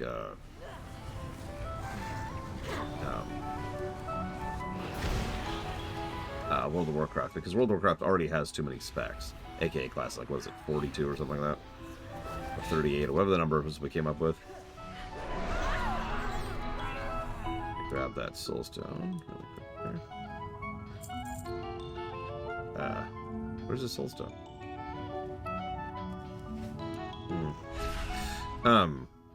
But imagine a situation in which playing a gnome warrior involves effectively playing a different class than playing a Tauren warrior.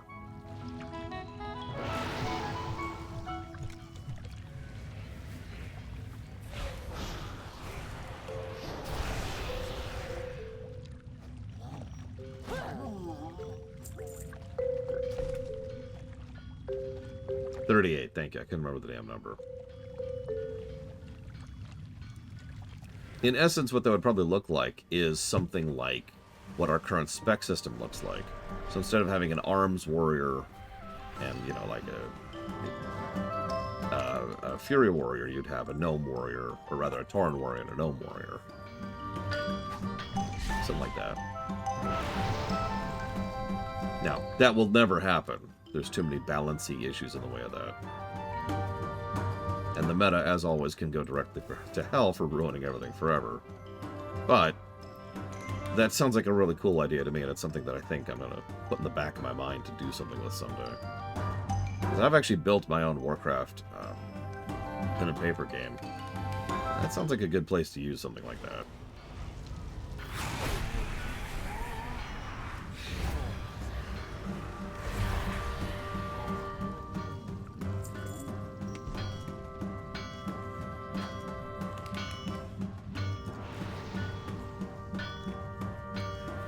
One-sided paper. Oop. Pay attention more.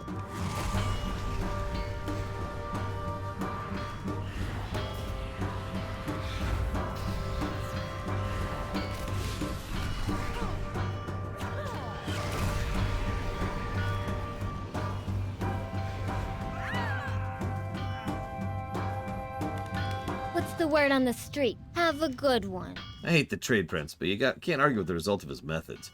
Kaja-Cola 01 is a huge improvement over regular Kaja-Cola. At half the calories and twice the ideas. Don't be a stranger. Thanks.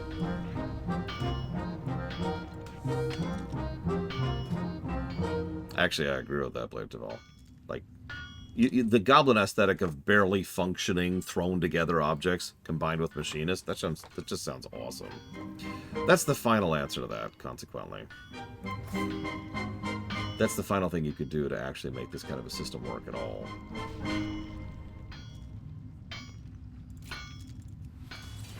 Make it purely cosmetic.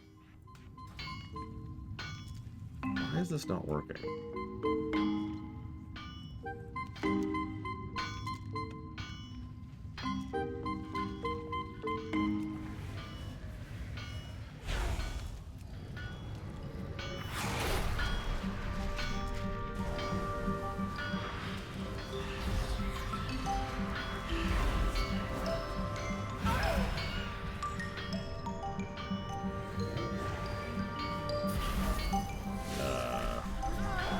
Yeah. I actually saw that coming and just reacted too slowly. Yeah, class skins, exactly. Make it make it look completely different, even though it plays exactly the same. Now, I know that would be a lot of artwork design and problems, but it'd be a lot less work than anything else. Like, we already have racial animations that vary.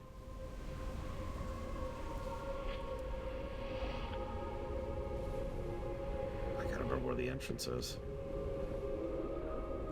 Actually, I'm not sure I can reach it. Oh. This reminds me of a story. So, last night, we ended up doing... I was leveling in preparation for the Dead Mines run. I think I mentioned that.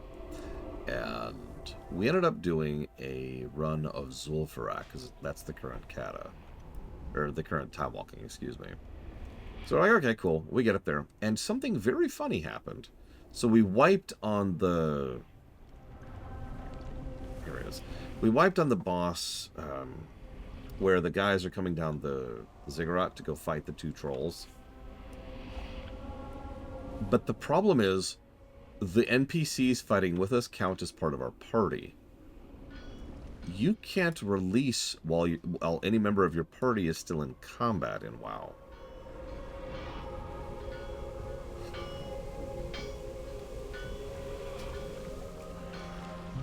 So, the boss couldn't do enough damage to kill the NPCs, and the NPCs couldn't do enough damage to kill the boss, and we were soft-locked. The way we finally got out of there was we left the dungeon.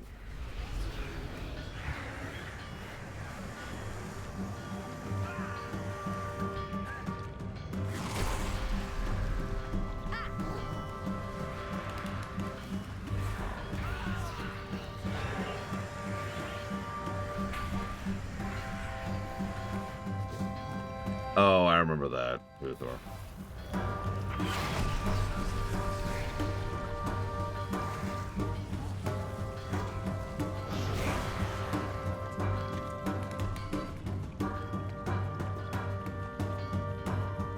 I do remember going to Throne with Stromcarb. That was fully intentional at that point.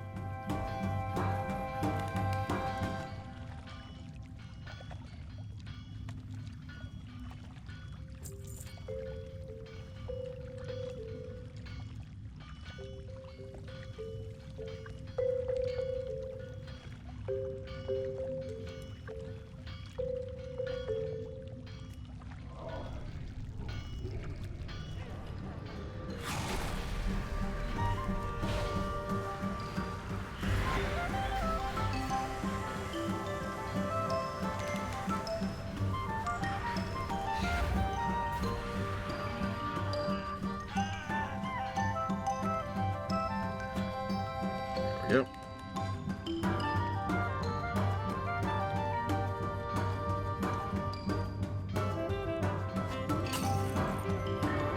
We're not a part of your system.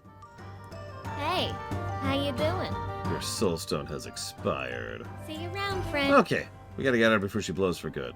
Let's head to the other side of the tunnel on the north end of the mine. Catch you on the flip side.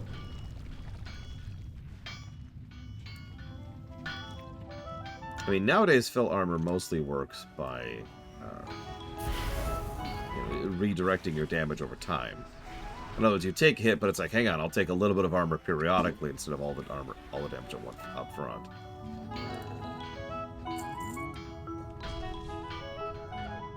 In Reality Land, what that effectively means is that, like in lore, what that effectively means is that we are burning souls to use their energy to defend us against damage. And yeah, it's the party from Kezan. We just rescued them from the mine. Got the crew back together again. So we can't go back to Kezan, so we can't have that kind of a bookend like we did back in the Goblin starter zone. Or Yo. the Worgen starter zone. God, I can't talk today. Have a good one. But we do have the old crew back. And we're gonna go kill Bobby Kotick.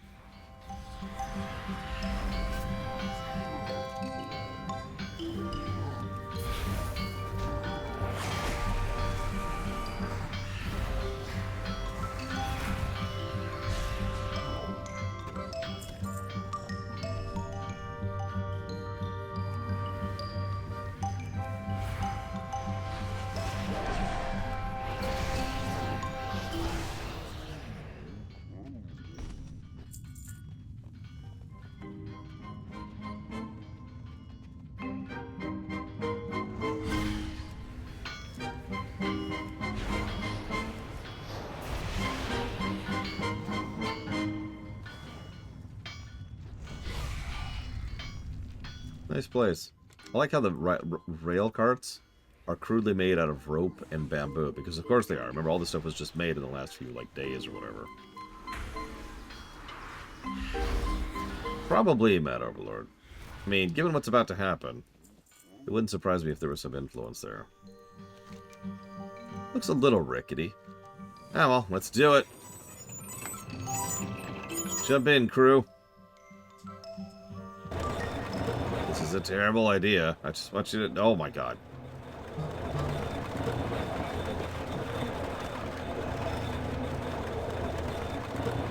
Why is there a bunch of explosives right at the end?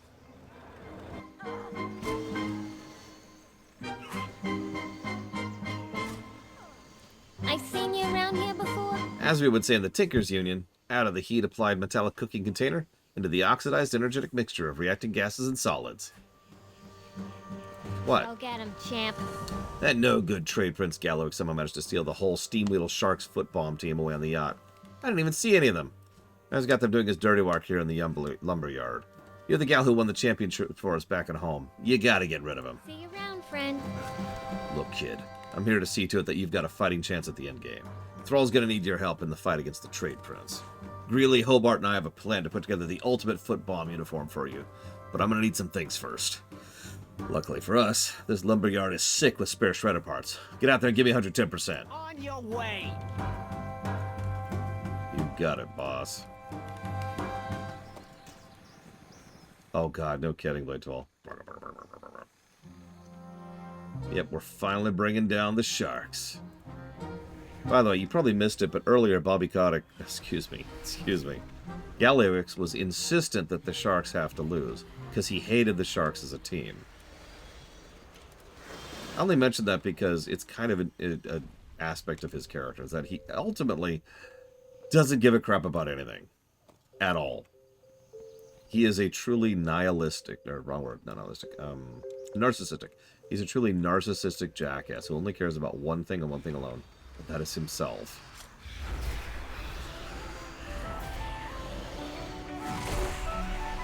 Also, you notice bits and pieces of the Town in a Box are here because this is the piece he stole. They actually referenced that earlier. Just little visual continuity things.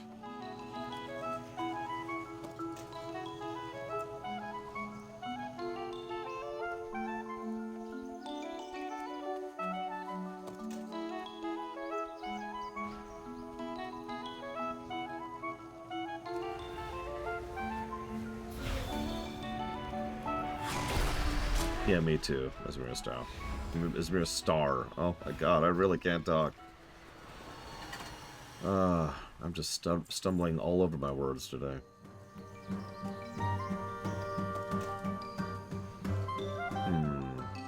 Now, I'm going to be honest. I've never considered if Gallywix is a good or a bad character. I just want to kill him.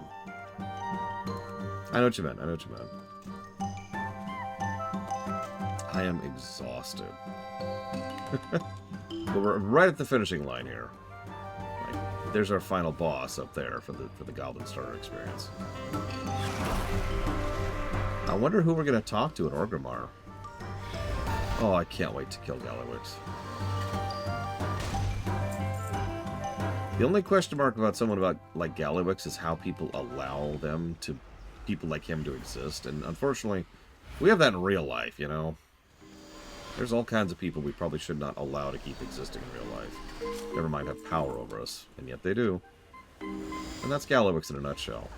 He's a monster. Like a complete and utterly unrepentant monster. He's the kind of person where if he was shoved into the Shadowlands, he wouldn't even be given a chance at Revendreth. He would be just shoved straight into the maw. Because there's no repentance there, right? There's no acknowledgement that anything he's done is something that he feels bad about.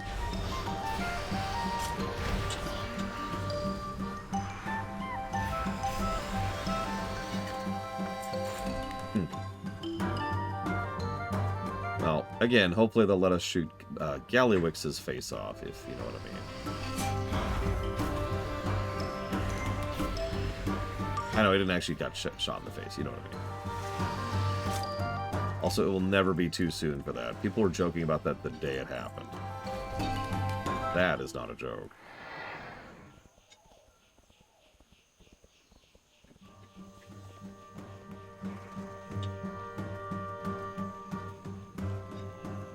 What's up?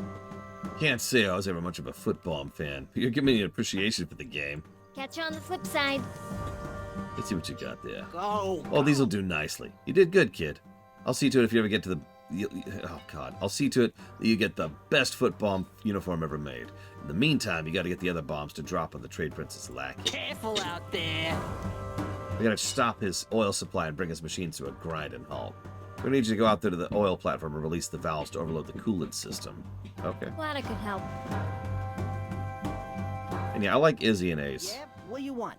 See you Because, around, like, friend. Izzy and Ace, these are our actual friends. Our boyfriend and girlfriend, they turn on us. Fancy me. And when I say turn on us, I mean, literally, we have to go kill our ex-boyfriend and or ex-girlfriend at this point in the story. Oi, girl, you're never gonna guess who's just out on the oil platform. Chip's out there. He's working for the Trade Prince. That cold-hearted snake dropped you like a bad habit. Now he's working for the other team. Even heard he's going out with that tramp candy cane. I don't know about you, but he was my ex. I'd rip out a still-beating heart. Carve the still-beating heart from his chest. Stay out. By the way, the name of this quest is The Fastest Way to a Man's Heart. Or, sorry. I misread that. The Fastest Way to His Heart.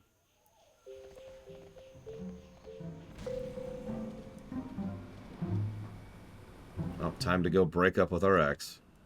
This is how I break up with all my exes, honestly.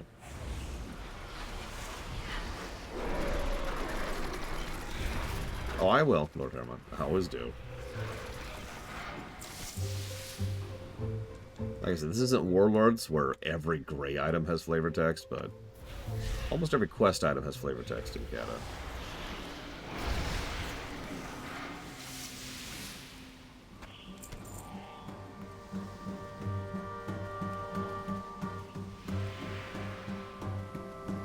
Listen, I'd answer that, Evo. I'm gonna have to destroy you instead of answering it. Because you're pointing out flaws in my vocal patterns, and I can't help it, okay? I'm sorry. I'm sorry that I suck. I know, as Master, there's so much good stuff there. So, unfortunately, there is no New Game Plus in this game at all. Something I have considered a major flaw for a long time. It's one of the biggest reasons why we're doing this review run on, like, 13 separate characters.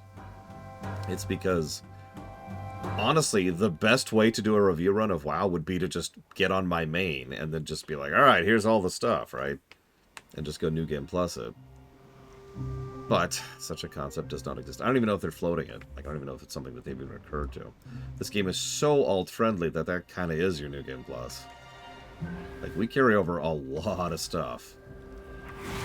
So anyways, you probably didn't see it because of all the debuffs I'm throwing on his face, but he just had a heart-breaking emote happen over his head.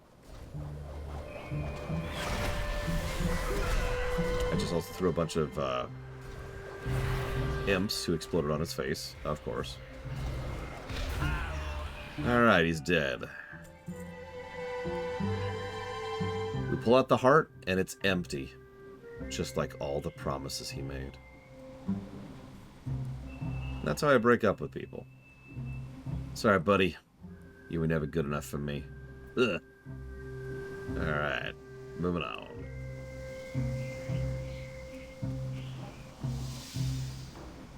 hook up with Izzy instead, because she's actually cool. Look, it's a kill, eat, kill world. Or, you know what I mean. Shut up.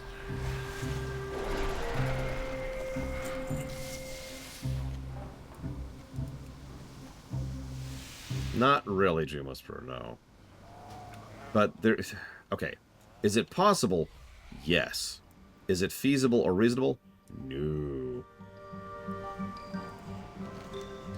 Now the lights and indicators are going crazy.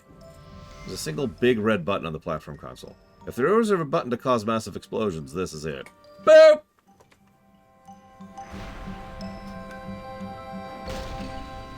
Let's get off here.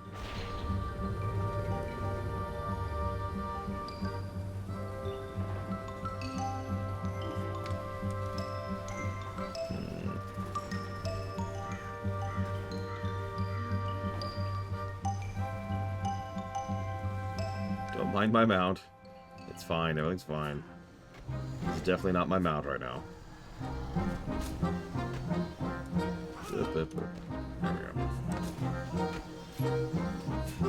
There. Now, I was trying to get this talent earlier. This is one of my favorite talents for Demo. You passively summon a wild imp every 12 seconds.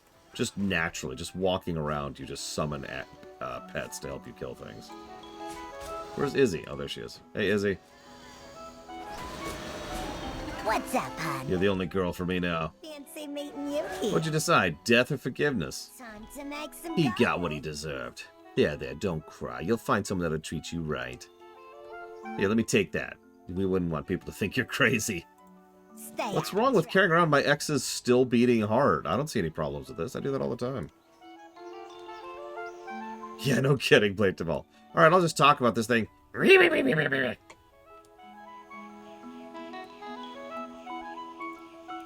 Yeah?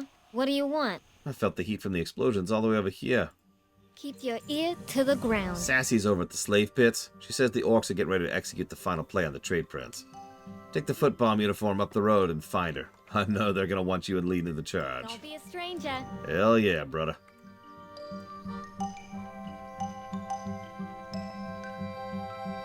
I like how we're using the old, well, no, this isn't the old model, is it? Huh.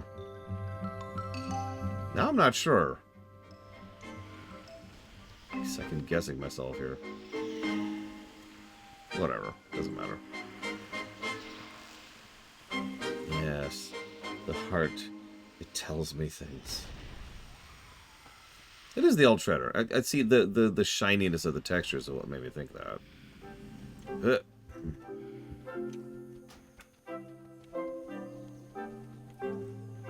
Great to see ya! I was wondering where you were. Don't worry, Hobart will get that foot bomb uniform converted in the most ultimate foot bomb uniform ever. Always got more to do. Can you believe Candy Cane? You know, up until you dealt with Chip, she was dating him. Now she's going out with the trade prince. I just can't get over the fact that she betrayed you with your ex. Maybe you should head down and, take out the trash. You need anything, you come to me. Time to go kill Candy Cane. She stole your man, girlfriend. You know what you gotta do. I mean, I already killed him, but, okay, sure. Oh, I should probably take the other quest.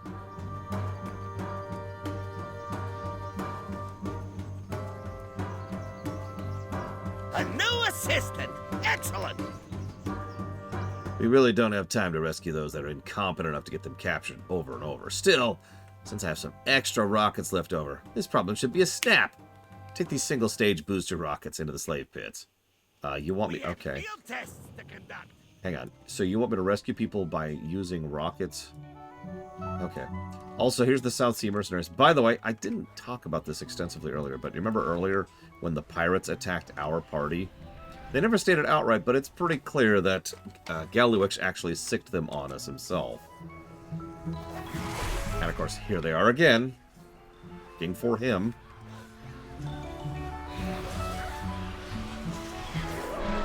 So we talked about the difference between the big hit mentality and the Chipper Shredder mentality. Demo is all about Chipper Shredder. I mean, I'm only level 19, and look at how many minions I've got out at a given point in time. And trust me, this is nothing. Like, When you really start to get this class going, you're going to have literally several dozen minions going at the same time. Here you go, you're free. Tell my wife I have a lover. Wait, why would I need to tell your wife anything? Oh! Oh, okay. He's fine. He's fine. Everything's fine. What are those rockets for? Hold on. Yeah, exactly. We're a swarm lord. It's a lot of fun. Especially when you really start to get it rolling. As with most classes, there's kind of a comboing to it.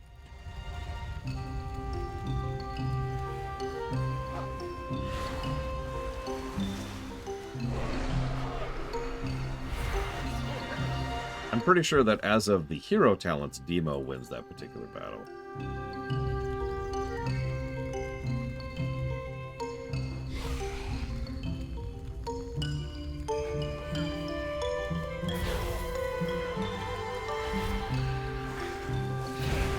I remember the first time I saw the Pit Lord in combat. I actually thought it was an enemy, and I freaked out for just a moment. Like, what? In the random pug, you know?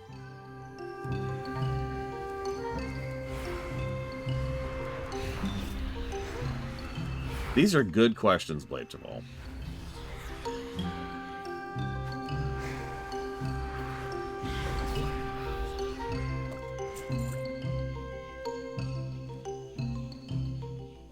Alright, Candy Cane. You took my boy. I'll take your toy. Which is your heart. I don't know. I don't know. Just go with it, okay? Just go with it.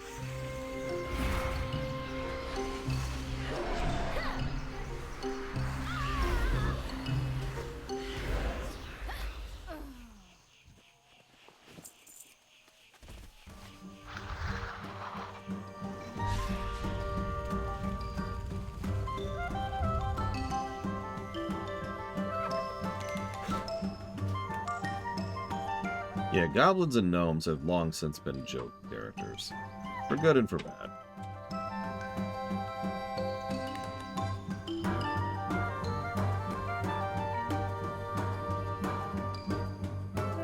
Speak up!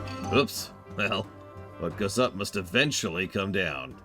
Ambition is the Yeah, by the way, there's no, like, landing mechanism there, so...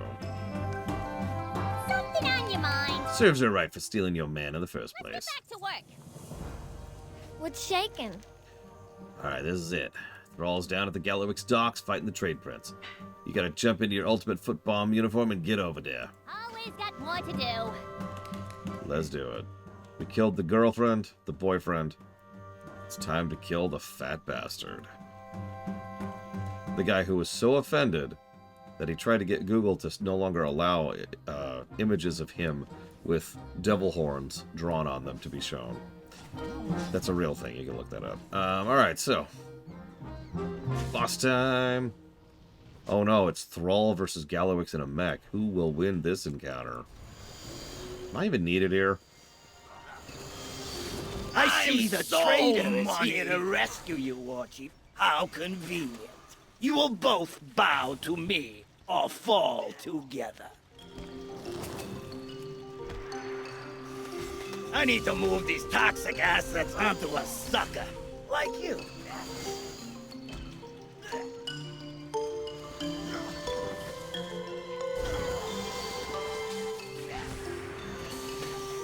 You're fired! Get it?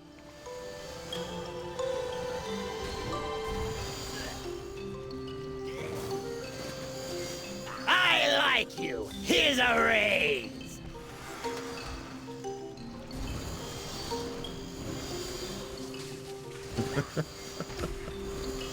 Whatever works, Blade Duval. Whatever works. On the plus side, we're about to get some negatives for this quest chain. Finally. It is only going to be one negative. Well, that is say one source of negatives. I'm going to give it multiple negatives. Because here's the thing. If you've been paying attention, Thrall makes 3 great mistakes over the course of his career. First thing he does is he calls the Horde the Horde. Second thing he does is he makes Garrosh the War Chief. But the third thing he does... Uncle, I give! You guys are too much for me. I'm beaten. You've shown me the error of my ways. From here on out, I promise to reform the way the cartel is run. I'm your Goblin, Thrall. What would you have of me?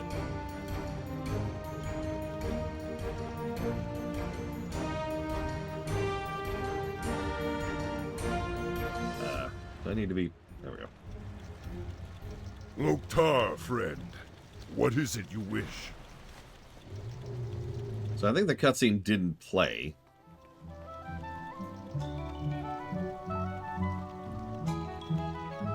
I mean, she was angling for that job, Mad Overlord. Yeah, so Thrall bought that. I was like, oh, okay, he's reformed. Cool.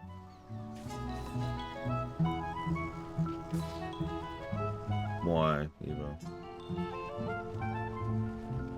Yeah. Thrall's weight. Yeah. See, the thing is, I call them Thrall's great mistakes, but the thing is, Thrall calling it the Horde makes sense in lore. Thrall appointing Garrosh makes sense in lore. It's a huge mistake, but it does make sense. Why does he put Gallywix in charge of the goblins of the Horde? I'm all ears, boss. You need it?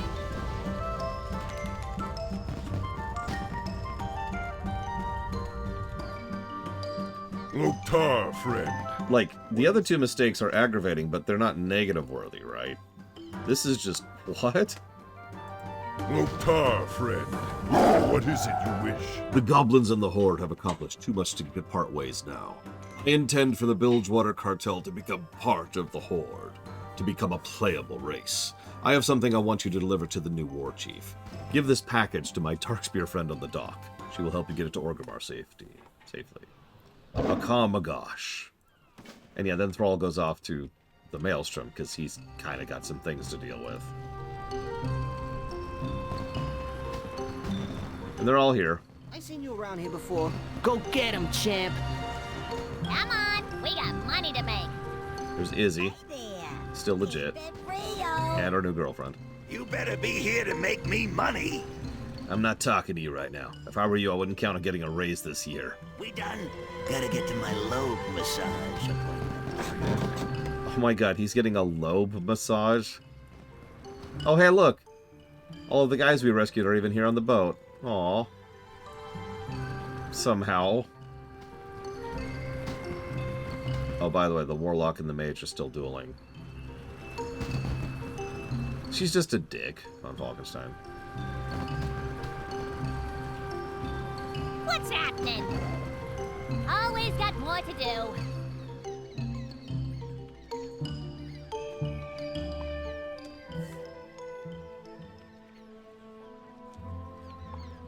How you doing, man? What be your business in Orgrimmar?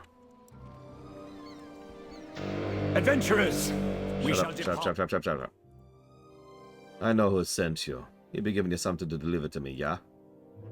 Oh, she opens the package and reads the letter within. As she finishes the note from Thrall, a hint of a feigned smile appears on her face.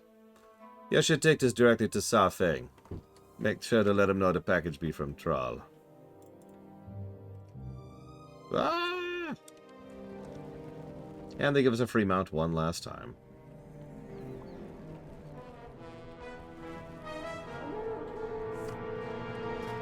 Well, we gotta go visit our girlfriend then at some point.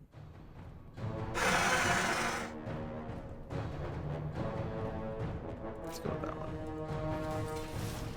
Yeah, so when Cataclysm came out, this took us to Garrosh. I'm holding off on talking about that more because I'm really curious what's going to happen here. Because the implication of the quest then, I guess I'm not going to hold off on talking about this, was that Garrosh sold Thrall out. And then Thrall knew about that and was like calling him out on it. Now that was always implication, and I don't think they ever really followed through on that in any meaningful fashion. Also, it's extremely out of character for Garrosh. First of all, he's not the kind of person to do that in general. Second of all, he has such a hate boner for the humans that there's no way he would have specifically sold Thrall out to the Alliance or the humans.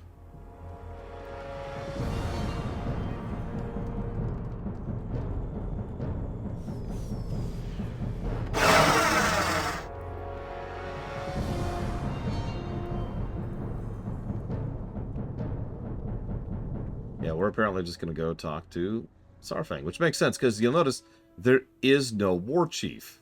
That's the era we're in right now. There is no longer a dictator of the Horde. I am Saurfang, brother of Bloxigar. Hi. May you die in battle against a hated enemy. I'd rather not. I understand the meaning of this clearly. There are other goblins that are working in Ashara that you can visit to get your bearings. We found this one wandering the city. He seems to recognize you. He might want to go with you. From this day on, the Bilgewater Cartel are one with the Horde. The Horde will endure. We also now have Pack Hobgoblin. Access your bank. That's one of our racials, is being able to access our bank remotely. Look, we're kind of weirdly time bubbled here in multiple directions. Dang it, Bragwin. Bloxigar hasn't been lore relevant in quite some time, and probably never will be again. Fingers crossed. Anyways, that was the Goblin Starter Zone.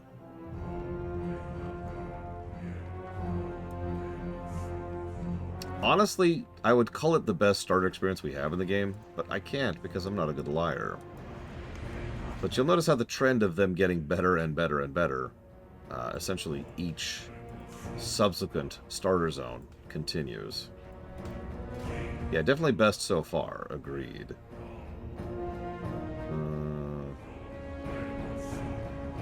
Kind of good answer for this, John.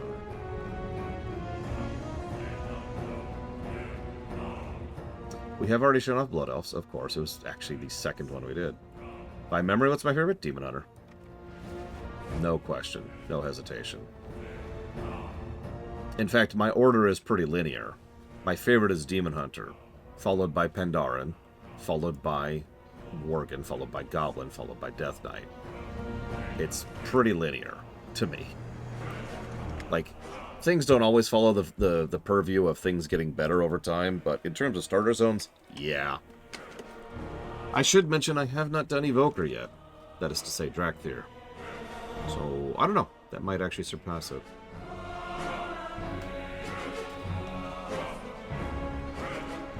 Oh, is someone getting spit on down here?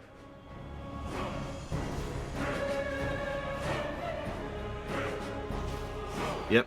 There's someone getting spit on. And yeah, unfortunately, there really is no excuse for Thrall not to know about this. What about Exile's Reach? I guess that technically counts as a starter zone. Exile's Reach is good at being a tutorial. Or MMOs. In general. Let me explain that differently. If you have never sat down and played a video game, an RPG, or an MMO before, that's what Exile's Reach is there. It's there for you. And in that respect, I do actually think it's a good tutorial. If you have any experience with any of those things, it's fine. But it is incredibly hand-holdy because it assumes you don't know how to do things like open your inventory or pull a spell bar down onto your spells, stuff like that, right? It is fine. It is competently constructed and it serves the purpose it needs to.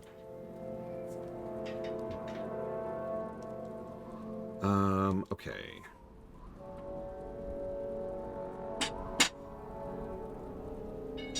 One moment. I actually don't know, Talia.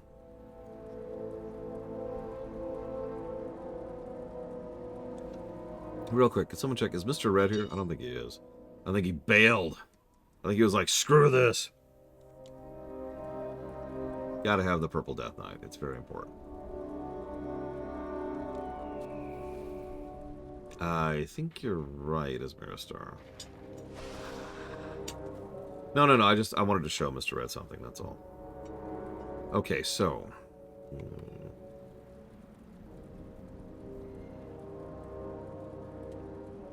No, they do not. Allied races get the unlock quest chain, some of which are very, very buggy right now. I don't know how long they've been buggy. And otherwise, that's it. That is your starter zone, is doing the unlock.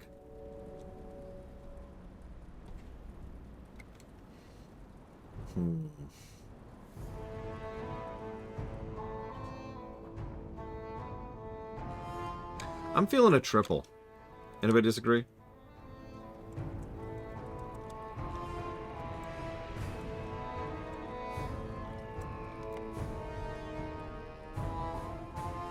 Like, I love the Goblin Starter Zone a lot. Obviously, I've given it many positives. But then it completely face palms right at the end. Not face palms, face plant. It does a pratfall and it's like, whoops.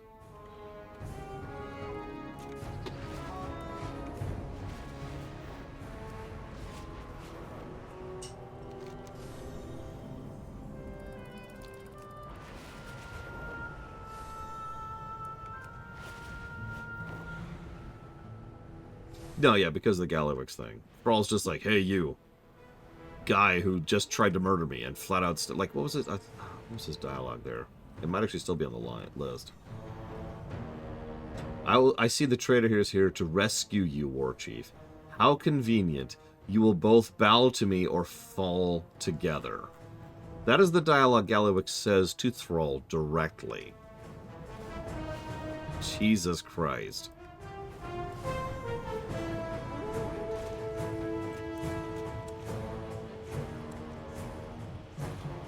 There she is. There's our girl.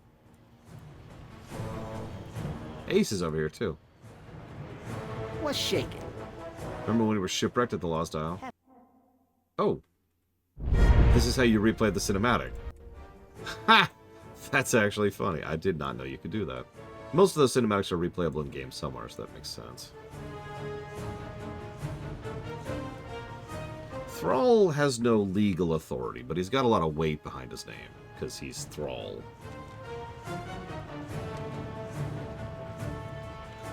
We just sidle up to our girl here. There we go. I guess we'll face the same way. There we go. There we go.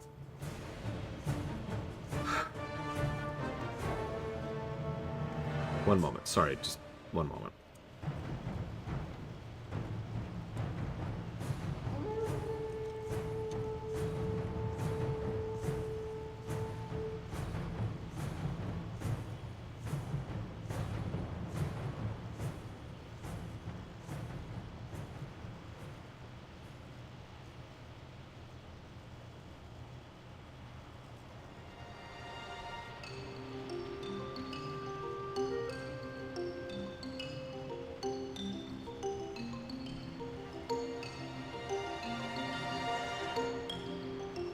Who would the most important character in Orcish history be? Gul'dan? That'd be my first thought.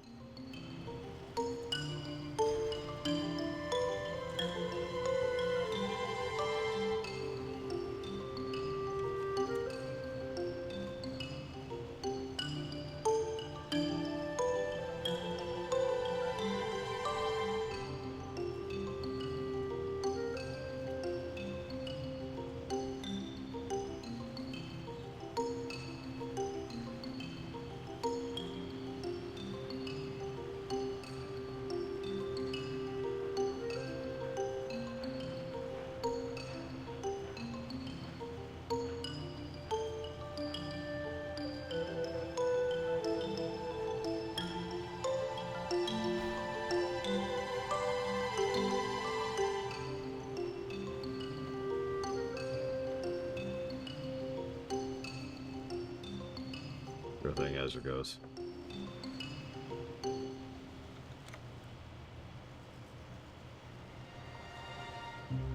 What's really funny is Ner'zhul arguably isn't that influential for orcs, but it would be foolish to deny that he is an extremely influential character regardless of the orcs. It's funny to think about.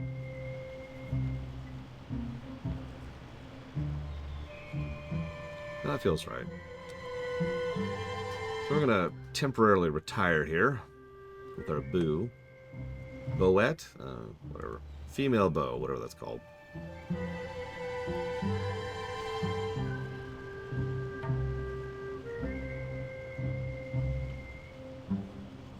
I mean, do you know about the Grand Glorious Alliance, Smiristar?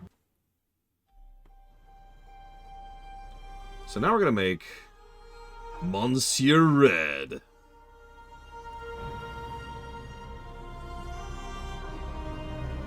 I mean, Thrall is definitely in the running for main character status, so...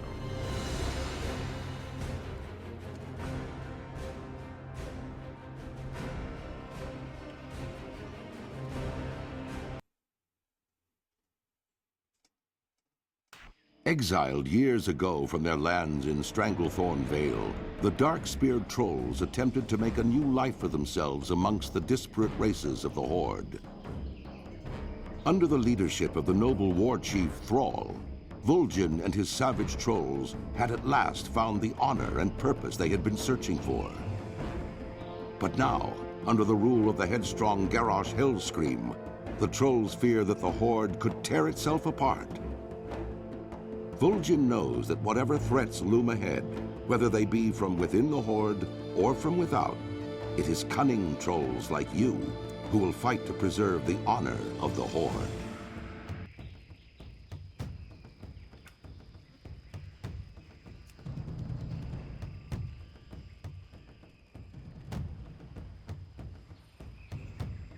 Hey there. The Darkspear tribes have long been victims. Outcasts. We found ourselves fleeing our homes time and time again, but this time, it's not the fleeing that drives us here. Vol'jin's offered us leadership through wisdom. It's kept us alive this long. Now that same wisdom offers portents of a chaotic future with the Horde. Let's crack some tiki target skulls! In a minute, Zuni. Give me a minute here. No, this time we're not fleeing. This time we are fighting for a home that will last. Time to begin your trading, Mr. Red. Speak with Nikali to the east. See ya later. Oh, by the way, if you're wondering why it's called Monsieur Red, it's because... The trainer should be somewhere in the grounds here. I'll catch you later, man. Thanks, Zuni. It's because of the fact that names like Mr., even if it's like MR or the spelled out Mr., are, for reasons I don't actually know, completely automatically banned by WoW's character creation. I only found this out when I was making this character.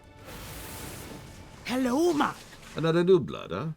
You actually have a weathered look about you, though. Wise eyes. You might have the makings of a real shaman. Let's not waste any more time. Bye-bye now. Alright, Mom, we start simple. Know the basics. Go trash those tiki targets. Take it slow, natural-like. I'll watch how you move, and we'll go from there. Spirits be with you, man.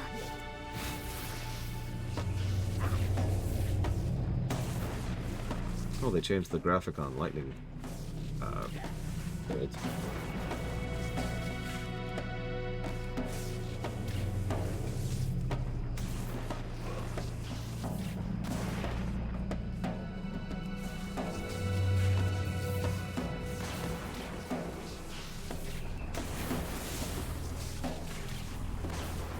And yes, we are a shaman.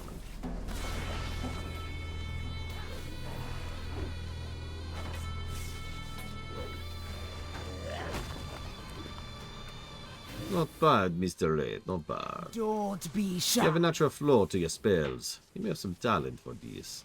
Some rough edges to be sure, but we'll get those ironed out. We'll teach you a few things as we go. Later. Let's put those skills to use. I'll start you off easy, man. There'll be cats killing our boars. That food ain't for sharing. Those boars are gonna need to be alive if you want to be food tonight. They're all over the island. Go get me some cat pelts. Be good. Alright, I can do that.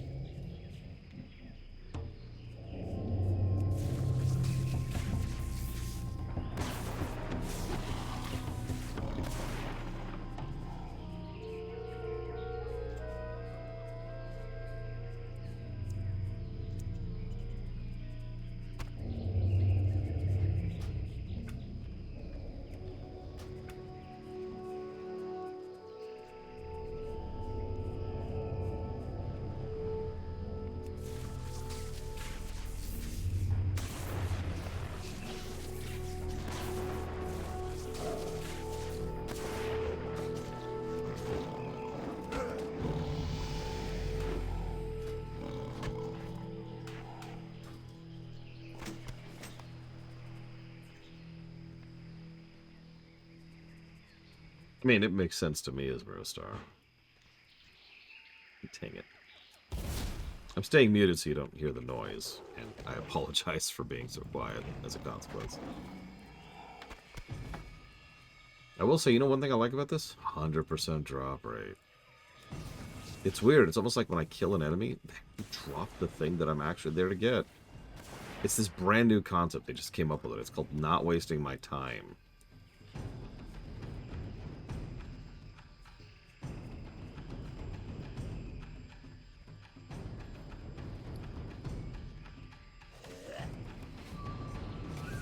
Hey there. I doubt there'd be too much of a challenge, Mon, but they'll still claw you up your ankles if you don't stay quick-footed. Bye-bye now. Here's some fine belts, boy. We can make some hefty cloaks out of these. Later. You've done well for yourself, Shaman. Sure we can teach you a trick or two here and there, but I'd not be wasting time on tiki targets any longer. I'll put one last trial for you, Mon. Head over to pits. Fight a real baddie. Wonder what's to kill you back. Just let the jailer know you're ready. Be good. My God, he really was behind it all along. What you want? Spirits be with ya, man. I'm ready, Mon.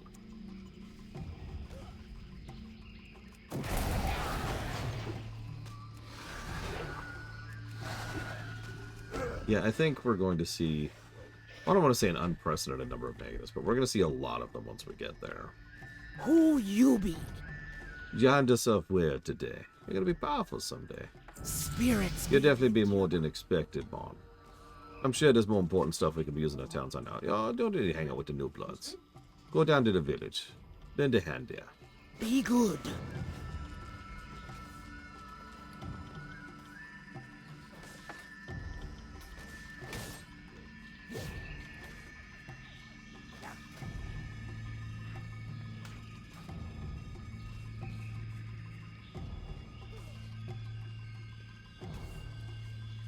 The only question I have, and I mean this with absolute sincerity, is I really wonder if the jailer will be worse than the sister of Takuvma. And I know what you're thinking. Of course he's worse. You really don't know how bad she was. Like, at least the jailer doesn't have that much screen time. Imagine the main character of multiple story arcs is as bad as the jailer. And you've got the sister of Takuvma.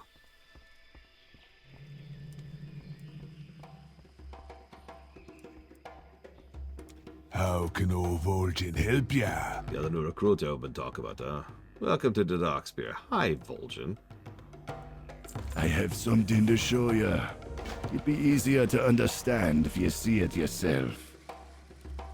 Don't talk back to me, troll. You know who was left in charge here. Haven't you stopped to ask yourself why Thrall chose me instead of you? There be no question why, Garrosh. He gave you the title because you be Grom's son. And because the people be wanting a war hero. I think you be more like your father than you thought. Even without the demon blood. You are lucky that I don't gut you right here, whelp.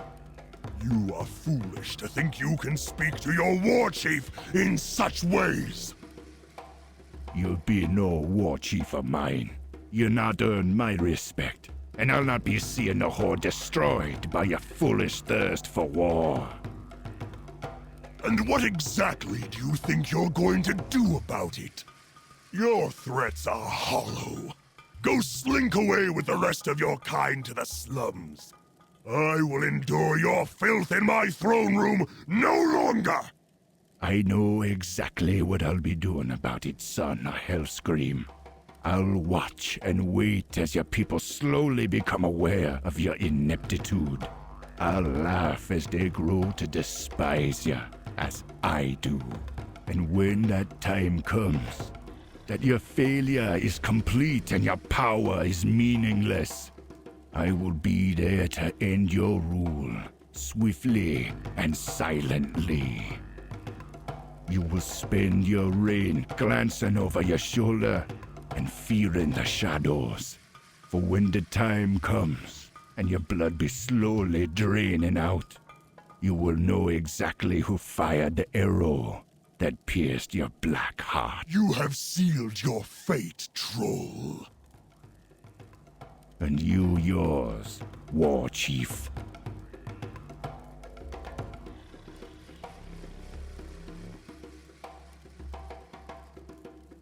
The Dark Spear are here because I led them here.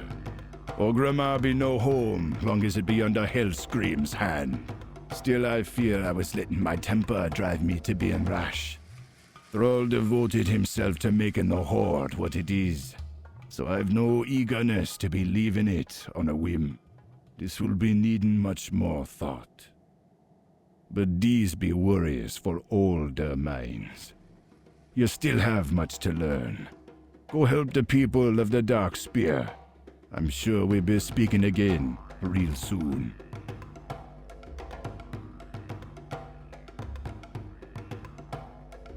Yeah, there's a few exceptions, but for the most part, they're all Kata. Yeah, it's weird. It's right there in the title, War Chief.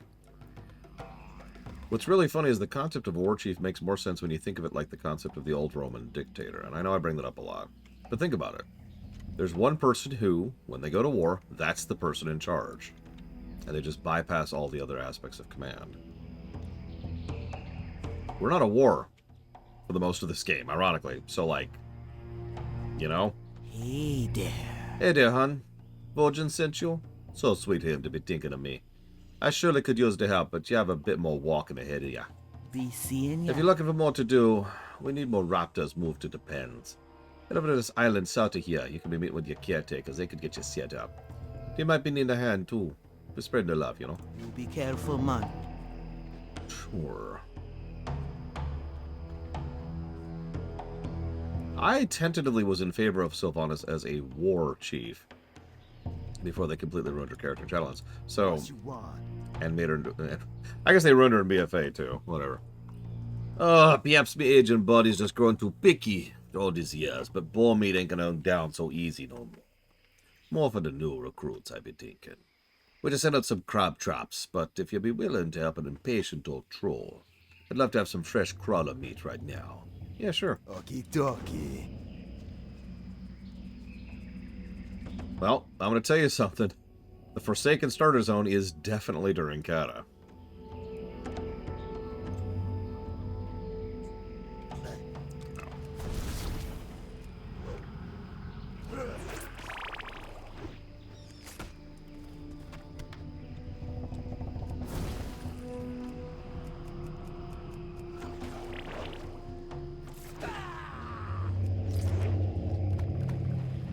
Yeah, I mean, like, a commander-in-chief is not a bad comparison for what a war chief probably should be.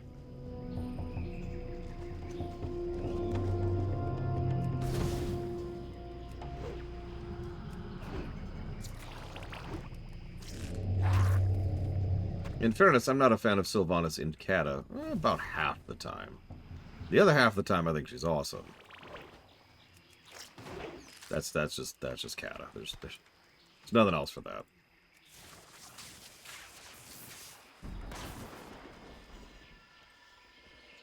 Now, the High King, they should be in charge of the entirety of everything. Because, you know, they're a king. That's how that works. Kings are good. Military dictatorships are good, obviously. I can't even say it. I'm sorry. They did some stuff with her in Legion, which was going in an interesting direction. If you consider it from the lens of BFA and Shadowlands not existing, Legion was kind of cool with what they did with Sylvanas. With the advantage of hindsight, none of that actually qualifies, but still. Hello, man. Does she be offering few boons as delicious as fresh crawler meat? Seeing ya. Oh, tasty, man. Thank you for your kindness. The spirits be truly rewarding you with great favor. Later. You'll be welcome.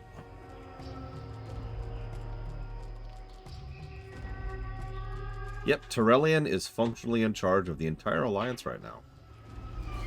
Really think about that for a second. Someone who is so much of a light zealot, he was literally infused with light. In fact, we have a term for it. We call them light forged. Is currently the supreme commander of the entire Alliance.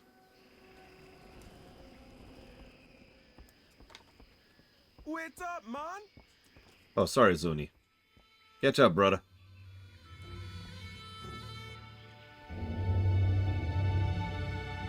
You finished with your training too? Glad you make it through, man. Yeah, you too. Come on. We gotta do a deal with the Raptors now.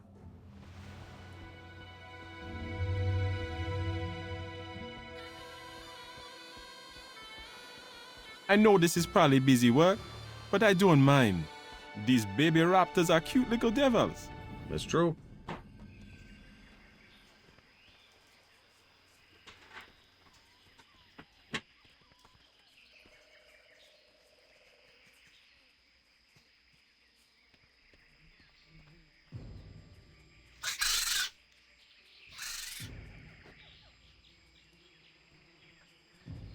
Talk to me.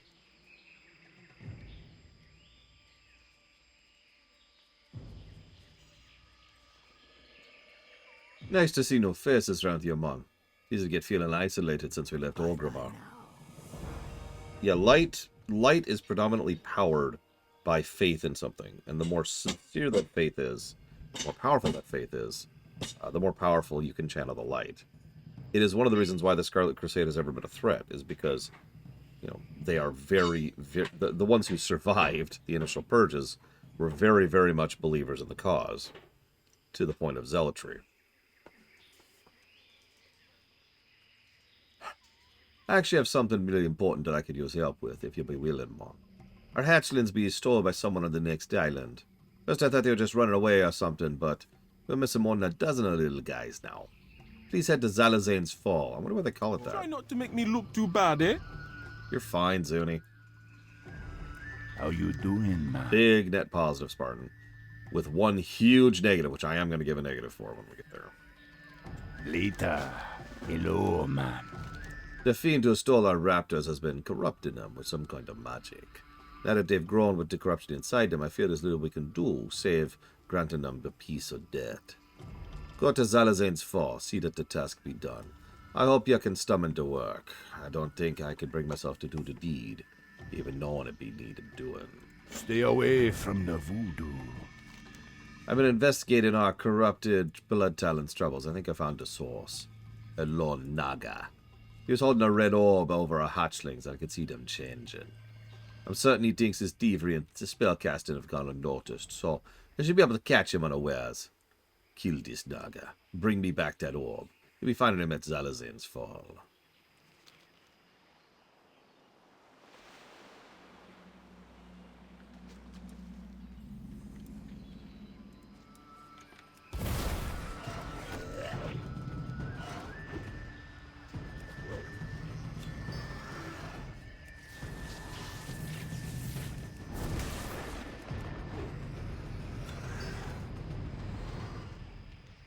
Go rescue a few people here. By playing Pikmin. Yeah, I actually agree. Garrosh, ironically, would probably have made a really good paladin. If he had any value in anything other than hitting something very hard.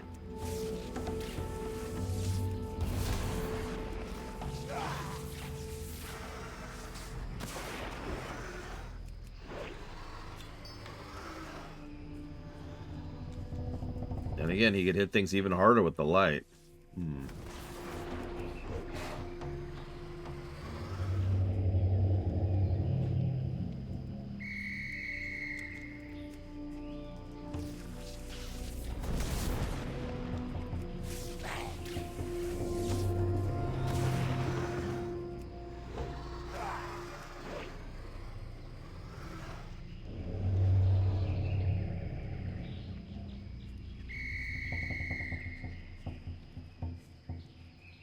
I mean, probably Blade to Ball?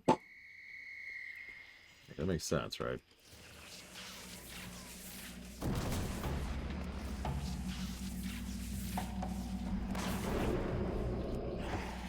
All jokes aside, I don't think Garrosh would have ever gone to the light. And there's actually a really basic reason for it. He would have to be aware that he was giving into the light, using the light to some extent or another, right? Like, it would be visible. everybody knows that the humans are big light worshippers. And Garrosh has a gigantic hard-on for hating humans. So even if he ended up using it, he'd probably be so disgusted by it that he'd refuse to use it ever again.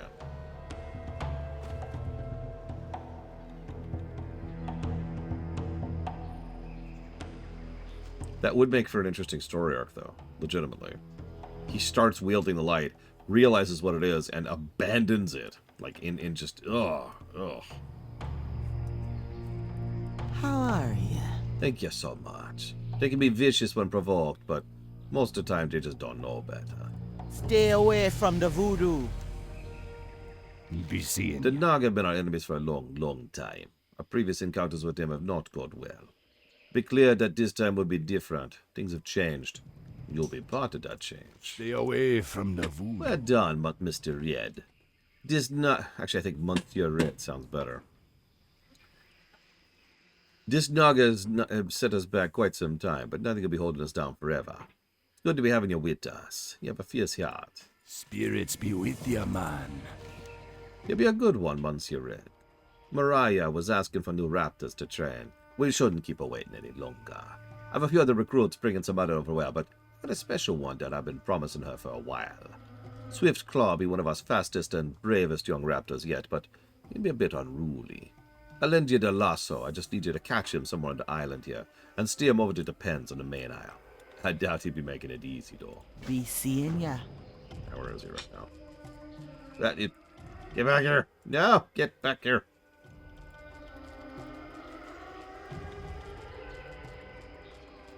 Get back here.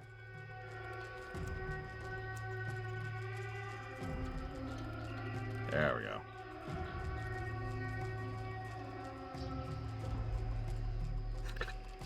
I mean, it's not just any belief. It's true belief, like legitimate, this is how things are, this is how things should be. I use the word faith, right? It's the total opposite of doubt. It's when you know something with such certainty that you can manifest it. And even then, it's not a guarantee. I mean, after all, warlocks probably know a great deal about Fel and magic, but they still pull things out of Fel, right? Instead of light.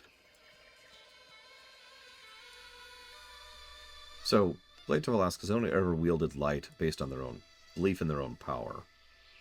Debatable, but the biggest possible answer to that is probably the Naru themselves. Zira definitely would qualify there. Don't be shy. Swift Claw! Hijar was telling me about him. He sounded like a handful. I don't mind the challenge. It's the spirited ones like that be making the bravest and truest companions when times of need be coming. Thank you, Han. You've been very helpful. Bye-bye now. You're welcome. Oh, there's a quest over here now. Oh, absolutely, Ismir Star. Relax. Vol'jin be calling for an all-out attack on the Naga that have taken our northern isle. Many of our men have already engaged with their forces near the bridge, but several of us are breaking through their lines to assault the isle itself. Speak to Jornoon right there to secure the ride. Okay, Zuni, you ready? Spirits be with Let's you. do this. Not so fast. Save some for me, man. Don't worry, Zuni.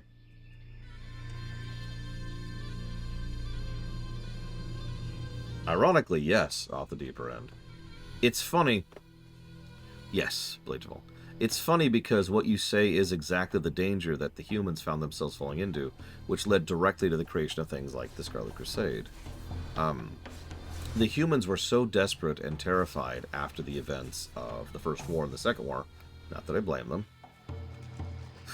This is a weird path. And they needed any edge they can get. And the light worked. It was kind of one of those interesting little things. It's sort of, it's seesawed, right? It snowballed. The more they believed in something, the more that thing was there and resulted in actually taking action, which made them believe in it more, right? And so it kind of snowballed, and it's like, yes, the light, the light! The problem was, as you say, nobody was really teaching remedial ethics or morality in the course of all that. It was all just wield the light. Even before the Scarlet Crusade, quite a few of the paladins of the Silver Hand were not good people.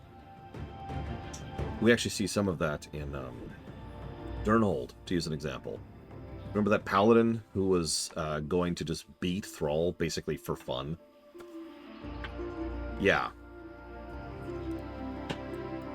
Greetings, man. Good to have you, brother.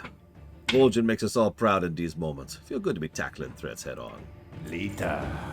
Be seen. The Naga have committed great atrocities on our people. The time to show them mercy is long past.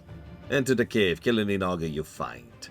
Every Naga dead this day is one less Naga to take us unawares later on. Up with ya. Let's stick together in here, okay? Hi, Zuni. Later. There's no casual counterattack. We be full and intended to slaughter every last Naga here, and they do anything we can to ensure they have no desire to return. I want you to place these fetishes on the spite scale banners you find it inside. Clear statement of more what we think of their presence here. Spirits be with ya, man.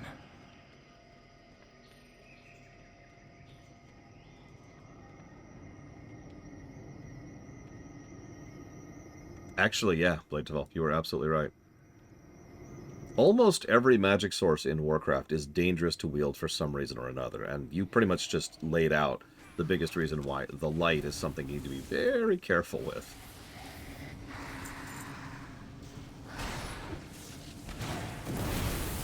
Also, notice Zuni is straight up helping us fight this time.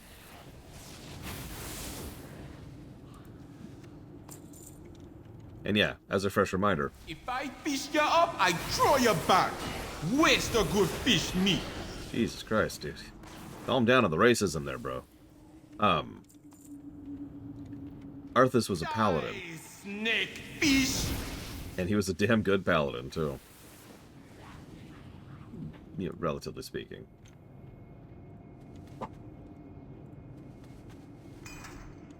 And yeah, the Draenei and the Lightforged are a good comparison point of what the light can do to someone.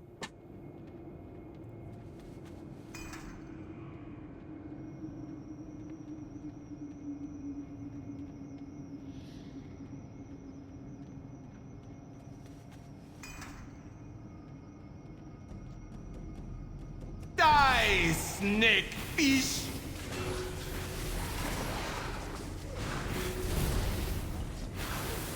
Nothing, Claude. Did they say anything about me? Blink once if the Lightforged are about to attack my house right now, Claude.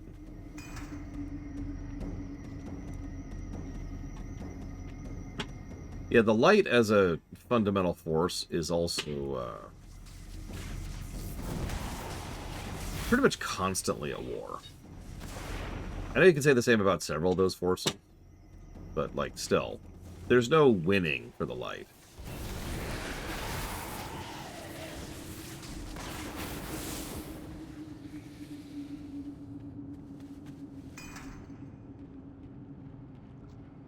Oh, hey, Mr. Red. Where the hell you been, man? With the wrong draws, fish head. I was actually going to get a timestamp just to show you something. You may have not noticed we're now playing Monsieur Red. The Troll Shaman Man. I can think of no character more appropriate to be Mr. Red. Yeah, Fel is definitely the most belligerent force because it is so aggressive and so benefits being aggressive. Like, Fel feeds on the things that help it to keep feeding. It's very self-perpetuating. Also very parasitic, though. If Fel runs out of fuel, then Fel is gone. But the light constantly wants to spread. And constantly wants to convert. Now, that's at the extremes, but that is still the danger. Talk to me. Be seeing ya. We're fought, young troll. Stay away from the voodoo. That should keep them at bay. Be seeing ya. The sea witch is here, on top of this very isle. We've been waiting a long time for this chance at revenge. I'll be having the privilege of seeing it through. Meet with Vol'jin up the ramp. Let him know when you're ready to join the battle. I did notice that Zuni's been slowly changing his gear, too. Long ago, the sea witch killed Vol'jin's father and chased the trolls out of their island home. Now she has returned, and Vol'jin is ready to give a chance to vengeance. So, it was never confirmed that she was a Naga back in the day. When this came out. So this is actually from the demo of Warcraft 3. which honestly a lot of people never played that demo, so they had no idea what this was referencing. But it's if you pay Warcraft 3's campaign, you may or not remember, the orcs sail from the Eastern Kingdoms west, and then when we catch up to the orcs and the trolls land on Kalimdor, because in the middle that was the missions that were in the demo. And yeah, that's where Vol'jin and the Darkspear actually joined the narrative. But the reason they had to flee was this twit right up here. These be the dark times.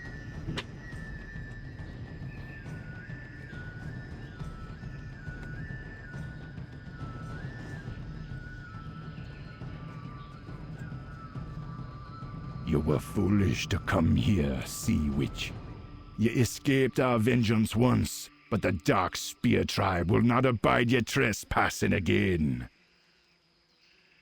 You are weak, Vol'jin, like your father was weak. Today, I will finish what I started long ago. The Dark Spear shall be wiped from existence! Okay, okay. We got this bond. Whoop, whoop, not her, not her. Take care of our spirits. We be handling that Jira.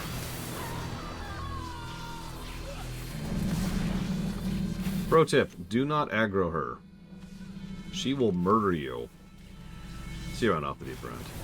Now, what you're supposed to do is kill the spirits, which if you notice, when you do, she takes damage from that. Yeah, I thought Vol'jin was Dave Fennoy. They use him for a lot of stuff at Blizzard. I don't blame them. Dave Fennoy's an awesome actor, but, you know.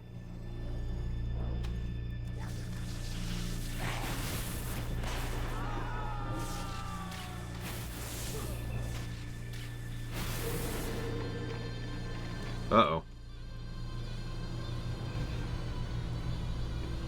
Stomp out these braziers. My power is waiting, you fool! I will come for you next. I mean, Metzen voiced almost everyone at one point in time. Did you hear how Metzen voiced Varrock's son at one point there? And by at one point, I mean for all of his existence. Like, Metzen was the default guy for a while, for good and for bad. He's the freebie spot at the middle of the bingo card. He's also Ragnaros. And Nefarian. Yeah, Darren DePaul is another actor that Blizzard just jumped on, and I don't blame him on that one either. I'll get the fires this time! You got this, Zuni. No. Wait, what? No! No! It be done. Our ancient enemy is defeated. I've been waiting a long time for a chance to avenge my father. A great weight has been lifted from my shoulders. I must be returning to Darkspear Hold. Please, meet me there once Vanira is done with her healing of the boy. I'm afraid there's nothing I can do for our brother. Her power tore away at his soul. I'll send some watchers to get his body so we can offer a proper farewell. I wish I could do more. Vol'jin rushed off in eagerness, but I can take us back to safety. Just give me the word when you're ready, Mon. How you do?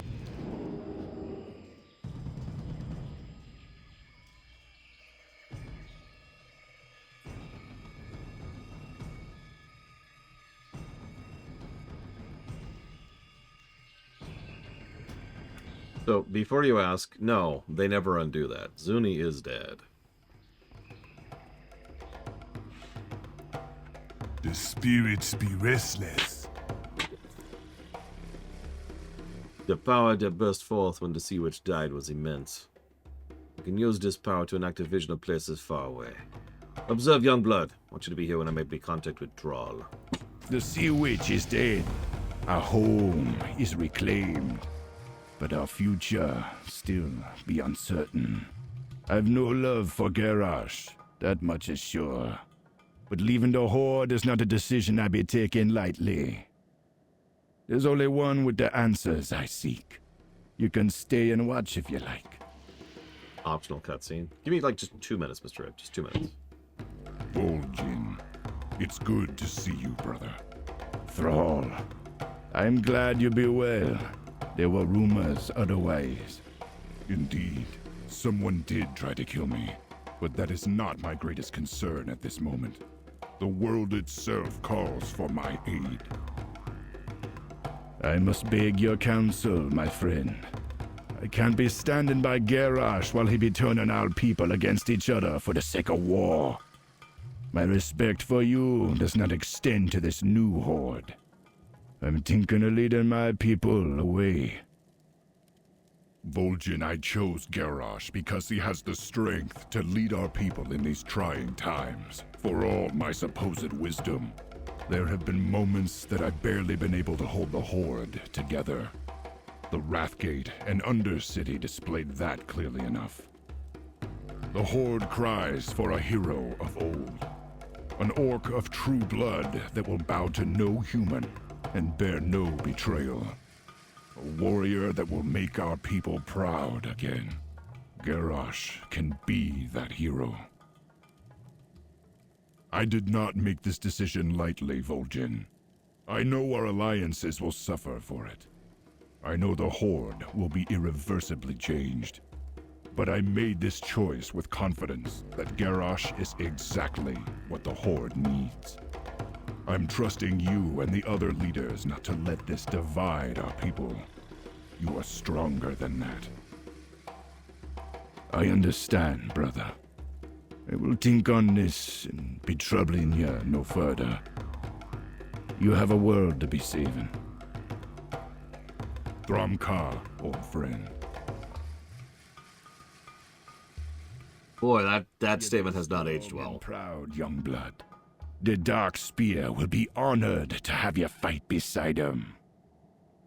These be dark times, but our people will be staying with the Horde for the good of all. Thrall's words be true. They always be. The Horde is much more than just a few old, stubborn leaders and a handful of heroes from Northrend. The people be crying Garrosh's name, at least for now. Still, I be hoping Thrall will return to us one day. The future right now be looking very grim and very bloody. Go now, make the Dark Spear proud. There are many wars ahead of us, and I'm sure you'll be having a part to play in all of them. So, okay, Mr. Ed, I know you're in a hurry, so I'm going to do your thing first. Then I'll speechify, okay? So, I like to think that Mr. Ed is like, hold on. You want me to do what? You want me to just stick around and join Garrosh? I mean, I be knowing that the Horde is greater than one stupid war chief, or even two stupid war chiefs, but not this day. On this day, there's only one thing that can be done for Mr. Red. And that's to stop existing entirely. Okay, Mr. Red's been deleted. You can go now. Alright. So.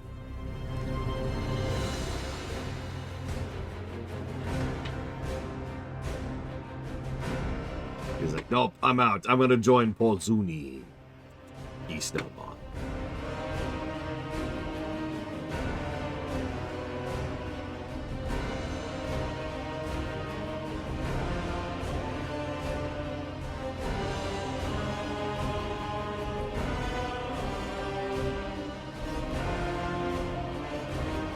You know what? I'll speechify about after the lunch break. How's that sound? 'Cause I'm already 20 minutes into my lunch break. And, you know. I'll see you guys.